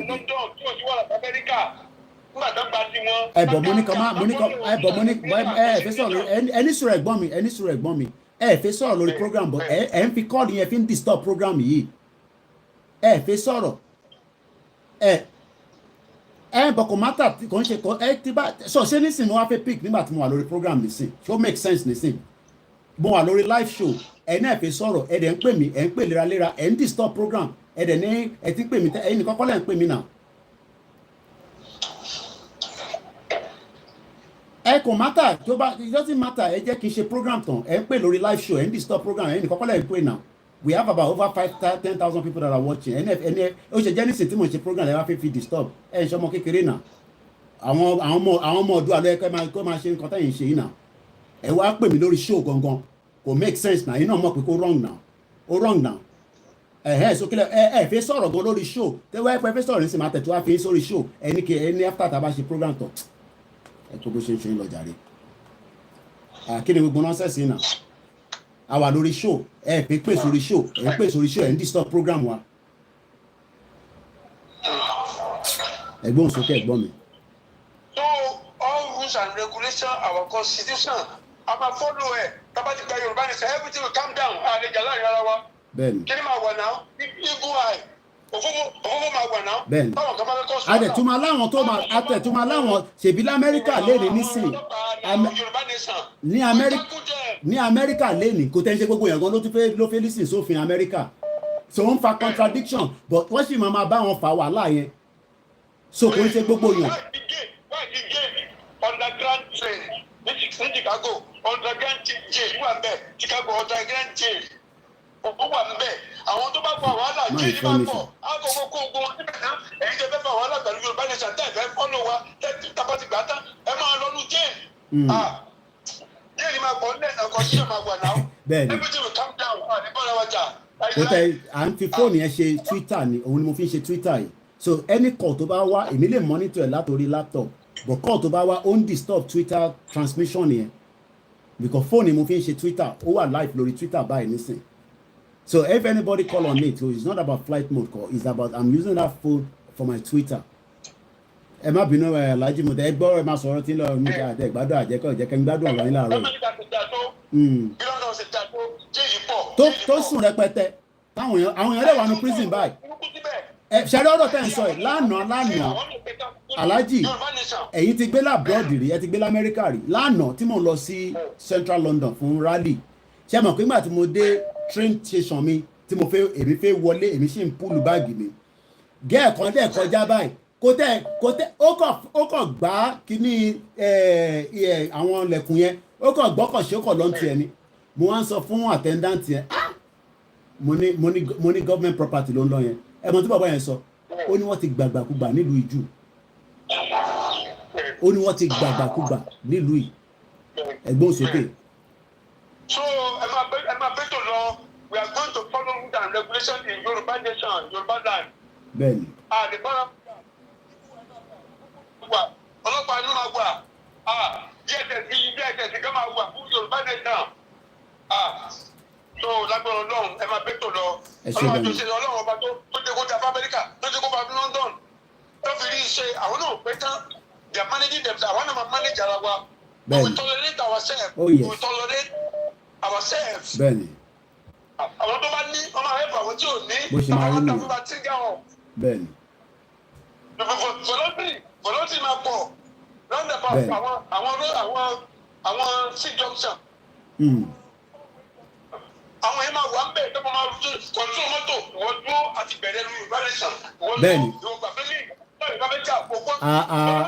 ní funny ìyẹn la ṣe sọ pé ìyẹn là ń pè ní rescue mission because àwọn èèyàn rò pé ẹ̀ta bá ti lọ declare rowdiness máa wà àwọn èèyàn kan máa fẹ́ máa no àwọn èèyàn máa jáde tó yẹ pé ìyẹn wọ́n láì tẹ̀ ní ìbọn lọ́wọ́ gan sef àwọn èèyàn máa jáde tó bá ṣe nonsense ní moment yẹn wọ́n á mú ẹ mọ́lẹ̀ nígbàgbàkúgbà because as at that time a lot of things will be uncertainty mo fẹ́ lọ wo ibi tí mo tẹ̀ tọ́ kìíní yẹn sí uncertainty máa wà ẹ ṣé gan ni Alhaji thanks so much ẹ ṣé gan ni ẹ má bínú èèyàn wa bí ṣe react lẹ́ǹkan because ẹni yẹn wọ́n pè ó ti pè lẹ́ẹ̀mẹ́ta ẹ̀yin ò mọ̀ because bí ṣe ń bọ́ ṣe ń pè mọ́ ó ń disconnect Twitter yẹn and normally táwọn èèyàn bá pè bẹ́ẹ̀ what I now do is máa lọ sọ́dọ̀ inú WhatsApp máa send the number studio sí wọn kọ́ lè pè mo á rẹ lẹ́sìn òkè bí Akintoye gbé mo tún wá gbé ẹ̀tún wá ṣẹ̀tún wá sọ pé yẹn pé ẹ̀fẹ́ sọ̀rọ̀ ní sẹ́fẹ́ sọ̀rọ̀ létà ẹ̀tẹ́ bá fẹ́ sọ̀rọ̀ létà ó ṣe jẹ́ nísìnyí tàwa lórí show lẹ́wà ń disturb program kò make sense that is a deliberate act kò make sense èmi ọ̀dẹ̀ wọn tẹ́ fẹ́ sọ gan ṣe ṣọ́ọ́ ti blow Abuja ni kí lẹ fẹ́ sọ náà ju pé ìta máa ṣe ẹ̀yin náà lọ ṣe because everybody is easy to say ká lọ ṣe báyìí ẹ̀yin náà lọ ṣe nǹkan ọgbọ̀n mọ́ta ok ẹ ríran ẹ rálà ok gbogbo ẹ̀ náà láti gbọ́ ó ṣe wá jẹ́ lórí live show lẹ́ ń pè lẹ́ ń disturb wa ẹ̀yin nìkan lẹ́ ń pè ẹ̀yin kan kọ́ lẹ́ ń wo program náà program ọmọ Yorùbá lélẹ́yìí ẹ má ṣe bẹ́ẹ̀ mọ́ alàgbà tó pè yẹn tí bá ṣe tó máa try láti pè yẹn nígbà tẹ́ ẹ̀ ṣe ń ṣe àwọn ọmọ Oòduà concept máa ń control wọn nínú ilé concept tó bá ti ń ṣe kí ni máa lé wọn lọ sókè ìtàgbé dání yóò ṣeré náà à ṣeré ní bíbá ẹgbẹ́ òsókè ẹ káàárọ̀ àwọn àmì. àwọn tí ò rí fún lẹ́tà yẹn so kò ṣe kọ́ pẹ̀lú àtúndì Vanguard. ó ti wà lórí Vanguard. ẹ̀ẹ́dọ́ ló máa wò kọ́pì sọ́dọ̀ yìí tó ń gbé pẹ̀lú sí gúúpù náà. ok mo ti rí ó ti wà lórí Vanguard yẹ wọ́n ní kẹ́ lọ wò ó ti wà lórí Vanguard ti jẹ́ta lọ́tẹ̀ fi sí ẹ ṣé gan-an mo ti rí on the 12 yẹ ẹ ṣé gan-an thank you so much ẹ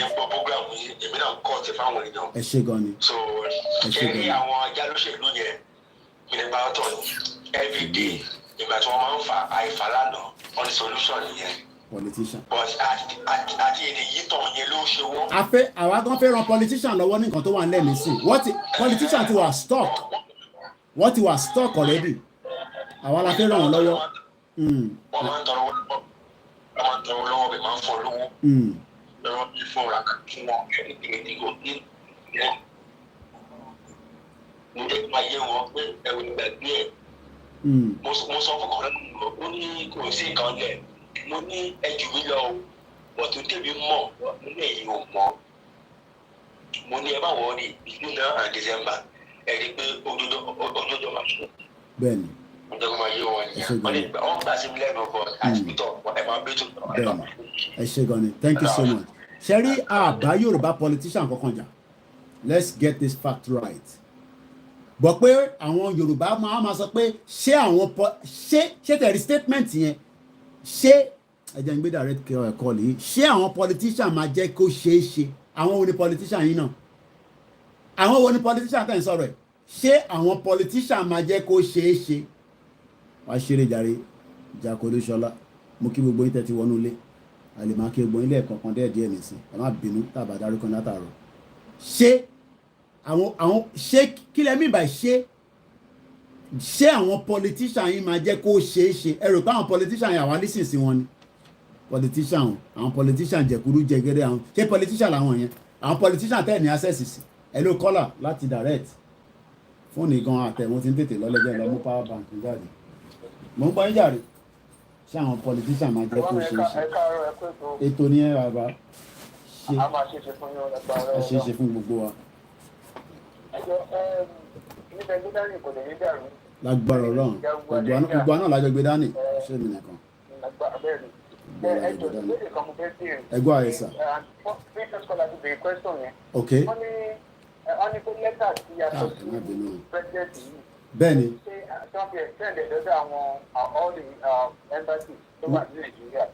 Well, I mean, I don't have any official statement on that. But in tó ti mú àwọn bàbá wa kọ lẹ́tà báyìí sí ìjọba Buhari ṣe fi pé irú àwọn lẹ́tà báyìí ò ti ní dé embassy. I mean, it's just a common sense. I mean, let's just, láti ẹjọ́ ọgbẹ́. I mean, à ń sọ̀rọ̀, 18 page of it. Kí ló cost wọn láti send it sí the same embassy náà? Ìtò mú ọkọ lẹ́tà sí Buhari. I mean, it's good that people ask questions. It's good that káwa náà answer, but it's just a common sense. Akọ lẹ́tà sí Buhari. Lẹ́tà náà ló ti wà ní Vanguard náà. Lẹ́tà náà ló ti jáde nínú pépà Nàìjíríà. Ìyàn kan láti send Vanguard yẹn sí mi. Ó dẹ̀ ti jáde nínú pépà Nàìjíríà. So ó ti wà official. So even tí àwọn ẹ fi pé àwọn gbogbo àwọn foreign diplomat tó wà Nàìjíríà wọn ka pépà ni. Pé ewu Yorùbá people, who are the Yorùbá people? Even tá a bá tẹ̀ kọ sí wọn officially wọ́n ti kànú pépà. Ṣe fi pé UK government mọ̀. But it's good that people ask questions, but it's not just like pé ká kọ́ máa nọ́ọ̀kì àwọn kan bẹ́ẹ̀ yẹn, but common sense even tell us that, bọ́ọ̀ tẹ̀ tí sọ fún wa wà á ti kọ lẹ́tà yẹn. Sorry, lastly. No, ẹ má sọ èwo làbọ̀ sorry gbogbo àgbà lórí ẹ̀ bàbá mi. Our representatives. Bẹ́ẹ̀ni àwọn bíi house of reps. Senators and governors. Ẹ ṣe rò pé our gan lágbára because we voted them into power. Alágbára àti kọ́ wọn bá. Wọ́n ní padà bàbá mi ṣèbí gbogbo yẹn là ń bá bọ̀ nígbà nínàsì tẹ́lẹ̀ ṣèbí mi wà ń lé ṣèbí mo wà ń lé nígbà tí 90 days nínàsì pé ṣèbí mo mọ tó sọ fún àwọn gọ́fúnà wọ́n tún fún wọn náà another 30 days.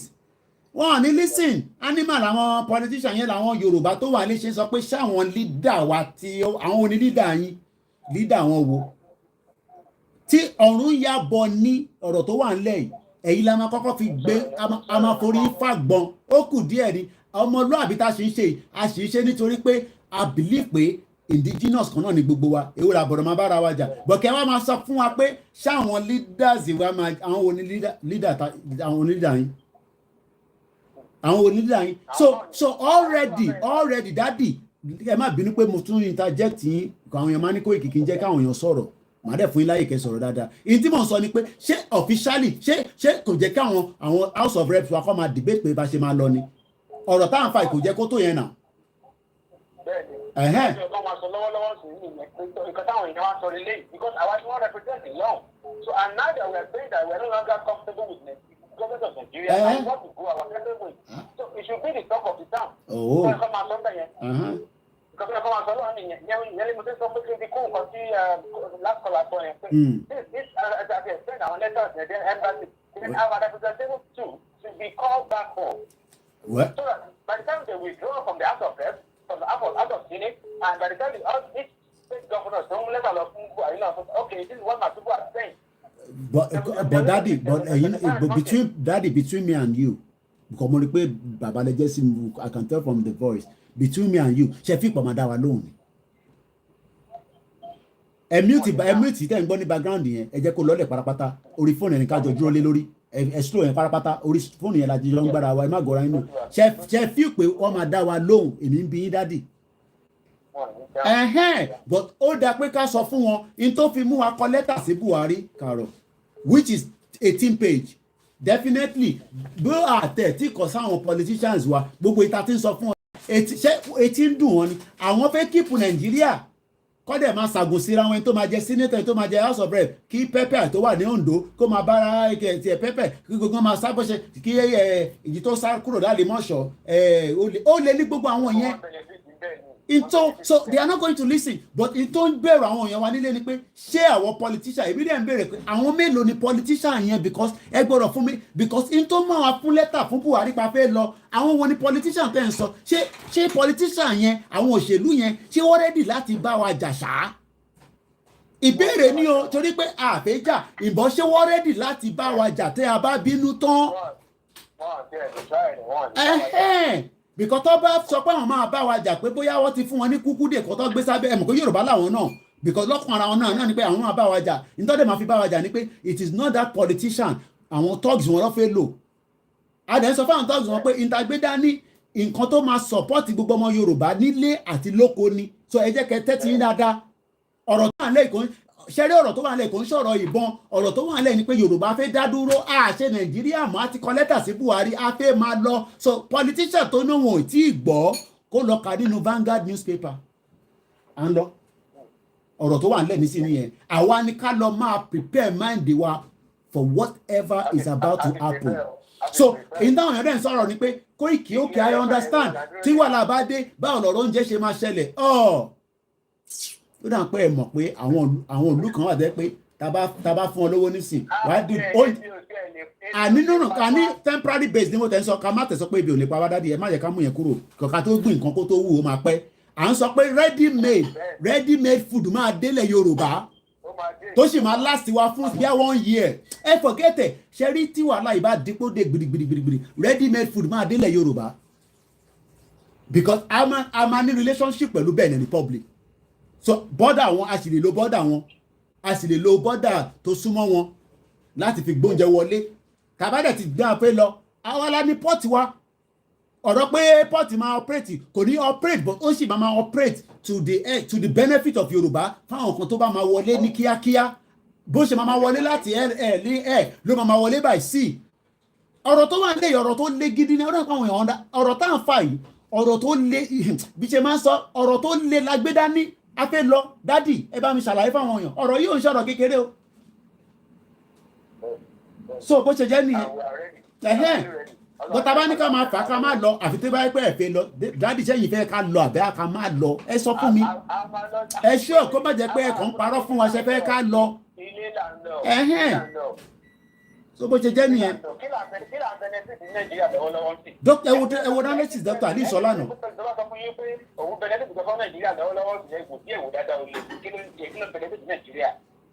What is it that we're benefiting from this country? So why would someone else we should not go home to get to have our own freedom? So bó ṣe jẹ́ nìyẹn. Ojú kan láwà.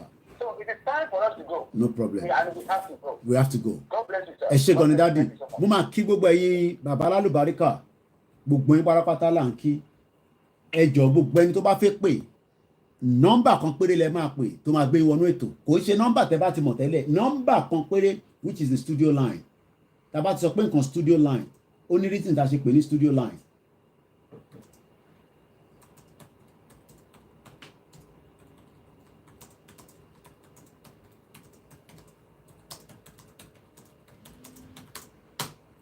a fún yín access ẹ pé ẹ sọ̀rọ̀ but tẹ́ bá ti ń disturb the other line yẹn it gets me very hungry. Hello caller. Koiki ṣe kúkúfà Yorùbá nation now forever, you know. Ẹ wò mo kọ́ fẹ́ sọ̀rọ̀ nípa jẹ́ kí n mute mo ti fẹ́ mute. Mo fẹ́ sọ̀rọ̀ nípa bọ̀bọ̀ tó ń disturb with that phone call yẹn. Orí ẹ̀ ò pé. No. Ẹ má sọ tí ń lọ, ẹ má worry. I discuss nǹkan tó wà very vital, tó wà very ẹ má worry. Ẹ má sọ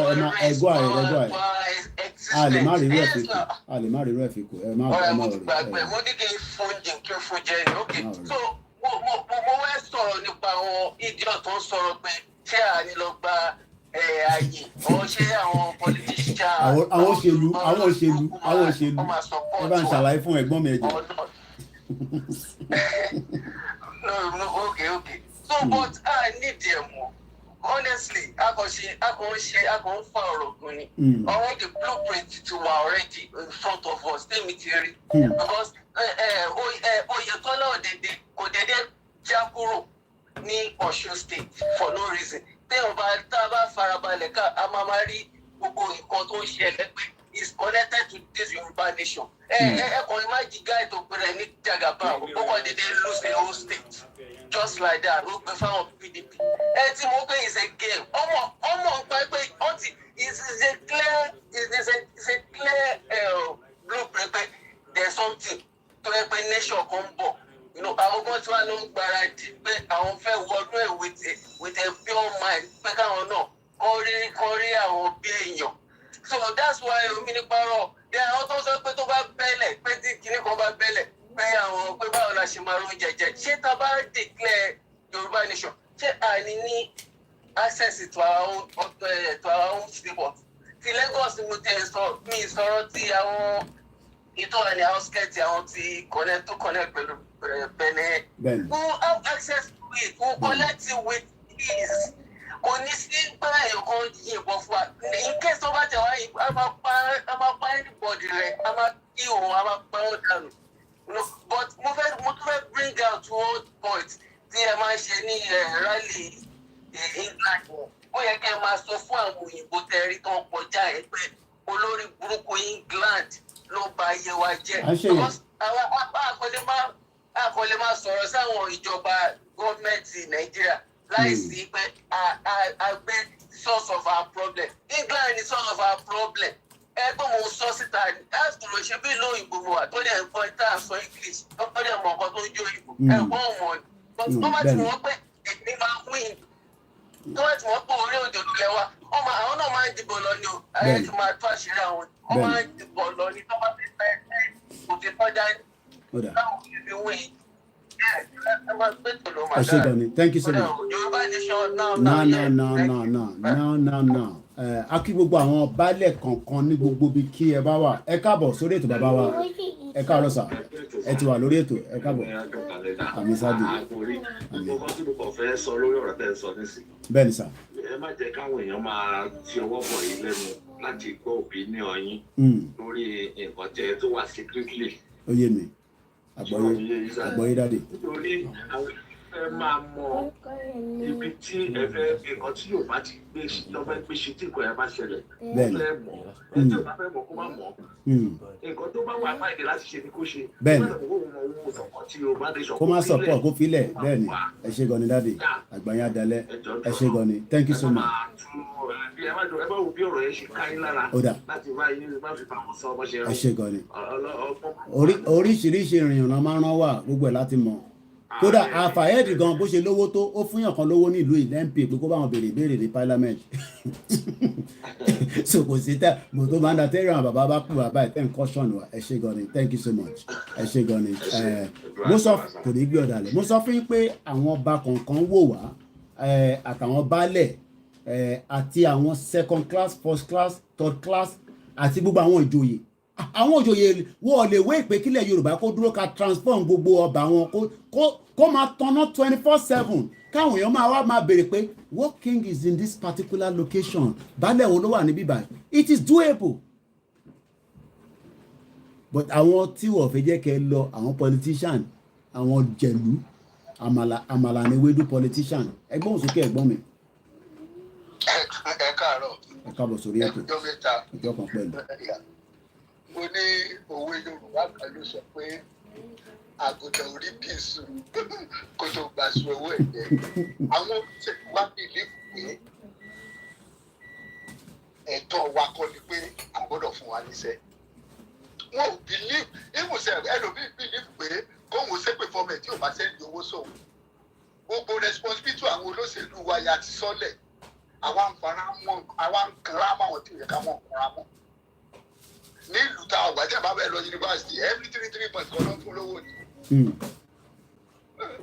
So wọ́n wá ti gbé gbogbo responsibility wọn ò jẹ́ kẹ́nìkan kó rántí ọ̀rọ̀ gbogbo bàbúrúkú tó ń wù wọ́n ká kó wá fọ́ọ̀sì ẹni tí ò yẹ ká máa fi ara ni àwa ń bara nira wa so gbogbo ìwà burúkú yẹn ni mo fẹ́ kó parẹ́ káwọn ò lè kọ̀tínú láti máa ìwà burúkú. àwọn ìwà ìdọ̀tí àwọn ìwà ìdọ̀tí. ìwà burúkú ẹ jẹ́ kí n sọ kí nìkan fún yín lónìí kí n bá sọ fún yín ájá yìí lẹ́nu 1974 àwọn akọ́ bẹ̀rẹ̀ council tax kí UK tó bẹ̀rẹ̀ 1988 mo Bọ́lájí Johnson ló start yẹ ẹni mo parọ́ 1974 ni mo lábẹ́ Bọ́lájí Johnson ló bẹ̀rẹ̀ council tax òyìnbó wá bẹ̀rẹ̀ tiẹ̀ ní 1988 Britain bẹ̀rẹ̀ 1988 wọn ò dẹ̀ stop ẹ̀ lónìí so nípa èmi ò tiẹ̀ mú tá a fẹ́ sọ lórí ọ̀rọ̀ Yorùbá náà ọgbọ́n ìmọ̀ òye gbogbo ẹ̀ lọ́dọ̀ fi fún wa ẹ gbàgbé pé bóyá ìyá oúnjẹ Yorùbá ìyá oúnjẹ níbọ̀dì ìyá oúnjẹ sì ti àti kọjá lẹ́kùn yẹn ẹ̀wù ọgbọ́n àti ìta fi gba federal government jà òyìnbó kan mo sẹ́ni ó wo lẹ́tà tí bàbá Akintoye yẹn kọ Yorùbá ìtì wá gbọ́n tó báyìí ó ní ṣe gbogbo ojúmọ́ làwọn Biafra náà ń ṣe gbọ́dọ̀ ní gbogbo kìíní kan ó ní gbogbo ọgbọ́n ni ó ní kùsẹ̀ Buhari gan gbogbo tó bá rí lẹ́tà ìtàn ó a máa tọ̀ sára ni ó ti lẹ́ gbogbo wọn rẹ ní. a máa tọ̀ sára ni ògbójúlọ́kàn ń lò fáwa ni ògbójú ló ń lò. àwọn bíbù ti lọ. ká máa declare wọ́rọ́wọ́ tí wọ́n ní yìnbọn kan wọ́n ní yìnbọn yọ kan tí wọ́n ní yìnbọn yọ kan pẹ́rẹ́ ìbọn yọ kan wọ́n ní yìn. sọ̀rọ̀ ọ̀gbọ́dọ̀ ló tó wà lẹ̀ àbí kọ́ máa bẹ̀ wá pé òkìlẹ̀ ọgbọ́n òní tá a ṣe báwọn ìbẹ̀ lọ́kùn ìlú àwọn. You can change the TV. Change it. Change the TV. Ẹ ṣé gan ni ẹ̀gbọ́n mi, ẹ ṣé gan ni. Bàbá Akintoye ní ọgbọ́n la máa fi bá wọn jà, ọgbọ́n náà dẹ̀ la wà. Ìyẹn ló ṣe ní Yorùbá ronú o. Yorùbá ronú. Mo fún wa mélòó ló fi jà. Ṣé fẹ́ dá sórí ètò ni? Ọ̀yà. Àwa ni wọ́n ń gbọ́ yín yẹ àwa ni ẹ. ilẹ̀ ògùn àgbè wa onígbọ̀dà ni ó ti pẹ́ tí a ti gbọ́. ẹ má sọ anything private yẹn o ẹ kò sọ àlàyé ni mo fẹ́ kẹ́ mention ẹni ẹ má dẹ̀ dúpẹ́ lọ́wọ́ mi o a dúpẹ́ fún ilé dùnmọ̀ ok Mr. Koiki Media bẹ́ẹ̀ ṣe ń ṣiṣẹ́ takuntakun inú wa ń dùn àwọn adájọ́ ọmọ Yorùbá láti tọ́kì inú wa ń dùn wípé kí ni ohun inspiration tẹ̀mí sọ̀rọ̀ láwọn ẹ̀ sí wọ́n fi wá lọ́kàn balẹ̀ torí ẹ mọ̀ pé ọ̀rọ̀ Yorùbá nation wa tá à ń ṣe yìí ó dàbí ẹ̀kọ́ ti fi rẹ̀ bí sọ́mà nítorí pé ó ti pẹ́ many people ọkàn ń sọ̀rọ̀ kò tẹ̀ wá dàbí pé rálẹ̀ ń lọ mọ́ kò sẹ́ni ti mú so but ohun tẹ́ fi gbé láàárọ̀ yìí sí inú àwọn ọmọ Yorùbá káàkiri gbàgbàláyé inú wa ń dùn káàkiri all over the world báyìí sí pé Yorùbá nation ó sì dúró lórí ọwọ́ tó wà bẹ́ẹ̀ so a dẹ̀ tún fi àkókò ìdúpẹ́ lọ́wọ́ ṣe olóyè Adéyẹmọ Owóṣà owó bàbá dánù so àwọn pẹ̀lú àlè àfojúsọ́nà sí ní agbára Ọlọ́run kó máa wáyé so kẹ́nìbọ̀dì má máa bomi erin pé kankan máa ní sùúrù kẹ́ má máa sọ̀rọ̀ bẹ́ẹ̀ ṣe ń sọ̀rọ̀ yẹn ìrọ̀ ohun yẹn gan ló ń dùn máa wá YouTube Yorùbá nínú òun ló ń dùn wá nù bẹ́ẹ̀ ni inú wa dẹ̀ dùn ilẹ̀ Yorùbá la dẹ̀ ń gbọ́ alágbára Ọlọ́run kó máa tó wa lọ́wọ́ àṣẹ ìdùnnú. ẹ ṣé gan ni mo kí gbogbo ẹ̀yin tẹ́ wà nígbà kò ní gbọ́dọ̀ alẹ̀ thank you so much Ọlọ́run á wà pẹ̀lú gbogbo wa gbogbo bí kíbi tá a bá wà mo kí yan Evangelist Taiwo Esther mo kí gbogbo ọmọ Yorùbá láì fẹ́ni kankan ṣe sílẹ̀ tí bá jókòó sí bíbà èmi kọ́ mo ní bíbà síìtì tí mo jókòó sí tí bá jẹ́ pé nǹkan mi ni mò ń sọ ní wà ní bíbà so mo take advantage of it mo fún gbogbo ẹ̀yin tí ẹ ní gbogbo yín pátápátá ìwọ ni ẹ̀yin lẹni síìtì yìí èmi kan mo ní síìtì yìí torí tó bá yẹ pé ọ̀rọ̀ Yorùbá kọ́ ni mò ń sọ ni kò láìkílì pé máa wà ní bíbà ẹ̀ ní fún mi lówó èmi náà lọ máa ṣiṣẹ́ ìbá tí bá mú wọlé náà ni so mo dúpẹ́ lọ́wọ́ gbogbo yín gan and we are not taking advantage of it and we don't abuse it as well ẹgbọ́n sókè ìyàwó láti Kuwait.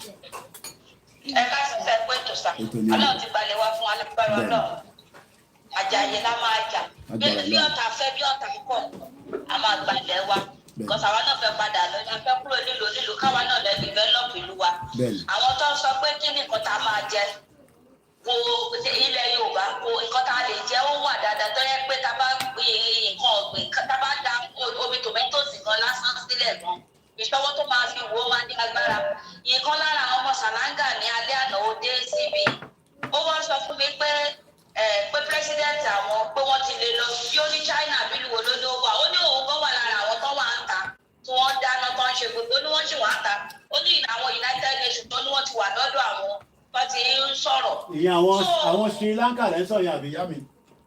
bẹ́ẹ̀ni sà ó wà lọ ó ṣẹ̀ṣẹ̀ yé wọ́n ṣẹ̀ṣẹ̀ mú wá sí McDonald's company ó ní pé òun wà ní àwọn tó wà níta. tó fọ́ndẹ̀.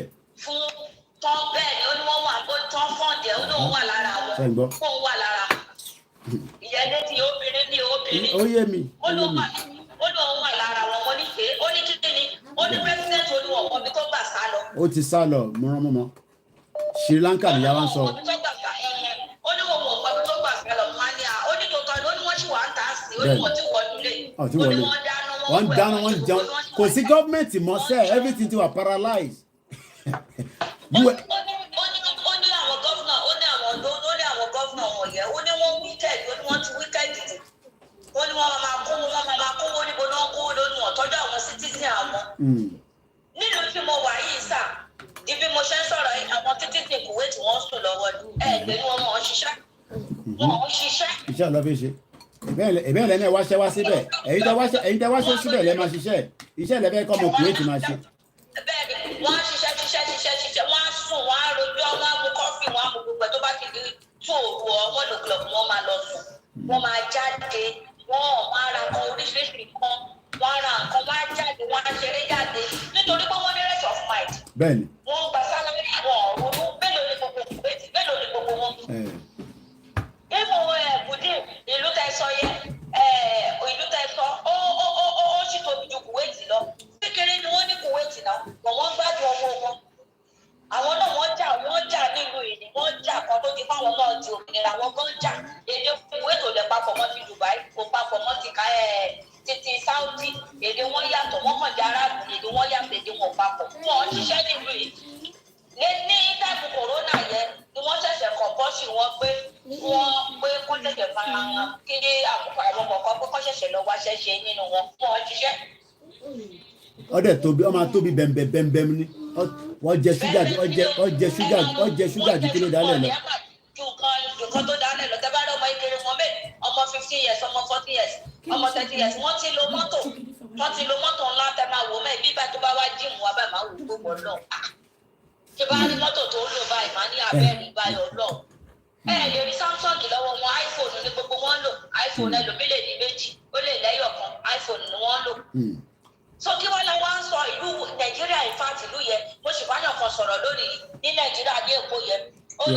wọ́n ní oil and gas wọ́n ní kò ibẹ̀ ní yàrá ètò tí ń sọ̀rọ̀ wà wọ́n ní oil and gas tó pọ̀. wọ́n ní oil and gas ó ní ṣèlú wọn ti bàbá olóyè Sunday Igboho kó ṣèlú wọn ti wọn mọdé mo ní ẹwọ tẹ bá tẹ sọ̀rọ̀ ẹ má máa sọ̀rọ̀ lọ sí gbogbo ibẹ̀ yẹn mo ní ṣé bàbá olóyè Sunday Igboho mo ní ṣé jà tí dáadé máa ń jà mo ní ṣé jà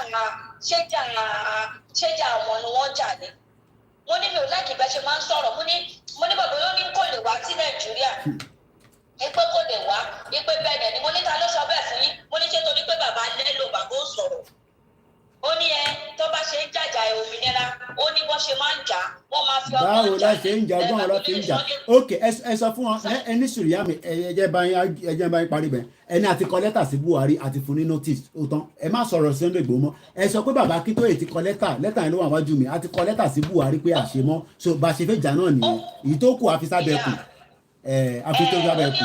ó ní kí n ṣe bọ́ ṣe ń jàjà òmìnira ó ní tó bá fẹ́ jàjà òmìnira ó ní kí n ṣe bọ́ ṣe ń jà adìẹ mo ní ẹ má máa sọ bẹ́ẹ̀ mọ́ mo ní ẹ̀yìn tẹ wà lẹ́kọ̀ọ́ mo ní kò sí kankan lẹ́kọ̀ọ́ èkó ló wà sí gọ́ọ̀jù mo ní wọ́n bọ̀ lẹ́kọ̀ọ́ wọ́n ti dé tán mo ní bẹ́ẹ̀ máa sọ pé kò sí kankan ó ní ṣe báwọn làwọn wà ní Nàìjíríà ó wá sọ statement kan mo ní àwọn táwa ní diaspora káwa la fẹ́ là ń dá wa lálẹ́ káwa la fẹ́ kókun wa jáde mo ní àwọn táwa ní diaspora mo ní àgbẹ̀ni òpá wa àwọn ń gbáwó àwọn ń gbádùn àwọn àdóná 24 hours inú AC 24 hours àwọn ń gba sálárì kò sí kankan táwa láàkì táàbà jẹun àrò wípé àló jẹ nínú ilé mo ní ṣe bẹ́ẹ̀ ilẹ̀ máa bọ́ sórí social media tẹ́ máa tọrọ owó mo ní ṣe rárá ìlú òyìnbó tó tọrọ owó ní lọ́wọ́ ẹ̀yà ara Nàìjíríà mo ní iná lè máa kó pírọ́blẹ̀mù yìí wá bá wa mo sọ̀rọ̀ sí ẹni mo sọ̀rọ̀ inú ti bí mi mo ní ṣẹlẹ̀ mọ́ máa tẹ̀ máa dárúkọ ọ̀rọ̀ Yorùbá mo ní ọ̀rọ̀ tó wà lẹ̀ no go back ni afẹ́lọ́dé no go back ni mo ní mi ò sọmọ àlè ọmọ Ìjẹ̀ṣà ni mi mo ní mi ò sọmọ àlè mo ní kí ni ọmọ Yorùbá ní ẹ̀dẹ̀ ń tako Yorùbá nation ó ní ẹ̀wọ̀n tako Yorùbá nation mo ní ẹ má máa sọ bẹ́ẹ̀ mọ́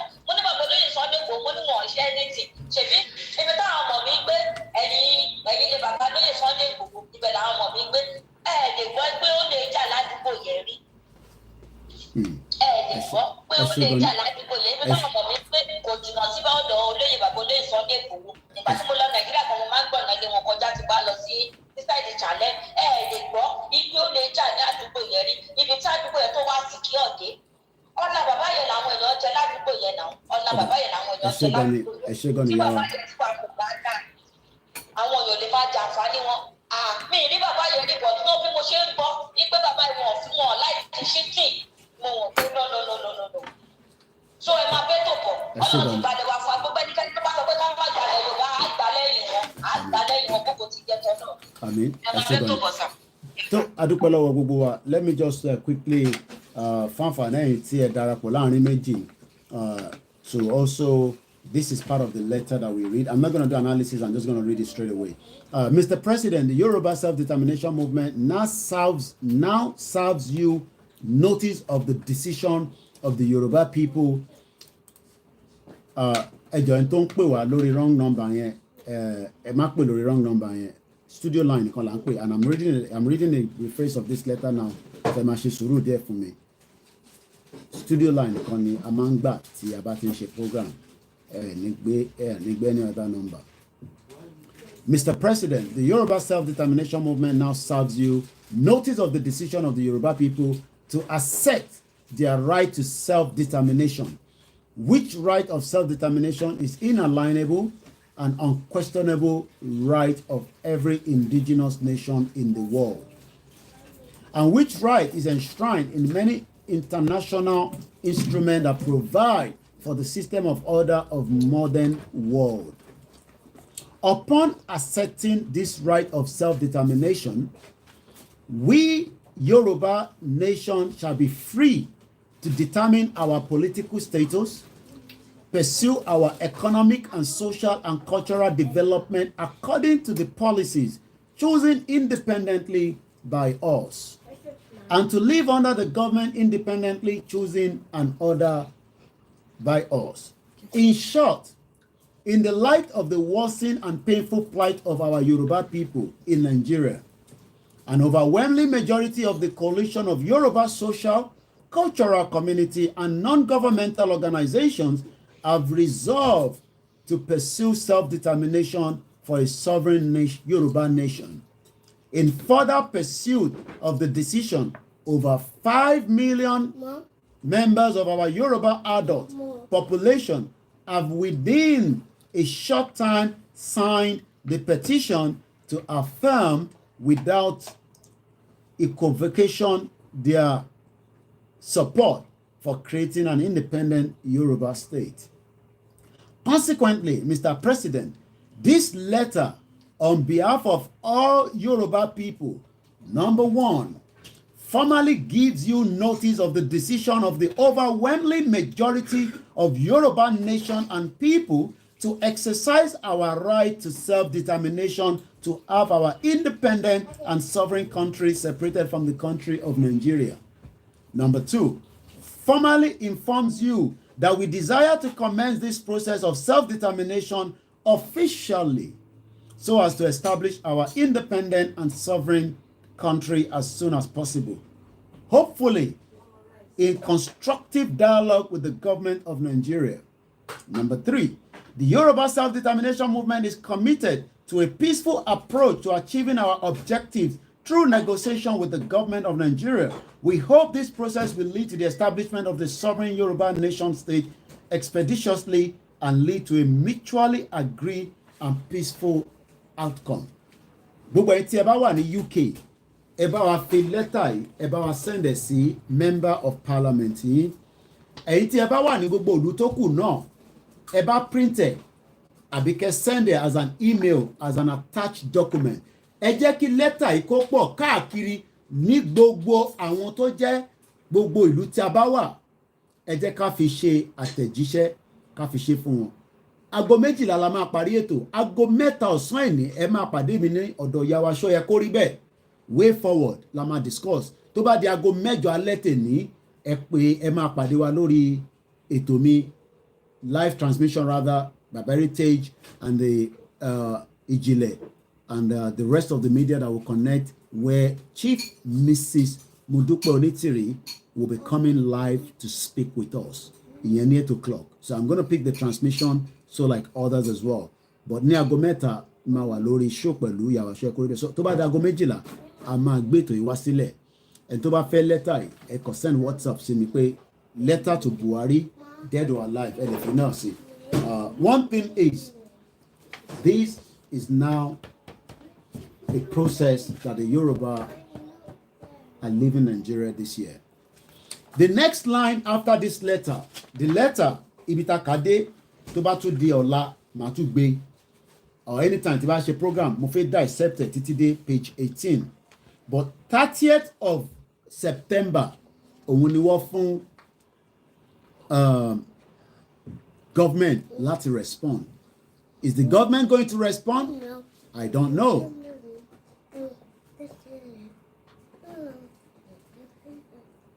So once again, I'm winding down gradually. Adúpẹ́ lọ́wọ́ gbogbo ẹ̀yin tẹ́tí pé ẹgbọ́n sókè yàrá Mama Gold, ẹgbọ́n sókè mà.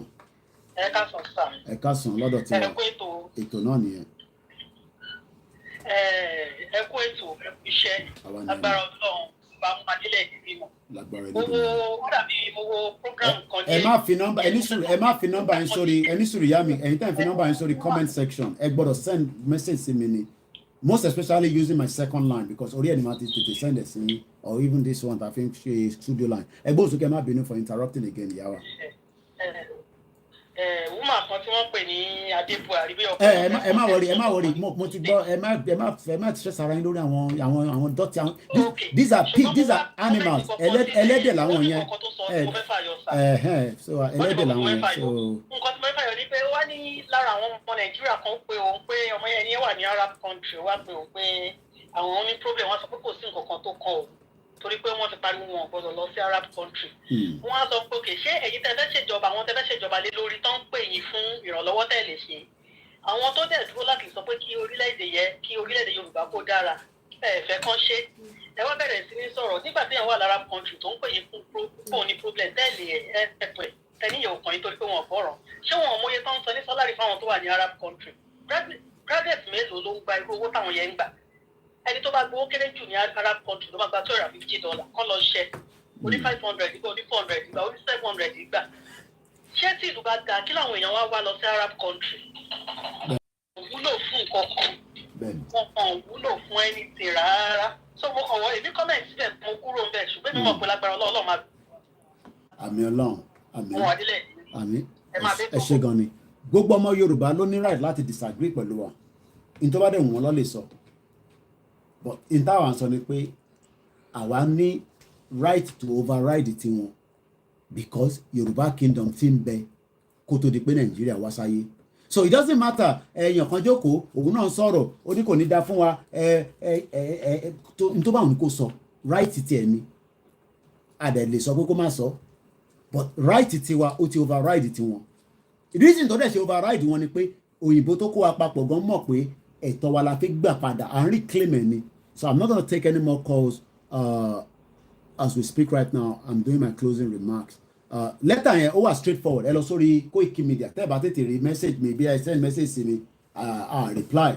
Tẹ́ bá lọ sórí koikimedia.com mo ti upload ẹ̀ síbẹ̀. Ẹ lè download ẹ̀ ẹ lè kà láti bẹ̀. So Itefinbere, and the link for Koiki Media is just, going to be pushed out as well. Tẹ́bá débẹ̀ báwo lẹ ṣe máa rí, depending on irú laptop lèmi tí wò nísìn. So ibì kan wà tó máa sọ pé more, tó bá jẹ́ pé orí fóònù yìí ni, tó bá jẹ́ pé orí iPad ni, ìgbà mi máa show àwọn bí 1 2 3 bí line. Tẹ́bá ṣáà ti gbọ́wọ́ lé, ibi tẹ́ need tí ó wà nínú ẹ̀ ni ibi tí mo kọ pé Yorùbá document files. Ibẹ̀ ni à ń kó àwọn nǹkan tó bá jẹ́ important. So tẹ́ bá lọ sórí koikimedia.com. Sori ẹ rí nígbà tẹ́ ti gbọ́ nísìn, so ẹ lè lọ síbẹ̀ kí o ṣe dandan pé kẹ́ dóde mi. We need to start becoming active. We are not lazy people. Government ló fi sọ wá di bí bàtà lazy. Human rights ní internet ní Estonia. Tó o bá ní internet ní Estonia, o lè sue government because it's a human right. So once again, we're not taking any more calls because I'm closing the broadcast now, and I need to prepare my closing remarks, and I have 15 minutes. Ẹ má bínú gbogbo ẹni tó bá ti fi pé gbogbo àwọn tí ó ti dá sí. So the link for Koiki Media, I'll push it out now. Tẹ́ bá ti lọ síbẹ̀, mo ti fi link yẹn máa dẹ̀ pin ẹ̀, àmọ́ your number ta fi síbẹ̀ nísìnyí, à nídìí yẹn mọ́. So ẹ lọ sórí koikimedia.com, ẹ lọ sórí Yorùbá document files. You will be able to download that letter. Gbogbo ìtẹ́wá wà ní abroad. Have you thought of also sending the letter to your representatives in Parliament? Fáwọn àtàwà ní UK. Imagine kí MP kan bá gba lẹ́tà yìí pé Yorùbá self-determination movement, dear Mr. President. Àgbàkọ́ mọ̀ mo ti sọ bẹ́ẹ̀, ẹ má bínú gbogbo ẹ̀tẹ́ bá ṣe fẹ́ pé. Dear Mr. President, the Yoruba Self-Determination Movement respectfully write this letter to you for and on behalf of the indigenous Yoruba people of southwest of Nigeria, inclusive of Yoruba citizens of the 6 states of the Yoruba Southwest Zone, Ekiti, Lagos, Ogun, Ondo, Osun, Oyo State, and the Yoruba citizens of part of Kogi, Kwara, Delta State, all south of Middle Niger River in Nigeria. The Yoruba Self-Determination Movement is a movement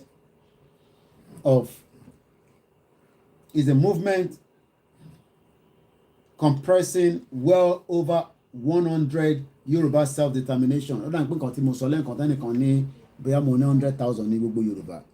Nǹkan sọ ni pé gbogbo ẹgbẹ́ tó wà nínú YSDM lọ́mìn. So ẹ máa farabalẹ̀. Ìyẹn náà lè ṣe lọ sọ fún bàbá Akintoye pé wọ́n fẹ́ declare Yorùbá nation ní London tí bàbá yẹn fi ń pè mí. Ṣáyà ogun yín jà ní. Èmi kọ́ ni máa declare Yorùbá nation, èmi dẹ̀ kọ́ ni máa announce date mega rally. Ní gbé ẹsẹ̀ ju ẹsẹ̀ tí àwọn bàbá yẹn bá ń gbé lọ. Dẹ̀ ní ṣiṣẹ́ tí wọ́n bẹ̀ wá ká lọ ṣe.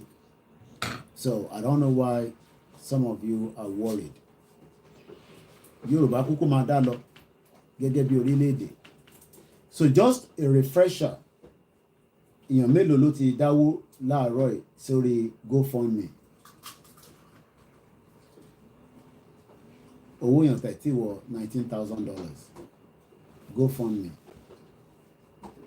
Àyíká Nàìjíríà nílẹ̀ Yorùbá, I understand problem láti pay owó bẹ́ẹ̀ ó difficult fún yín. So kò ṣe ìlànà bá sọ̀rọ̀. Àwọn diaspora là ń bá sọ̀rọ̀. Gbogbo ẹ̀yin tẹ́ ń béèrè lẹ́tà ẹ lọ sórí Koiki Media kẹ́ lọ gba lẹ́tà yẹn. But as well, I can also send it if I come across your message. But kò ń ṣe tí ẹ máa ní Koiki àti béèrè document yẹn ò send ẹ máa ṣe sùúrù gan.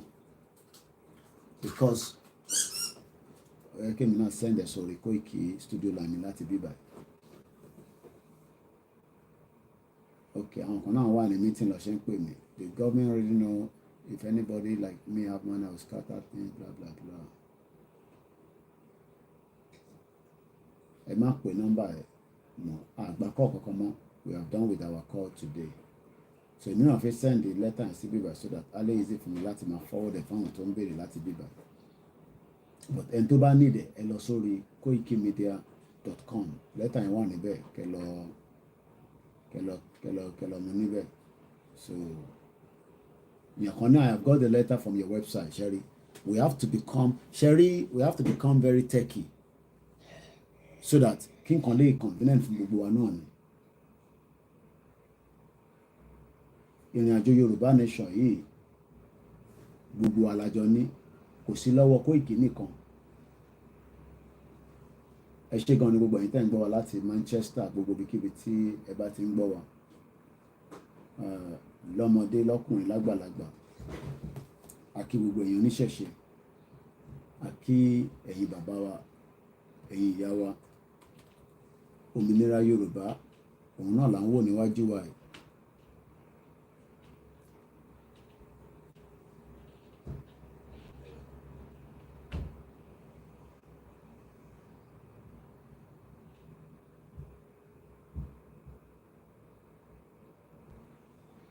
So once again,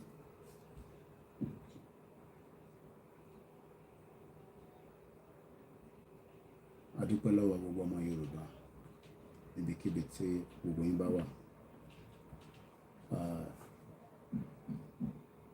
Okay, lẹ́tà náà lélẹ̀ tí kódà ìyàwó onítìrì gan náà ti sẹ́ndẹ̀ sí mi. 4 hours ti pé Twitter ti shut me down lórí Instagram. Let's quickly start it again. I'm not sure send the copies to me. That's the message from her. Don't ask for a number. I'm not going to give it to you. Doesn't matter wherever it is. Privilege kọ́ ni pé privilege làwọn náà kọ́ nípa ní nọ́mbà wọn ni. So kò mí pé torí mo ní nọ́mbà wọn. Àwọn á ní kí n máa fún anybody. She just sent me the same letter tí bàbá Akintoye kọ́ tó wà lórí Vanguard. And that's it here. Yoruba nation. Akintoye writes Buhari. Ẹgbọ́n kan táwọn wakọ̀ only begs for negotiation and audience. Ẹ wo bí pépà Nàìjíríà ṣe gbé. Ṣé wọ́n beg ní bíbá? Ẹ yà bèbí tá à ń lọ tán. Ẹ̀ka ìtọ́kọ sí Vanguard nìyẹn. Yoruba nation, Akintoye writes Buhari begs for negotiation and audience. Ẹ rí pé wèrè àwọn pépà Nàìjíríà. Àwọn brown envelope paper. Oní bàbá Akintoye lọ bẹ́ẹ̀gì Buhari fún negotiation àti audience. A máa ṣe mega rally. Gbogbo wa dẹ̀ ni a gbọ́dọ̀ wà involved at the mega rally. Date I don't know. Preparation, you should all go and prepare for the mega rally. Mega rally máa wáyé tí wọ́n máa announce láìpẹ́. Tá bá dẹ̀ ti announce ẹ̀, we should all be ready to say we are going. Yoruba nation is non-negotiable. It is our right to self-determination, and nobody can stop that right. Ẹ ṣé gan ni, ẹ tẹ́ bá ti rí lórí website wa, mo kí yín ẹ̀yin tẹ́ ń wò wá, +61. Ṣé Malaysia kọ́ ní àbí Thailand àbí ìlú òní ẹ̀? +61. Code òní ẹ̀. Ẹ ṣé gan ni, we have a lot of people that are watching. Australia. Ẹ ṣé gan ni láti Australia, thank you so much. Àwọn tí wà ní alẹ́ báyìí, kí ni time Australia báyìí nísìnyí?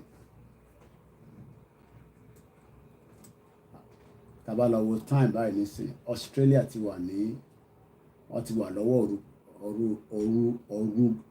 òru gidi làwọn ti wà báyìí. Australia. Àgbákọ̀ mọ̀ ìwé tó bá ń pè torí pé rí mi online. Follow program yẹn. So I'm just about to complete my presentation. I only have 8 minutes. Mo ní láti lọ fi 3 hours kí n máa fi rest.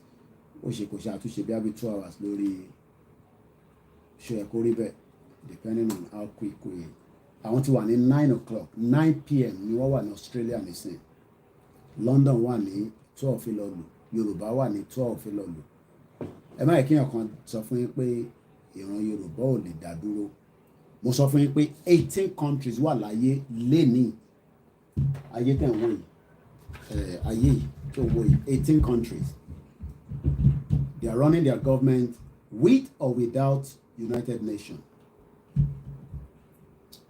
So, ọ̀pọ̀lọpọ̀ ti pick document and lórí website mi. Very very easy. Ẹ bá ti lọ sórí koikimedia.com. Lẹ́sẹ̀kẹsẹ̀ lẹ máa ẹ kọ́ lọ sórí ibi kan tí mo sọ pé document. So, a dúpẹ́ lọ́wọ́ gbogbo wa lẹ́ẹ̀kan sí. Don't let anybody tell you, especially ìtẹ̀ wà nílé, ẹ̀wọ́ ìtí ìgbọ́ ìwọ tó bá gbọ́ yẹn ìwọ náà lè mú fóònù kó screenshot ibi kékeré kó send ẹ̀ sáwọn ẹlòmíì kan gbọ́ akí gbogbo ọmọ Yorùbá pátápátá. Regarding the flags, we will continue to do what we can do.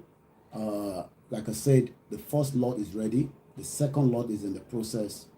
These are very small numbers, but if you lead the Lomade, rally is coming. And we'll be your boy, you survive. Igbowo ṣá bàbá Akintoye ìyọ́nì tí rí gbogbo ẹgbẹ́ YSDM rally máa jáde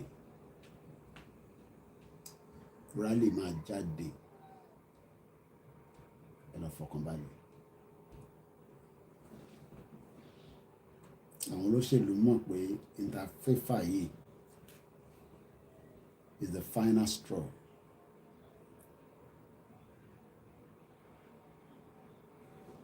Yeah, lay the studio line. Yeah, this is the studio line. This the studio line. So that next time about our live, save it. Sharing number that put that number me the other one she share, but it's just that because is stable. More reason than you get studio line. Sharing the other number, apart from going on Twitter, Tibanika Magba call Lori Ama hang. It's iPhone 13, but to Lori. Ọlọ́run ló lè yọ kúrò bó ṣe wà yẹn ẹrù yẹn ti pọ̀ jù we have so much in there and yẹn ló ṣe ń difficult so tí bá tẹ̀lé mo fi máa fi gba call náà I will continue to have problem so ìyẹn la ṣe ń lo eléyìí wà durable kò sí lórí group kankan even messages náà ti ń pọ̀ lórí ẹ̀ but at least ó ṣe hold tẹ bá pè ẹ rí pé ẹ sọ̀rọ̀ straight away. But if I put the other one here, I'm a struggle because láàrin méjì I disconnect. So, yẹn la ṣe ní kẹ́ pé studio line. And sometimes people call on it even when I'm not doing the program. I get calls on it and I return calls on it as well. So, mo kí gbogbo alẹ́ nǹkan sàwá tí a jáde lánàá fún the mega rally. We will continue our campaign. We will continue our acclamation. Vanguard is one of the gutter media. Ó ní àwa ló ń bẹ Buhari. Ṣé nǹkan tí mo kà ní ṣé lẹ́tà sọ pé a fẹ́ lọ bẹ Buhari? Ó kù díẹ̀ nìbọn lónìí. Àwa lá nílé wa. Àbálẹ̀ náà àfẹ́ tẹ́nàntì mọ̀, àfẹ́ kí tẹ́nàntì máa lọ. So that is about it. No, a ti sọ pé kọ́ọ̀lù ní wọlé mọ́ bàbá mi. I know you want to say something, but I have to go now. When I'm back some other time, you will have opportunity to call.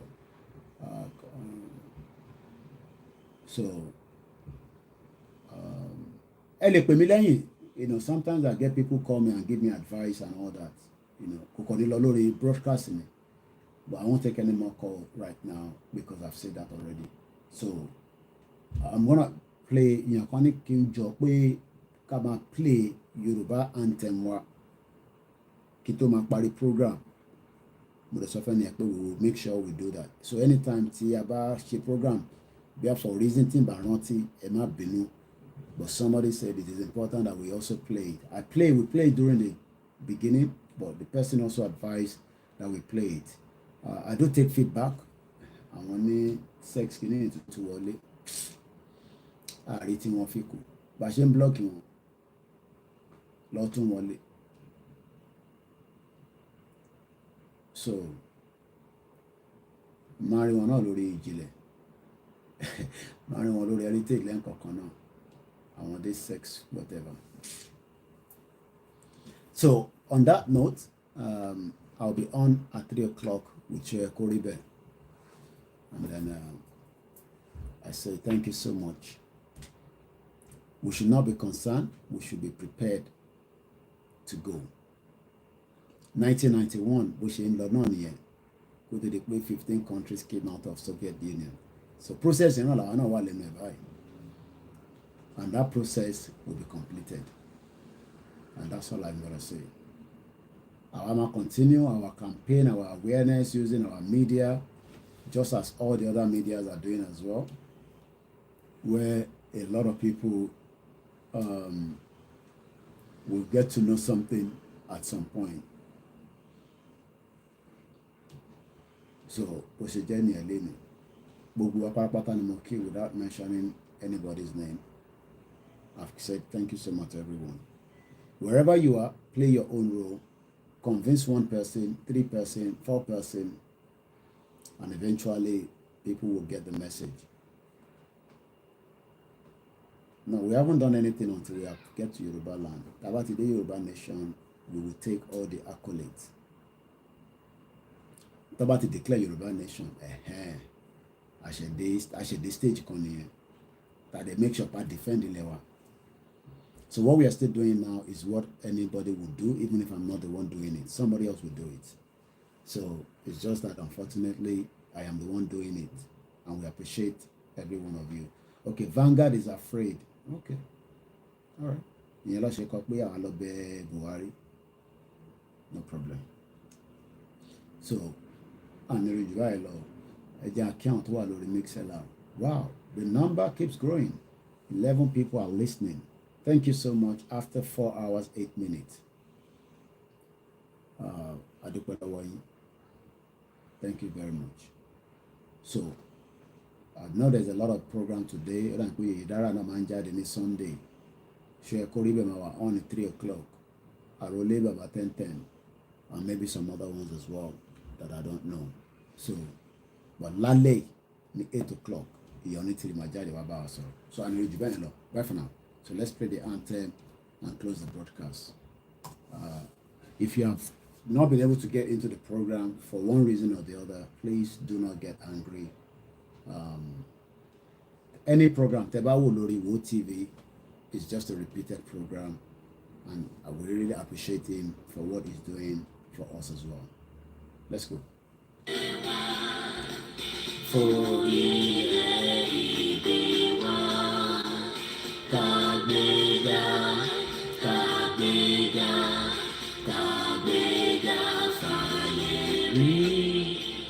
Ìgbàgbọ́ wa ni pé láti bẹ̀rù làbọ̀ mọ́.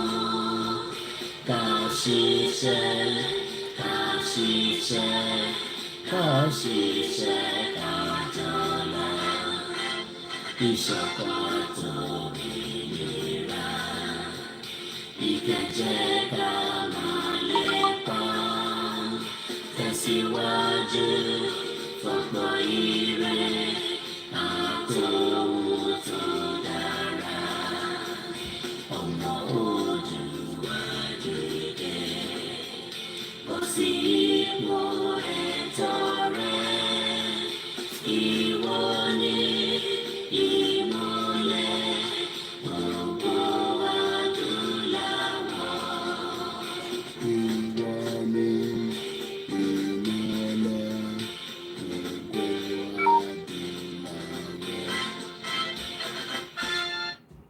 Bye for now.